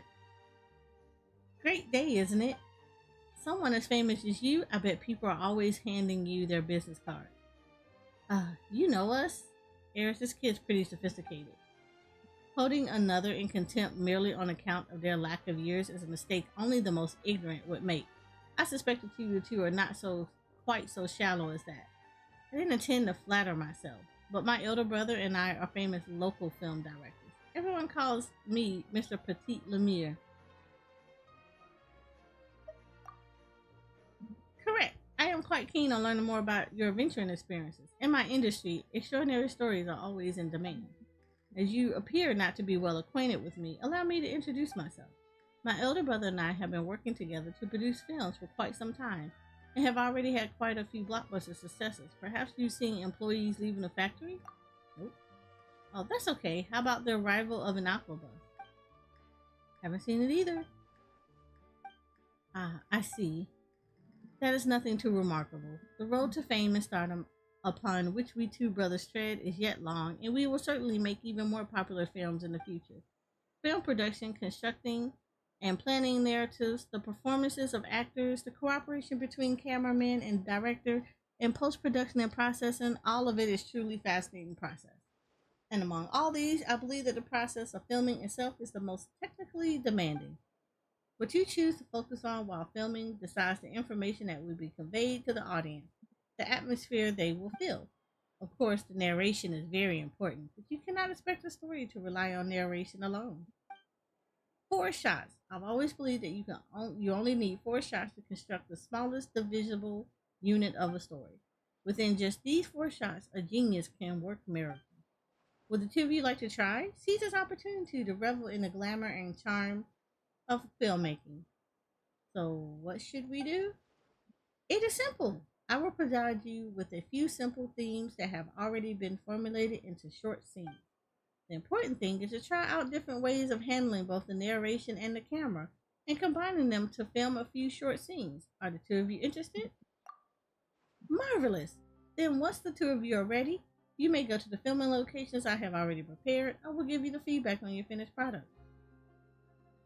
Alright, so now all of these have been unlocked.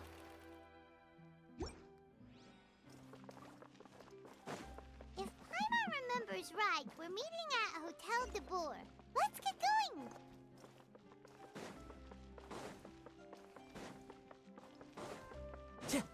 Time to go.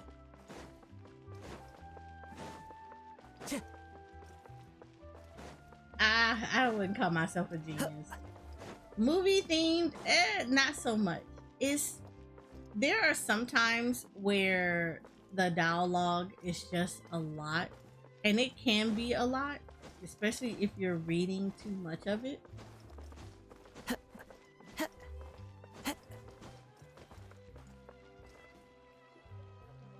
So I kind of favor when there is voiceovers, so I don't have to worry about reading it too much.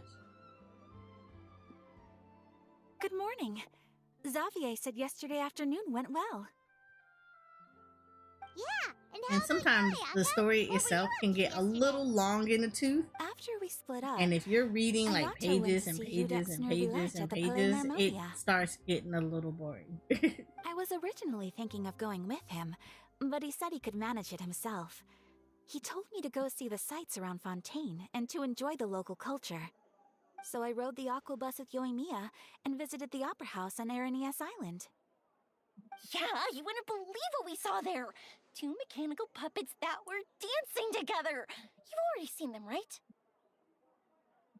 Yeah, those two. Amazing, aren't they? We sat and watched for quite a while. It was mesmerizing. Like we could keep watching them forever. Oh, it was the same for us the first time we saw them, too. Afterwards, we went swimming at the beach. Well, diving, to be exact. It was the first time I ever breathed underwater. I held Ayaka's hand and we counted down together. 3, 2, 1, and then splash! We were beneath the waves. No. I never said it's an expensive game. I said this is free to play. First, I didn't dare to open my mouth. Once I couldn't hold my breath any longer, I decided to take a big breath in. Turns out the water It's wasn't only as salty as I expensive imagined. if you choose to throw money at it to all. try to get characters. Before I knew it, I was breathing like normal down And there. that expense It was level an just amazing depends feeling. on how much Wonka are said I you was too willing to nervous part and needed with to your loosen my money. grip. She got used to everything way faster than I did. I knew that the Traveler could do it, so I had no doubt we could do it too. Oh, That expensive? helped me feel at ease as soon as we dove It's in. pretty expensive. The underwater world in Fontaine truly is beautiful. I love seeing the romaritime flowers blossoming underwater, like little candles lighting up the streets at night. Yeah, and there were so many creatures that we've never seen in Inazuma. Like those fish that shimmer like a sword blade. Whoosh! Oh, and those big fish that call when they see people. Oh, you mean Hunter's Rays and Blubber Beasts. I just love the name Blubber Beast. Just wait till Pops and the others hear about this. They probably won't believe a word I say.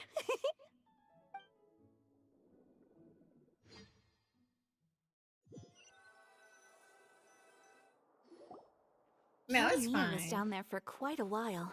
It was dark before we finally rode the aqua bus back to the city. I figured she'd want to sleep in today. Yeah, even I was worried that I wouldn't be able to get up. I still felt like I was drifting in the waves when I went to sleep last night. But as soon as I woke up today, I remembered that we'd all be shooting a film together, and I was ready to go. And that's The film? fine. Where's everybody else? My brother and Xavier were speaking to the restaurant owner about using the place as a filming location. They should be here soon. As for the others, we're here. Please excuse my tardiness. I just finished the Special Patrol's 6-mile morning jog. Wait, 6 miles? Ooh, I gotta get her dedication. She jogs 6 I'm miles. so tired. Ain't no way. I heard you all chatting, so I decided to come down. I sure could use some of that endless energy everyone else has. Good morning, everyone. Morning. Can someone fetch me a cup of coffee? More milk, hold the sugar. Sure, I'd be happy to do that for you. No, you can't go anywhere. Please, have a seat over here so I can get started on your makeup. The last thing I want is coffee stains on my costumes. I can get the coffee. It's the perfect job for an assistant.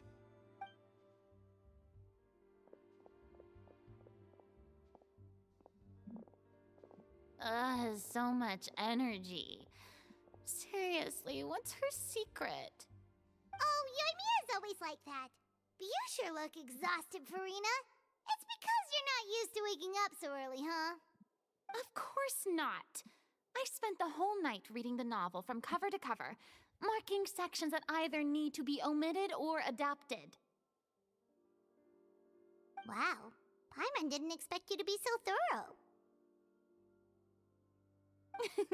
Well, I was the biggest star in all of Fontaine after all. It takes more than just a pretty face to earn a reputation like that. I know how to get serious when the situation calls for it. I went all out when I was acting as an Archon, so why wouldn't I do the same for my own life? Here's your coffee, Director Farina.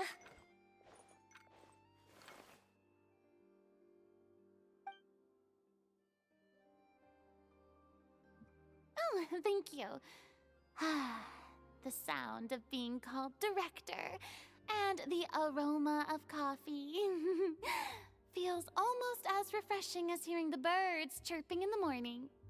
Oh, it seems everyone has managed to arrive on time. We've reached an agreement with the restaurant owner. We are free to use the second floor to shoot our film. Good night, Cozy. He is really looking forward to our film and hopes that providing his restaurant as a filming location will attract more customers. Well then, Mr. Xavier, I'll leave the rest to you. Okay, thanks. First, I'd like to introduce our new members. This is our prop manager, Veronique. She'll be in charge of all the film's props and items. And this is Bonneau, our lighting technician. He'll be in charge of lighting and illumination to set up each scene's atmosphere. Wow. Sure feels like we have some real professionals joining the crew now. First of all, please allow me to first express my sincerest gratitude to everyone in the crew. When my investor informed me yesterday that he wouldn't be able to provide the funds, I really thought that this was the nail in the coffin for this film. I had no idea that I'd find so many people willing to help me on such short notice. Thank you. Thank you all from the bottom of my heart. No need to be so cordial, Mr. Xavier. We're all honored to be a part of this. Your works made a profound impression on me when I saw them back in Inazuma. I am sure that someday, this film will be remembered as a prime example of cultural exchange between Fontaine and Inazuma. Yes, Mr. Yes. Ayaka. The story You are is the absolutely reason correct. I agreed to join. I can't bear to even imagine what this film would look like without the very best director. Anyway, I would like to make a promise to everyone that as the producer of this film, I'll do whatever I can to ensure that everything goes as smoothly as possible. This is not just my film. It also embodies the thoughts and feelings of every person here, as well as the endless effort we are about to pour into it. So, without further ado, the Two Musketeers will officially begin filming now! You may take it from here, Director Farina. All right. Listen up, everyone. Look at Mr. Ayato. The first standing scene front takes and place center. when the two young Like, musketeers are living at the very Baron's home, imposing still unaware and of all elegant. that is about to happen to them. We'll Just- need oh. props and lighting to set the scene. Our lead actors can go get their makeup done, and extras, please take this time to go over your positions. Whoa. Seems Farina's really kicking things into gear as the director. Is everyone clear? I don't want anyone traipsing around the set like umbrella finches. All right, cameras will start rolling as soon as the set is ready. Let's make a film that'll make some serious waves in Fontaine. Not the kind of waves that drown people. I mean, the good kind of waves. Seems like she's still a bit traumatized by that. Anyway, let's go see if there's anything we can do to help.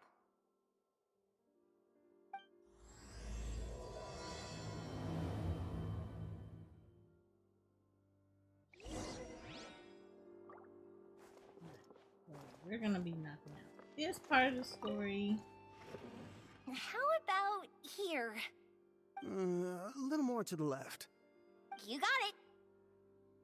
Hey, Yoimiya, do you need a hand?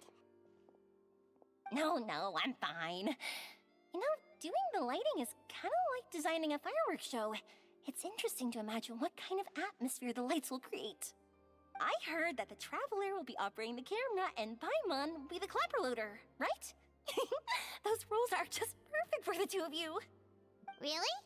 Is that because it'll be easy for Paimon to hold the clapperboard while flying? Well, sure, there's that, but that's not exactly what I meant. I just think that after all your journeys together, you two must have developed a super close bond and just naturally know how to work with each other. If I'm not mistaken, the director will want the cameras rolling as soon as the clapperboard goes clack.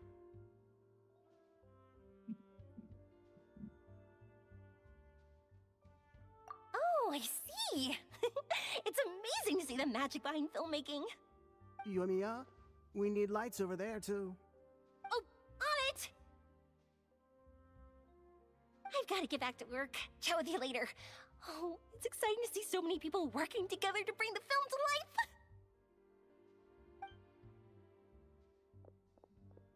Seems like Yoimiya's really getting into it. But she was right. We do have a super close bond, don't we? Sometimes I think we have too close of a bond, Paimon. Paimon's really happy to hear that.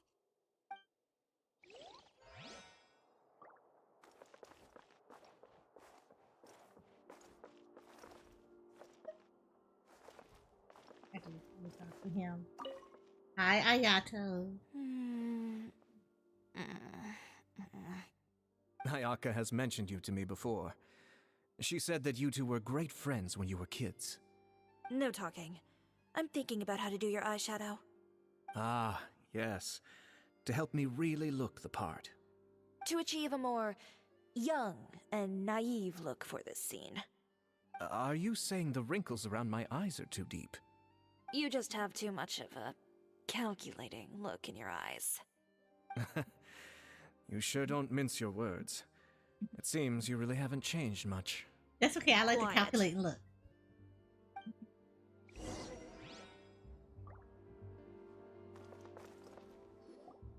So, this is a real musket?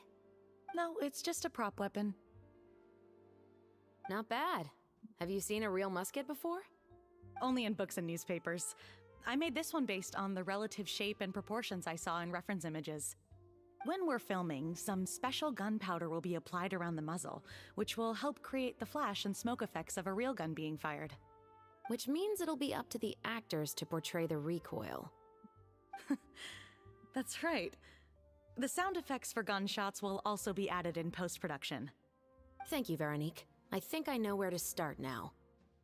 However, the musket's gears and firing pin could still use some work. Adding some wear on the metallic components will make them appear more realistic. Also, be sure to rub the muskets with some oil each time before we start shooting. That'll give the impression that the firearms have been well maintained. Good point. You seem to know a lot, Miss Chevres. I assume you use these types of firearms on a regular basis? Yes, I perform routine maintenance on my weapons every day. Just like we as people need to eat and sleep, muskets need to be cleaned and maintained. I also perform similar care for my sword every day, and familiarize myself with its shape and weight, to the point where it feels like a natural extension of my body. Yes. This way, our weapons will never betray us in the heat of battle. Yes, well said. It seems we have the same philosophy on this topic. Oh, sounds like they found a common interest to talk about. Though these props differ from the muskets I use, I can still give you some pointers. Good. I look forward to your instruction. First and foremost, never point the weapon at anyone, regardless of whether it's a real or prop weapon or whether you're holding it or it's on the table. This holds for any time when you're not actively engaging an enemy. Okay, understood. When aiming the musket, extend your arm so that it's level with your shoulder and use your eye to look down the weapon's sights. Like this? Not bad. Now, try saying your lines. This is the end of the road for you. Good. Now turn your body a little. That way, you'll give your enemy less of a target to work with. And relax your shoulders. Here, allow me to demonstrate. This is the end of the road for you. Huh. Excuse me, Miss Chiori. Director Farina, there's something I wish to discuss with you. Oh? What is it? Like this? Yes, much better. What do you think? I do see your point. But are you sure you wish to do this? I believe it would be most fitting. Well, if you insist. All right, I understand. Thank you. Miss Ayaka, Miss I Chevres, try to get. could the two of you I please try to be come over passionate here? about the games that I really enjoy. What's going on? Are we gonna start filming now? Let's go see. What is it? I have a question for you, Miss Chevres. Would you be willing to play the role of a musketeer? What? To clarify, I would like to turn over my role to Miss Chevres. But brother... Don't worry, Ayaka. I actually view this as a good thing. I was becoming troubled trying to set aside some time to speak to the staff at the Palais Mermonia. I would like to have some conversations about the cultural exchange between our two countries, and I've heard that the bureaucratic process here can get rather complicated. Now, I will be able to focus on my work. Besides, you also know that I'm not really one for public performances. Are you really sure? From a director's point of view, I also felt like the relationship between the two musketeers in the original story could be improved. The older brother in the story plays the lead role with his overbearing character, but this causes his character to overshadow that of his sister, and the theme of the two supporting and relying on each other isn't conveyed very well. But if we were to change the siblings to two sisters of a similar age, then that aspect of the story might come through more clearly. Also, I've seen you instructing Ayaka. That cold and dignified personality is exactly what we need for the older musketeer. Of course, even with all these insights, the decision should still be made by Miss Chevres. Chevres mentioned that she really likes the story, right? Paimon bets that she'll take the role. All right, I'll take the role. Good. You just got It's Bennett. decided then. Bennett's good. I'll get started on making edits to the He's a script. good buffer. We'll also need to And he's a make good some healer. immediate adjustments to the lighting, props, and costumes. I have a feeling that our adaptation will be even better than the original story. You're doing a great favor for me, Miss Chevres. You have my gratitude. Don't mention Bido it. is good I like too. this character, so if anything, I should be the one thanking you. Well, since my brother is the one who brought up the idea, I The suppose there's no need DPS, to worry. especially on the Let's go, electro Miss Chevres. side. I look forward to working with you. Please, just call me Chevres.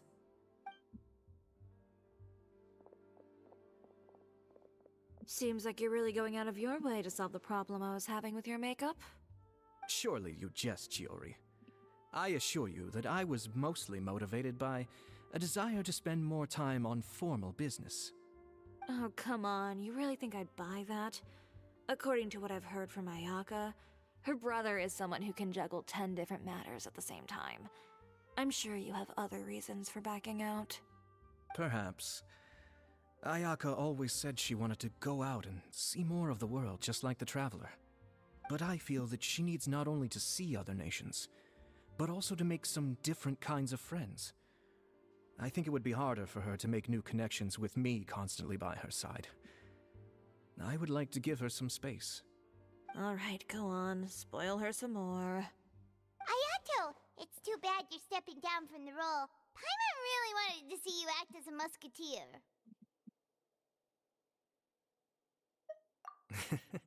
No need to poke fun at me. I'd wager that you also felt that I wasn't the best candidate for I the role. mean, look, I kind of just wanted to It's a stare little at hard for you. Paimon Like, to imagine you saying those let's just be lines. honest with this. It would have been good. Yes, I've made an appointment to meet some people from the Palais Mermonia. Now, I will have some more time to prepare. Traveler, get the camera ready. Paimon, get the clapperboard. Actors, to your positions. We're about to start shooting the first scene. Go on now. And please take good care of Ayaka. Yep, don't worry.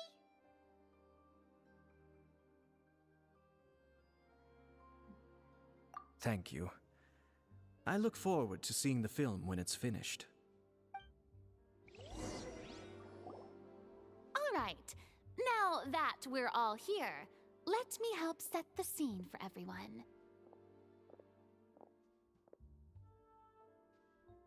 The first scene takes place when our two main characters are still living at the Baron's estate. They've been ostracized and verbally abused by others in the household, but they still have no idea why. We want to capture how naive and innocent they are, despite their pain. Chevris will be playing the role of the older sister, Tulip, and Ayaka will be the younger sister, Iris. Be sure to get close-ups of the main characters at the right moment. Silence on the set! Lights! Camera! Action! Let's go! Tulip, Mother's been out for quite a while now. Perhaps she went to pick some flowers on the way home. You know how she loves flowers. Iris, Tulip, I'm home. Mother, you were out for so long. We were beginning to worry about you.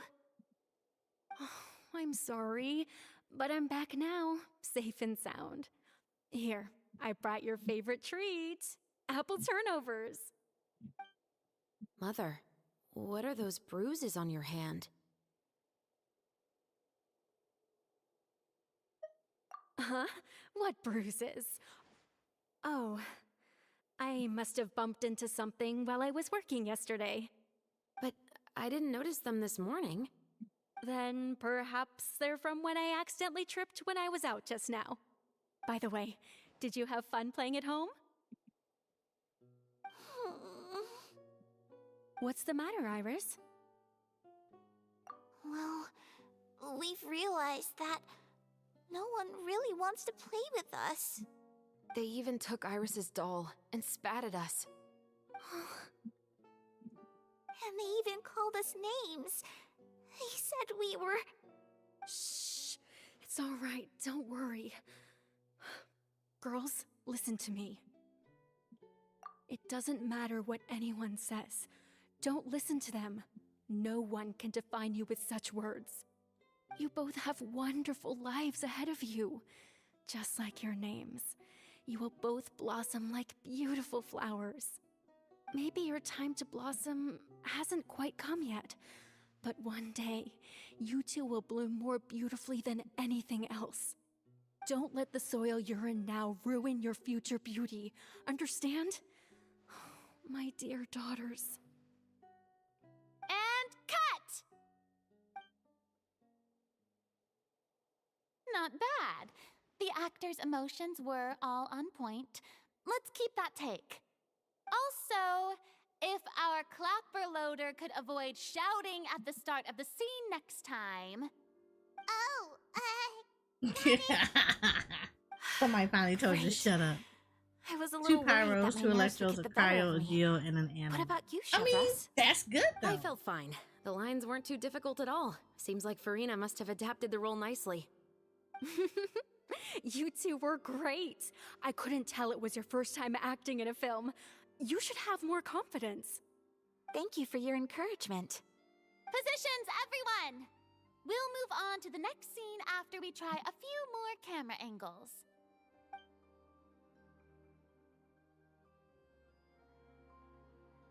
You said I'm not This complaining, scene is still when our learning. two Look, every characters character is return valid. home, You just only have to learn how to discover play their with them. mother has been murdered. Ready? Lights! Camera! Action! Mother, we're back. Mother?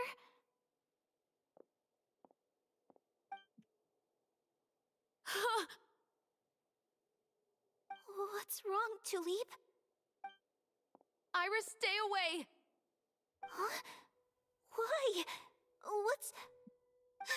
Mother! Mother,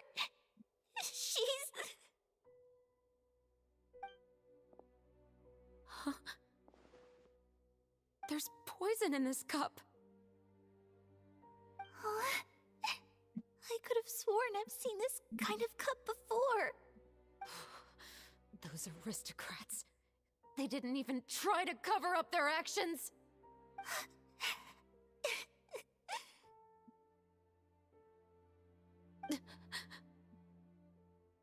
Iris, we need to leave this place.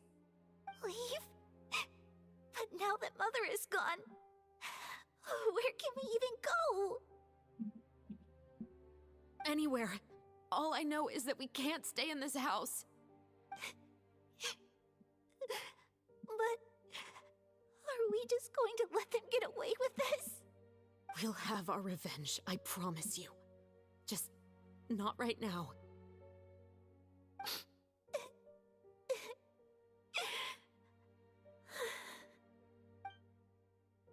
Come on, let's go. No, wait. We can't just leave Mother here like this. At least let me leave this rose with her. That's why we went out in the first place. To buy her this flower. All right. Goodbye, Mother. We'll avenge you. Someday. And cut! Beautiful! Great performance! Oh my, you're so amazing, Ayaka! And were those real tears I saw? How did you do it? I was surprised too.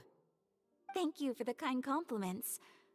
Actually, as soon as Director Farina said action, I told myself not to think about anything. I just felt the weight of the moment and became the character. It's quite similar to practicing the art of the sword. You clear your mind and focus only on what's happening in front of you. Ayaka's performance was amazing. Have I discovered an acting prodigy? Pipe down, everyone! We need to move on to the next scene!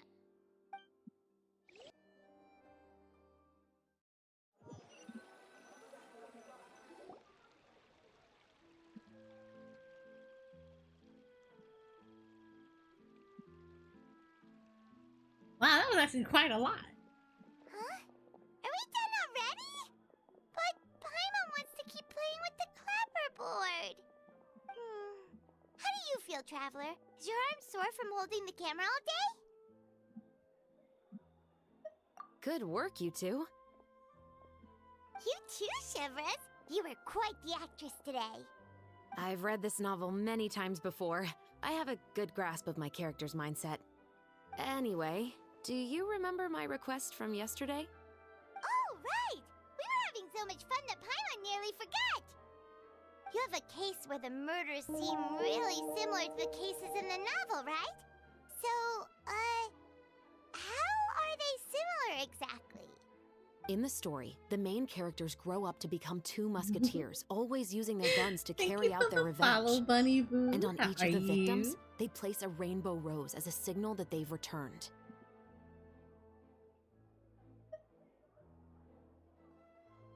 Yes, that's correct. We found rainbow roses just like in the novel. Seems like you're connecting the dots now. Oh, that does sound pretty concerning. Especially after seeing the script today. Ooh, now Paimon can't stop wondering what kind of ulterior motive the murderer might have. What do you think, Traveler? You're smart. Paimon wants to hear your thoughts. Good. On behalf of Fontaine's Special Security and Surveillance Patrol, thank you for your dedication to justice. There's no time to lose. We should start investigating right away. Follow me. Huh? Right now? Well, we just got done filming all day. Paimon's so tired. The most valuable intel always comes after nightfall. They are like small, remote islands in the middle of the sea. If you don't stay vigilant, you will pass right by them in the fog. That's how one of my favorite books always puts it, at least. So, where are we going right now? Let's start by checking out some workshops that sell mechanical components. If the culprit is making their own weapons, it's very likely that they'll visit those sort of places.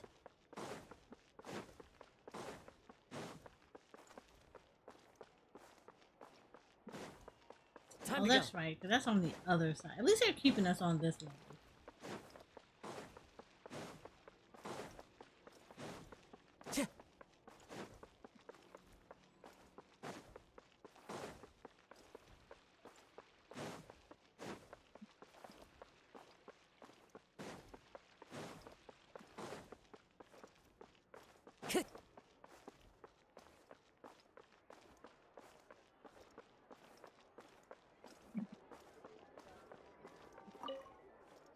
All right. Welcome to Yeah, Le this Show's part? Clockwork Workshop. How can I help you?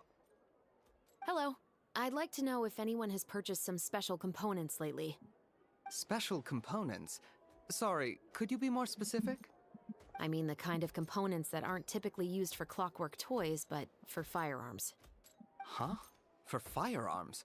No, we don't sell those sort of things here. Don't misunderstand. I'm not here to cause any trouble. We are merely investigating a case, and we're hoping that you could cooperate. Well, to be completely honest, I'm not even sure what kind of components that would entail.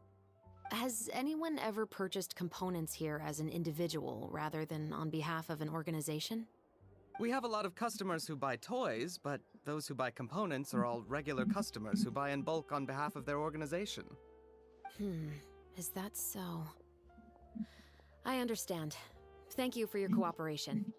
You're welcome. It's the least I can do.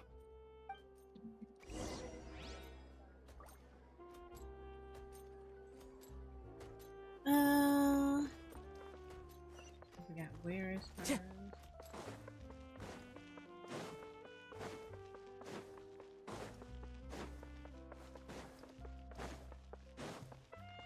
Time to go.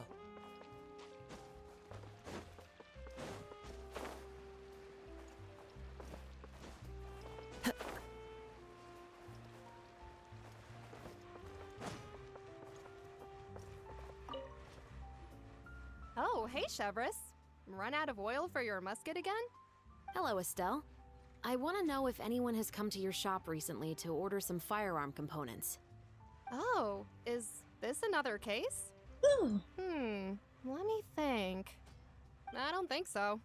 Some people have requested that I make some prop guns for the Fontanalia Film Festival, but I refused all of those requests. Oh? Why's that? Because there's no profit! I only make things here that can do some real heavy lifting. I don't have the energy to make some new molds just for the festival.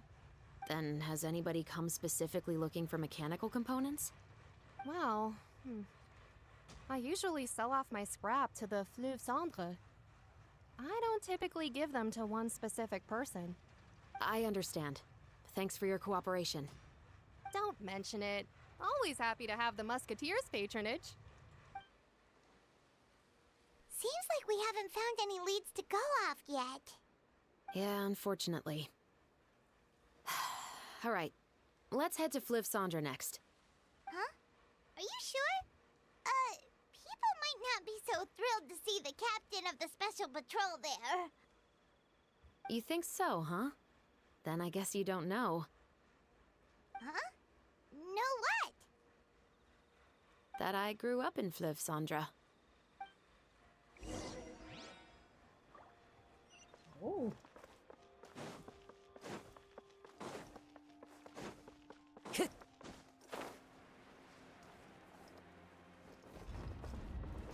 Of course, here we go. Back down here to the sewers once again. Where for whatever reason, everybody and their mama in Fontaine grows up in the sewers.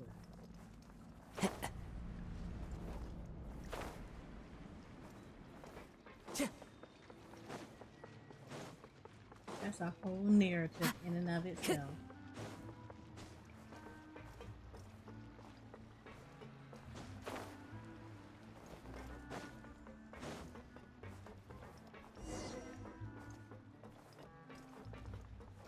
Ooh, let's talk to Emerald.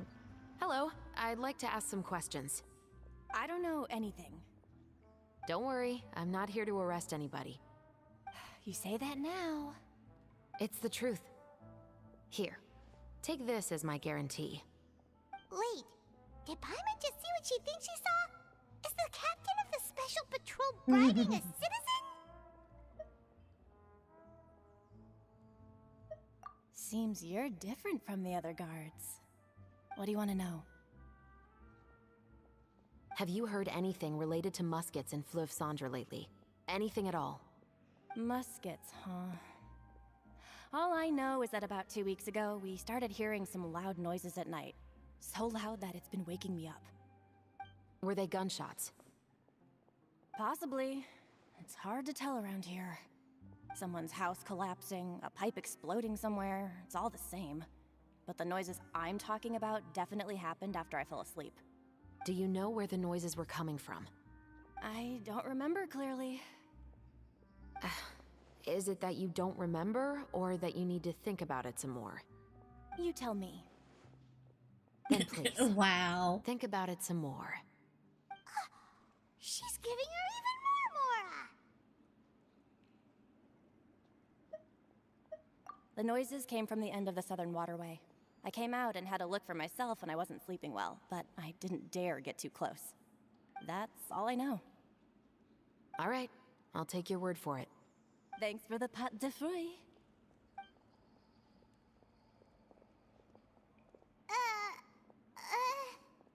No need to be surprised.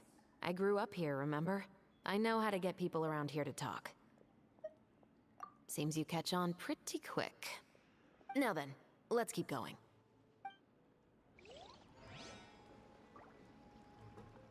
Oh. Now we got some people downstairs. Not that one. We gotta get to somebody that's down here because he's Follow the closer. wind.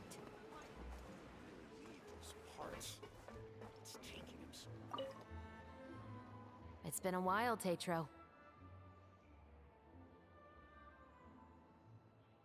Please, just get on with your request. I want to know if you've heard anybody talking about muskets lately. Information isn't free, you know. I've heard that bandits have been extremely active in the countryside recently, and they've been affecting the delivery of goods to Poisson. I can allocate some more manpower to help out with that problem. What do you say? You're still as helpful as ever. One of our men got drunk The at dinner about a bribery month is ago real and in lost his Fontaine. gun. 3 days later, it turned up in the corner here. What's weird about that? He just forgot where he put it, right? This is Fleuve Cendre, my friend. Anything of value left in the tavern won't ever make it to the next day. But that gun turned out to be an exception. It didn't get any new wear and tear on it, and didn't even appear to have been fired. We were quite mystified as to what could have happened. I suspect it came back because the weapon was already known to the guards. You mean, a criminal was afraid the Marechaussee Phantom would use the shot marks to track them down? Maybe. But if that's the case, the culprit really took great care to avoid getting caught. I didn't say anything about a criminal. In Fleuve Cendre, knowing who was killed is as easy as knowing what clothes you're wearing today. It's the guy living in the East Side, isn't it? I've never liked him. Every time he's here, he just orders a drink and sits there with a nasty look in his eyes. So, who was the one who lost the gun in the first place? Don't bother. Even if you ask, he wouldn't admit to owning a gun to some strangers. Not to mention the captain of the Special Security and Surveillance Patrol. He's right. I know you grew up here, Chevres. Even though you're on good terms with the Spina, you've still been gone too long. Not many people know you here now, and a lot of people don't like the Special Patrol. I know. So take my advice and don't show your face too much around here. It's for your own safety. I'll come and go as I please, and I'm afraid I'll be appearing more often due to my work. All right. Don't say I didn't warn you. Okay. So now we get to go talk to the other guy. Time to go. The one that was a little further away. No, I mean, not that far away. No, I didn't.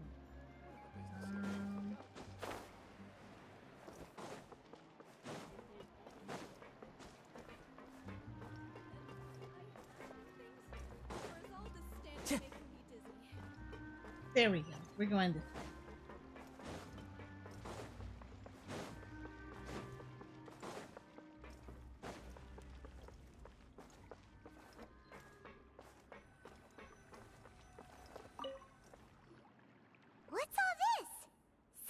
broken planks and barrels, as well as some liquor bottles? Yes, but have a closer look, Paimon. Even though somebody has purposefully tried to clean them up, these are obviously marks from musket bullets. In other words, someone was here trying to improve their shot. They were using the barrels and bottles for target practice. Could it have been the killer? Your guess is as good as mine. Although many people at Fleuve Cendre own guns, few hide the fact from others. And even fewer would go to such lengths to hide markings from practice shots. Anyway, let's go. There might be more to this.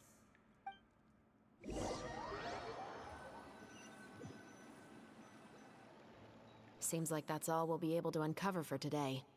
Paimon feels like we managed to learn a lot more here than up on the surface. Yes. Assuming that everything we found is indeed connected to our suspect, then their timeline was probably something like this. A month ago, our suspect found a gun and took it home to disassemble it. Once he'd figured out its mechanics, he brought it back. In the following weeks, he used some parts to create his own makeshift musket and took it to the Fleuve Cendre for target practice. Then, a few days ago, he found his target and carried out the murder. Once the deed was done, he left a rainbow rose on the body, just like the scene in the novel. That all makes sense to Paimon, but we're still no closer to figuring out the killer's identity. The deceased was a resident of Fleuve Cendre. It's said that he was a poor, solitary man. Yeah, that's also something I'm trying to figure out. If we are indeed following the novel, and there's a story behind the murder, then this murder should be an act of vengeance. But according to our investigation, the deceased didn't have any enemies. He was no saint, but no one's heard of a rival who hated him enough to shoot him dead, much less care to leave a rose on his body. What message is the killer trying to convey, and to whom exactly? We've thoroughly investigated that possibility. You said poor Bennett? What's wrong with He Bennett? claims to have spent the whole day at the Opera House on the day of the murder, and the staff there have confirmed his account. Okay, so he has an alibi. Not only that, he lacks a credible motive as well. He has a family of his own, and both of his parents are still alive. I've looked into his records. He was adopted at the age of 6, and all the proper procedures were followed. There are also records of him at an orphanage before then. In the story, the mother of the 2 musketeers was murdered after the children turned 10. Of course, he could have changed the children's ages, but I don't want to assume anything without evidence. More importantly, I've also had a chat with him in person. He didn't seem like the kind of person who would pull the trigger to kill a man. Then, what should we do now? We have all this new information. You just stuck you dropping on him. Investigations take time. I didn't expect us to catch the culprit in just a single day. How about this? He's Let's just spend the next few unlucky. days filming with the crew. We can continue the investigation once we're done with the film. I'm sure that given time, new leads will present themselves. Wait, but weren't you saying Intel is like small, remote islands in the middle of the sea just a moment ago? Wouldn't you just miss them if you were to stop looking? Ah, but the book had more than one reference to the islands, Paimon. Oh? What else did it say then? As long as you spend enough time sailing through the fog, you'll eventually come across an island. Nice. So that quest part is completed, and I should be caught up quest-wise with this. Time to go. So next quest probably will not start until... Yeah, it'll unlock in 4 hours. So tomorrow is when this next part of the quest will start. And of course, we have all the nice little events that are here. But we're just going to overview what you can get. So once you do the events, all the events will allow you to get tickets. And what we're going to want to do is the reason we're doing all these events is because we're going to get this weapon. So it's a claymore. And it'll give you like some little stats about what it does, which is a really nice one because this is an energy recharge one. This might be good for Navia.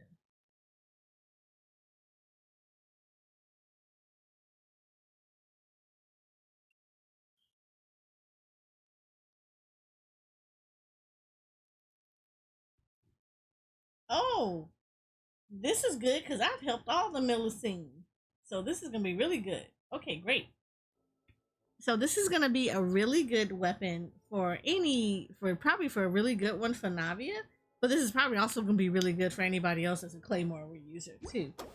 So the events are gonna allow you, the little activities are gonna allow you to get the sword, and then of course collecting tickets is also gonna allow you to get this, which is going to be the refinement materials. So remember I said that when you refine stuff, they get to the max level. Max level is 5 for any weapon. So doing this event will allow you to be able to do that. So this should be good. So we'll be doing this. This will probably, the event stuff will probably more so happen offline than online. Just because I typically always end up doing the events offline. It's rare for me to do them online. But we will pick up the story again, I want to say Sunday? Yeah. We'll pick this up again when I do Genshin Impact again. You said thank you for streaming. You're welcome. I appreciate it. And it has been quite a bit. It's been about 5 hours. And this is around the time that I would have stopped anyway. So and I know just the tune. It was a good night. We went through a lot of stuff. To hear it. So this morning we did the Genshin Impact concert that was playing this morning. So we got a good cover of that. So people got to get introduced to the music of Genshin Impact. And then we also got to cover the storyline today. So we went over and did Navia's story. And then we also started off the event story. So we're happy about all of this. Yay! So, only thing that I ask is please hold on for a second, because I like to give proper endings, and I also like to make sure that my people are always sent out to people that are going to be just as equally great for them to hang out with. So before we do anything else, let's start with this. Let us, for my poofs over at VStream, I don't want to leave you guys hanging, so let us find you someone that I think you're going to enjoy.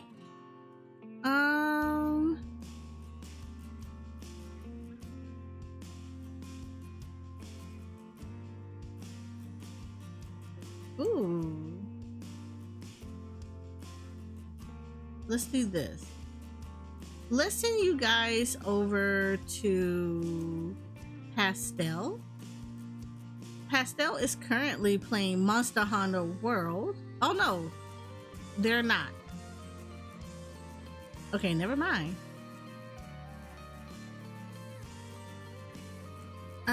Let's see who I can find over you on VStream.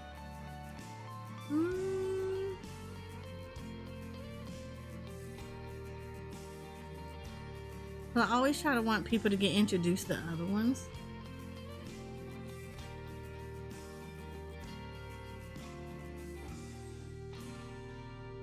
You know what?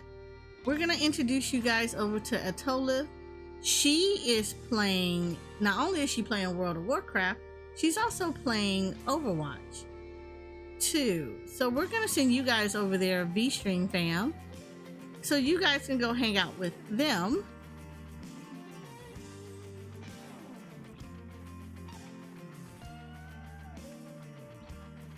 And I will see you guys tomorrow.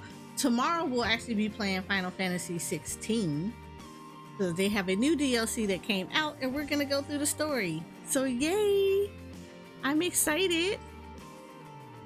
So my VStream fam, go over there and say hello to them. For my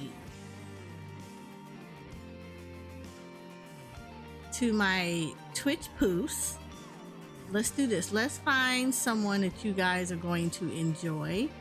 Oh, you know who I have not rated in a while? Data Dave. Oh, no. Better yet, we're going to send you some more for Genshin Impact. So, Moonchi is currently streaming Genshin Impact as well. we're gonna send you guys over to her. It's not that often that I get to actually raid her because normally we do it on 2 different times. She normally streams in the morning while I stream in the evenings, depending on the days. But this is like the first time I get to really catch her. So hang in there real quick so I can send you guys over to Moochie and you guys can say hello to her. So I will again see you guys tomorrow. And I will absolutely appreciate you guys saying hello to her and hanging out with her. So I appreciate you guys. You guys are amazing. Make sure you go say hello to her, and I will see you guys tomorrow when we do Final Fantasy 16.